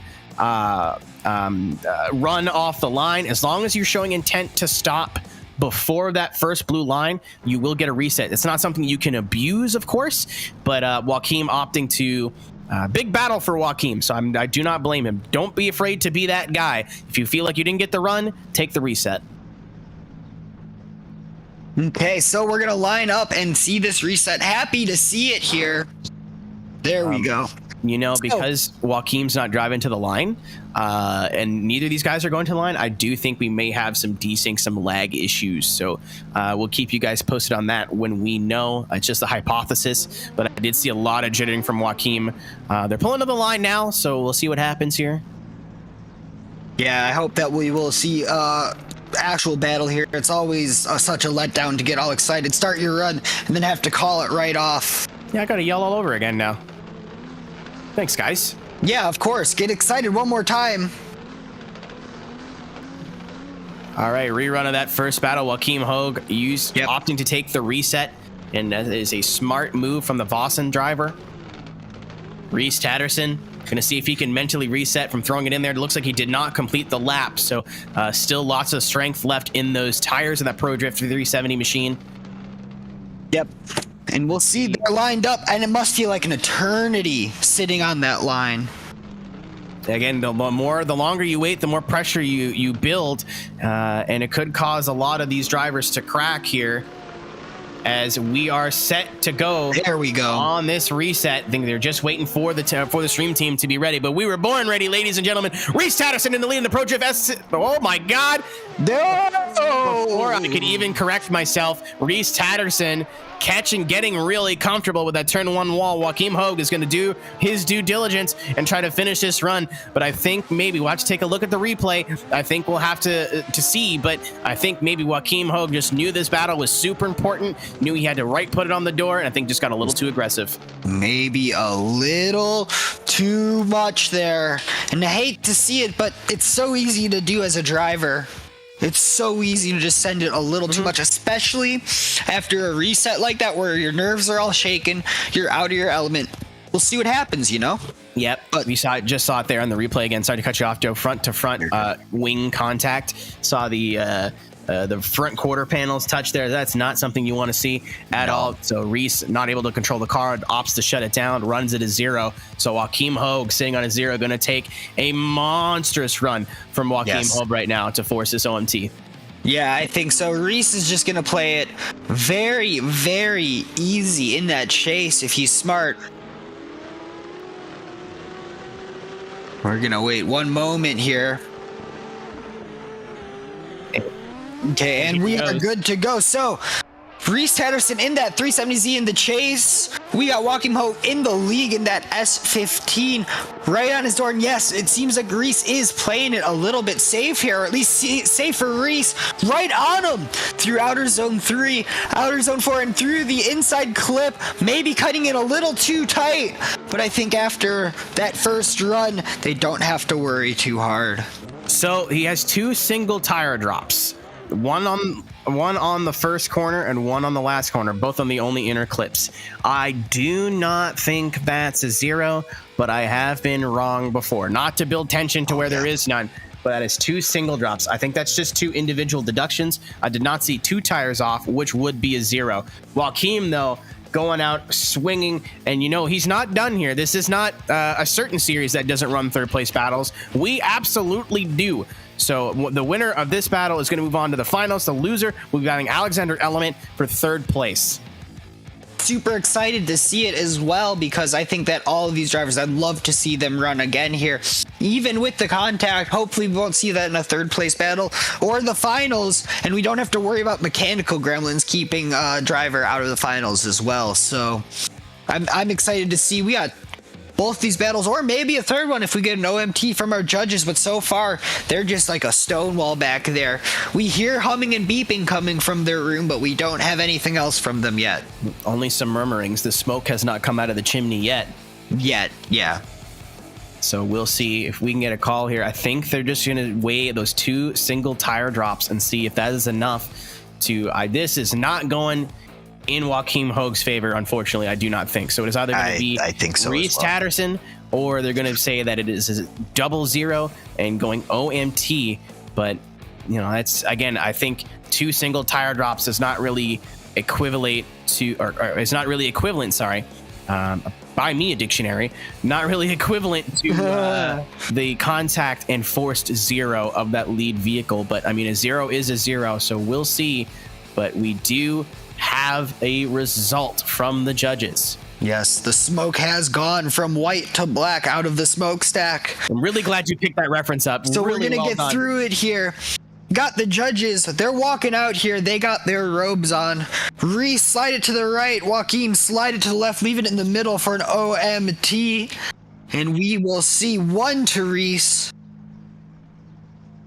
Ooh, 2 to Reese. And I think we know now. So... good calls, everybody. And we're moving on. We just wanted to make sure that the contact was as we wanted to make it happen. Yeah, well, just doing the due diligence there, I think, Joe, and making sure that the contact was deemed at fault on the proper person. So, there was that decel zone. It did happen, I think, just outside the decel zone. So they may have been double checking just to see Reese wasn't on the brakes excessively or made any kind of major mistake. So moving into our top 3 battles. So the winner of this battle will be getting 3rd place. Is it going to be Alexander Element, or is it going to be Joachim Hogue? This is an all-Euro battle. This is Ukraine versus Norway. Love to see it. And Element is our number 21 qualifier, so he will be leading only by 1 spot. Joachim Hogue, your number 22 qualifier. Yeah, that's crazy. That close in qualifying, and now they're 3rd and 4th place. It's very strange, just arbitrary bottom low of the field to get to the 3rd and 4th slot like this. But what a day of drifting. So many, like, just underdog wins, and it's amazing. I'm sorry, just some words distract me sometimes. It's so amazing. Really, really strong driving. Thank you, Hex. Yes. I've been trying to make that joke all day, but I'm waiting. I'm waiting till I can get away with it. So again, Element leading, Joachim chasing. The winner gonna be walking away with the bronze medal. And again, we are back to a traditional points format, so every position counts. Ladies and gentlemen, this is the first run of the first deciding battle to see who will be at the first step on the podium. Alexander Element, Joachim Hogue, the winner, be getting 3rd place. 2 lights, no lights, here we go. Alexander Element in the Ferrari leading, Joachim Hogue in the S15, in the Vosen S15, giving chase. Big angle from Element, but he's going to straighten out just a little bit. Joachim Hogue doing a great job not getting into the door of Alexander Element, but Element trying to recover, but Hogue's in the wall. Hogue is in the wall once again. Not the first time we've seen him get real comfortable with concrete this afternoon, but Joachim Hogue just a little bit too long, was a little bit too far on that outside line, Joe. Ended up catching the wall, and that is going to cost him dearly. I am just caught on, what is it? Comfortable with concrete. It's like a kid's book almost. Coming through here, Alexander Element having a very good lead, but the driver's kind of getting into it, not agreeing on the line through the first corner. But then by the outside zone 3, it seems like Alexander settled down and Joachim stuck it just a little bit too far out into that outer zone here, Keenan. It's crazy. Almost seems like he got lost in the smoke a little bit. These pro drivers hate to pull the veil off a little bit. Usually turn their smoke off, so they're able to see where they're going and not get lost in the smoke. But that's almost what it looked. He just dropped back a little bit, and then bam, there he is into the wall. So Element just needs to put on a solid run, but he's needed to do that a few times today and costed himself. So let's see what happens here. Still anyone's game, but Joachim Hogue's going to need to send it and then some. Joachim Hogue in the lead, Alexander Element in the chase here in a battle that may or may not be settled. We'll see what the judges say about it. Big initiation from Joachim Hogue, trying to flap Alexander Element into any form of a mistake here, going wall to wall, throwing it as hard as he can into outer zone 3 where he hit the wall last time, coming through, and then it just seems Alexander Element's putting a healthy amount of gap, just enough to say I'm here. It's not an active chase. I'm still competitive, but I know that I think I have this in the bag. Yep, I mean, Joachim Hogue has been really fun to watch when he's been under pressure today. But unfortunately, I think Element was the first driver, the first run I've seen from him where he's had an advantage going into the second run, where he's just went, yeah, I know what to do. If you look at the replay here, you're going to see Joachim Hogue start to lag a little bit. Like, Alex tries to close the gap, and I think Joachim wiggled a little bit due to latency, and right that second, Alex went, I want 3rd place, I think, and then just backed off half a car length. Really, really smart driving from Alexander Element. I've been trying to not do the in his element joke all day today, but honestly, right there in the chase, just watching that heads-up maneuver, gotta say, man, like, very, very, very smart heads-up driving from Alexander, potentially the first member of our ESDA round number 1 podium. Excellent. So just got word we will be withholding knowledge of who got 3rd place until the end for show business sake, for the suspense of it all, everybody. So get excited. We'll announce the winner of that battle after this next battle between Brandon Gardner and Reese Tatterson. Tatterson will be leading first. So yeah, Reese and Brandon, both of these guys, Forza vets. You know, we used to know Reese Tatterson as Renjiro. For those who have been longtime ESDA fans, we actually went out to New York to put on a demo run. Reese was one of those guys. Came over to AC, just kind of put his head down, focused, started getting really, really good results in battles, and now he's a part of that Pro Drift Academy team with Alan Hines. Brandon Gardner, Team Slide Culture, there's a team that basically stayed on Forza as long as they could, and then moved over to the Assetto Corsa platform and have been doing great things ever since. Will Reese's experience pay off here, or will Brandon Gardner pull off the upset and get an ESDA win? We are about to find out. Ladies and gentlemen, your final here, round number 1 at Long Beach for ESDA, presented by Traxion. Reese Tatterson already with a gap open. Brandon gonna have to straighten out just a little bit to catch up to that Pro Drift E36 370Z. Nice job in the chase from Brandon Gardner, but a little bit lackluster. Doing a great job of keeping all four wheels in the paint there from Brandon Gardner, but a super Reese has just been getting stronger and stronger in his leads all day. Yes, he's going on here. It's like he's been just calibrating in for how he's feeling the day out. And that lead, I think if that was a qualifying run, that would have been the top qualifying run of the day for sure. I wouldn't fancy that discussion any other way. They have a term in fighting games, download complete here, I think, from Reese Tatterson when it comes to this lead run. Not good enough to get into the top 10 for qualifying, but I think all these extra runs he's done all day today have just been enough for him to dial in that lead run. Not to take anything away from Brandon, but he's got a little bit of a stake in the first half of his run and did a good job of correcting from that and cleaning up. Joe, it is the second run of our final battle here for ESDA round number 1. Super excited. So Brandon Gardner is gonna be leading Reese Tatterson in the chase after doing an amazing lead. So both drivers throwing it in. Brandon Gardner on a very solid and respectable run. Reese throwing it right on the door, keeping it out of trouble. Both drivers really trying to get that outer zone 3 perfect. Coming in, and it seems that Reese just painted his front wheel right on that inside clip line. Was it too far in? I don't know.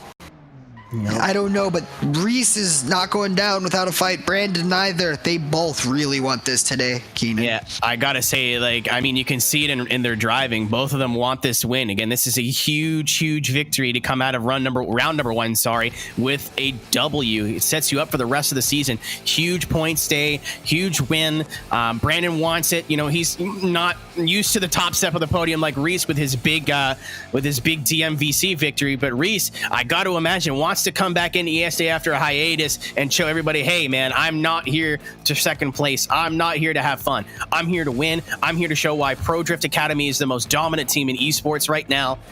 But yes. Will Brandon Gardner play spoiler and take the Team Slide Culture banner to victory lane? There's only 3 people who can determine that, and they are determining that right now. I think that, they got their work cut out for them as well. Both drivers were on top of their game, and I think we're hearing something from the judges here. Oh, I'm so excited to see how they called this one, because I can see it going either way at this point. And to get to this point, all of the battles that these drivers have gone through, they're battle hardened at this point on this track. They're ready to go. They're warmed up from their top 4 battles, and this is it. So I have to imagine they both took a big relief right after that run and just big deep breath and are happy to go. Yeah, we have all 4 drivers parked in the winner's circle, just waiting on a decision. Will we be getting OMT or do we have a winner? That's all we're going to let you guys know before we move into our podium ceremonies. We're also going to talk to the winner, of course, whoever that may be. Both of them have an interesting story. I think Brandon would love to be on the top step of this podium, but Reese, again, like we said, wants to come back to ESDA and start this tour de force right. And we do have a winner. Excellent. Ladies and gentlemen, so we are going to get down into the winner's circle and announce our top 3 for ESDA round number 1. Joseph, yes, would you like to let us know, once the cameras are all there and everything, who came in 3rd place? I would be so happy to do so, Keenan. And I think that we are ready to announce that. Am I correct or incorrect here? We are absolutely ready to announce that now. Oh, I am so lovely. So in our 3rd place battle between Alexander Element and Joachim Hogue, by unanimous decision, Alexander Element takes a 3rd place finish today in that Ferrari 599XX. Congratulations to Alexander Element in 3rd place. Nothing to take away from Joachim Hogue. Joachim Hogue had a wonderful event. Ended up taking out 3 super high qualifiers, William Holloway, Artem Matroshenko, and Kawain Ebanks to get here, but unfortunately fell victim to the Elements was my funny joke, Alexander Element. But we have a winner, and it is unanimous. Your winner tonight, ladies and gentlemen, round number 1, ESDA presented by Traxion here from Long Beach. Your winner and points leader will be Reese Tatterson. Reese Tatterson going 1 for 1 on the Assetto Corsa ESDA circuit. He has won for the Pro Drift Academy esports team and will be taking the top step of the podium. Ladies and gentlemen, Reese Tatterson is your winner in ESDA round number 1 presented by Traxion. Congrats, Reese, and congrats to Brandon Alexander, and congrats to everybody who made it into the top 32 today and competed, because I don't know about you, Keenan, but the battles today, they were next level on the level from everybody involved. It was amazing. Yeah, honestly, a lot of battles today were decided by little things, tire drops, straightens, very, very close battles today. And ladies and gentlemen, it is only going to get closer when we are able to move on to different circuits in the field today. Again, this is a world tour. We're going to be going all over the world to a bunch of different facilities, but I'm really glad that we got to start the season off in, I would say, on one of the homes of North American drifting in Long Beach, California, on the West Coast. This is where it all started at Irwindale Speedway for the North American side of drifting. So it is cool that we went back to Long Beach. Very excited for our round number 2 venue. It's not for me to say. We might pull Harold in here and see if we can get him to spill the beans. But I heard someone join. I'm going to see if we can get a word with our winner, Reese Tatterson. He's ready. I just got to find him. Where is he? There he is. All right, so we are going to talk to your winner, ladies and gentlemen, Reese Tatterson. Reese, I feel like it's been so long since we've spoke. Oh, it's been a while. It's been more than a minute, but welcome back, and you did it in style, my friend. Top step of the podium. How are we feeling? Oh, static, man. Yeah, good. Feeling good. Good to be back. Unfortunately, your teammate Alan Hines not able to make it, so you did your best for your team. Yeah. Out of both cars in, maximum amount of points. How was it out there for Long Beach? Again, you were one of the most consistent drivers of the day. Was there anything that you were doing that you thought everyone was just doing differently to stay consistent? What was the key for your victory here today? Yeah, just stay consistent with my leads. That was mainly it. Work on my entries. But everyone at the field level, everyone was about the same, to be honest. It was good fun. Enjoyed it a lot. And I know you were in the S15 the last time you competed. You switched over to the 370Z. So if you want to walk me through just why you made that change and how it's obviously working out, but like how that changes for you behind the wheel. That chassis, it's kind of tough, really. We made some changes to it to make it feel better, me and Alan, but it worked off, it paid off a bit, but we moved to the Z chassis now, after testing it over the off-season after last year. So, yeah, it's feeling really good, the Z, and I'm really comfortable with it and enjoying it a lot right now. I mean, Let's see how it goes. It's been super cool to see your progression through Assetto Corsa and esports drifting as a whole, to see you get this Pro Drift Academy seat and to see what you've done with it, not just in ESDA, but all over the game. Congratulations. It's nice to see you again. I really hope we see you and Alan for round number 2 in July. And if there's anybody you want to thank, sponsors, teammates, whatever, now's your chance. Again, congratulations. Thanks a lot. Thanks to the ESDA as well, all the staff members for hosting this, all the drivers, Alan and ProDrift. That's all from me. Thank you very much. Yeah, man, congratulations, and we're glad to have you back. Cheers, man. So that was Reese Tatterson. And Joe, I believe we can get a word from Brandon Gardner if you're willing to put a microphone in his face. Oh, I will definitely put a microphone in Brandon Gardner's face if someone drags him over here by the collar. So I hear that we have Brandon Gardner here, our second place finisher here at ESDA 2022 round 1. So Brandon, how are you feeling about today, coming down from such a low seed all the way to the finals? I'm feeling pretty good. You know, yesterday I was a little thrown off with the whole qualifying situation that happens, and pretty sure everyone knew what happened there. So I was just going into today looking to just push through, and I did. Sadly, I did lose to Reese, but he's a really good driver, and it motivates me to do better next round, you know? Excellent, for sure. So, what was your plan of attack for this final battle? Just with an opponent like Reese, you got to go in 10 out of 10. How did you make sure that you were going to at least finish the runs without going too far, if you will? Just go 110%, try to risk it for the biscuit. Chase run, Didn't get the biscuit because forgot he does a little different of an initiation than everyone else. I kind of forgot and bit me in the butt, but it's okay. And second place is still good. Oh, of course, it definitely is. So, do you have anyone you want to thank? Right now, here's the time to do it. Sponsors, family members, friends, cats, you know. Yeah, I would like to thank Team Sly Culture being there, the friends over at XE and JSI for also being there throughout the event, and Pro Drift Academy, they were also there. I'd like to thank Energy Innovations and the Prisma Lab, of course, for sponsoring the team, and myself for supporting us through the event and throughout the off season and this season. Well, awesome. Thank you so much again, and congrats again, Brandon Gardner, on your second place finish here at Long Beach. Yep, thank you.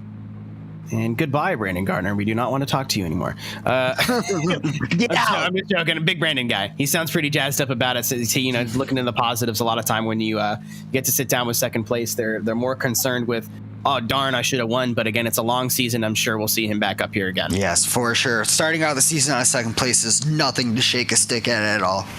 And ladies and gentlemen, that is going to conclude our coverage today here from round number 1 at Long Beach for the ESDA Esports Drift Association presented by Traxion. Before we head out, before we let you guys enjoy the rest of your Saturday, just want to thank those who support us. Thank you to Next Level Racing for supplying. A lot of these sponsors have supplied big prizes. We'll get a list for you guys on that for the next round. But Next Level Racing, Moza Racing, Big Duck Club, 3D Rap, and Vosen all stepping up. Again, VDC, thank you for being the official physics and tire supplier of Esports Drift, and anybody else who helped behind the scenes. Again, our production team, myself, Keenan Kuzin, Joe Piro, Strix9 Pulse to Tricks. Strix learned how to do this in about a week and a half, very 11th hour. So big shout out. I appreciate her and more. And the stream is only going to be improving exponentially throughout the course of the season. Thank you as well to Hex Valentine again for filling in when my power decided to leave the chat, and as well to our judges. Our judges as well, which are going to be Nathan Rudder, Sam Brady, and Harold McKinney. I'm going to see if we can. I'm going to steal Harold. I'm not going to tell him we're grabbing him. I'm going to put him on the spot here. Harold, I grabbed you out of the chat because it is the end of round number 1. Before we head off, thanked all of our sponsors already. Do you have anything to tell the people? Yeah, I'd like to thank everybody for watching round 1. Traxion, Mazda, 3D Rap. You probably already mentioned them. Just did, but never hurts to do it again. Yeah, it don't hurt to do it again. Get squeeze in an extra advertisement. But yeah, Mazda 3D Next Level, Big Duck, VDC for the letting us use their physics and tires. As for the track, when the stream is immediately over with, Long Beach will be made public for everybody, and you can also catch that on vosen.co.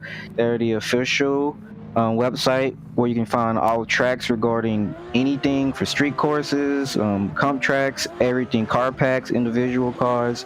They're the website to go to. So track will be made public immediately after the broadcast, and I could say a little teaser for next round, we will be going to Brazil. All right, ladies and gentlemen, I kind of dropped it yesterday when Machado and gang showed up on him. Like, don't worry, I hear he's going to be able to compete on home soil next round, but you didn't hear that from me. So we have official word from Harold McKinney. Round number 2 will be taking place in Brazil. Where in Brazil? Gonna have to wait and find out. So thank you, Harold. We will see you in July for round number 2, and thanks for all your hard work behind the scenes as well. Yeah, thank you. Also, you guys did a great job with the production, and as well as the audience and everybody keeping it professional and everything. So I'm really happy. Really appreciate everybody. All right, goodbye, Harold. Bye, Harold. Joe, final thoughts before we wrap up here. We already thanked the sponsors. I think it's time for us to do a little bit of word vomit before we head off for the evening. I think I am super excited for all the runs today, all of it. You get a little loopy after about 10 hours of drifting in 2 days. But, man, we watched the cars go sideways, and sideways they went. It was lovely to see, and overall, all the driving was top notch. Even when there were mistakes, everyone took it like a champ and went as hard as they could. I would say I haven't seen any harder sim drifting than what I saw this weekend, honestly. Yeah, I don't think it's a far stretch. I'm saying you guys watch some of the best drivers in the world today. They made these look easy. These cars are a handful and then some. So once again, it was lovely to have you here. Thanks to everybody who supported. Thanks as well to Traxion for giving us a home for 2022 and a home it will be. So thank you on behalf of the entire Esports Drift production team, on behalf of the entire Esports Drift staff and the drivers. My name is Keenan Kuzin. We're signing off. Ladies and gentlemen, thank you for joining us, and we will see you July 8th and 9th for our quick trip to Brazil. Ladies and gentlemen, thank you for watching the Esports Drift Association presented by Traxion.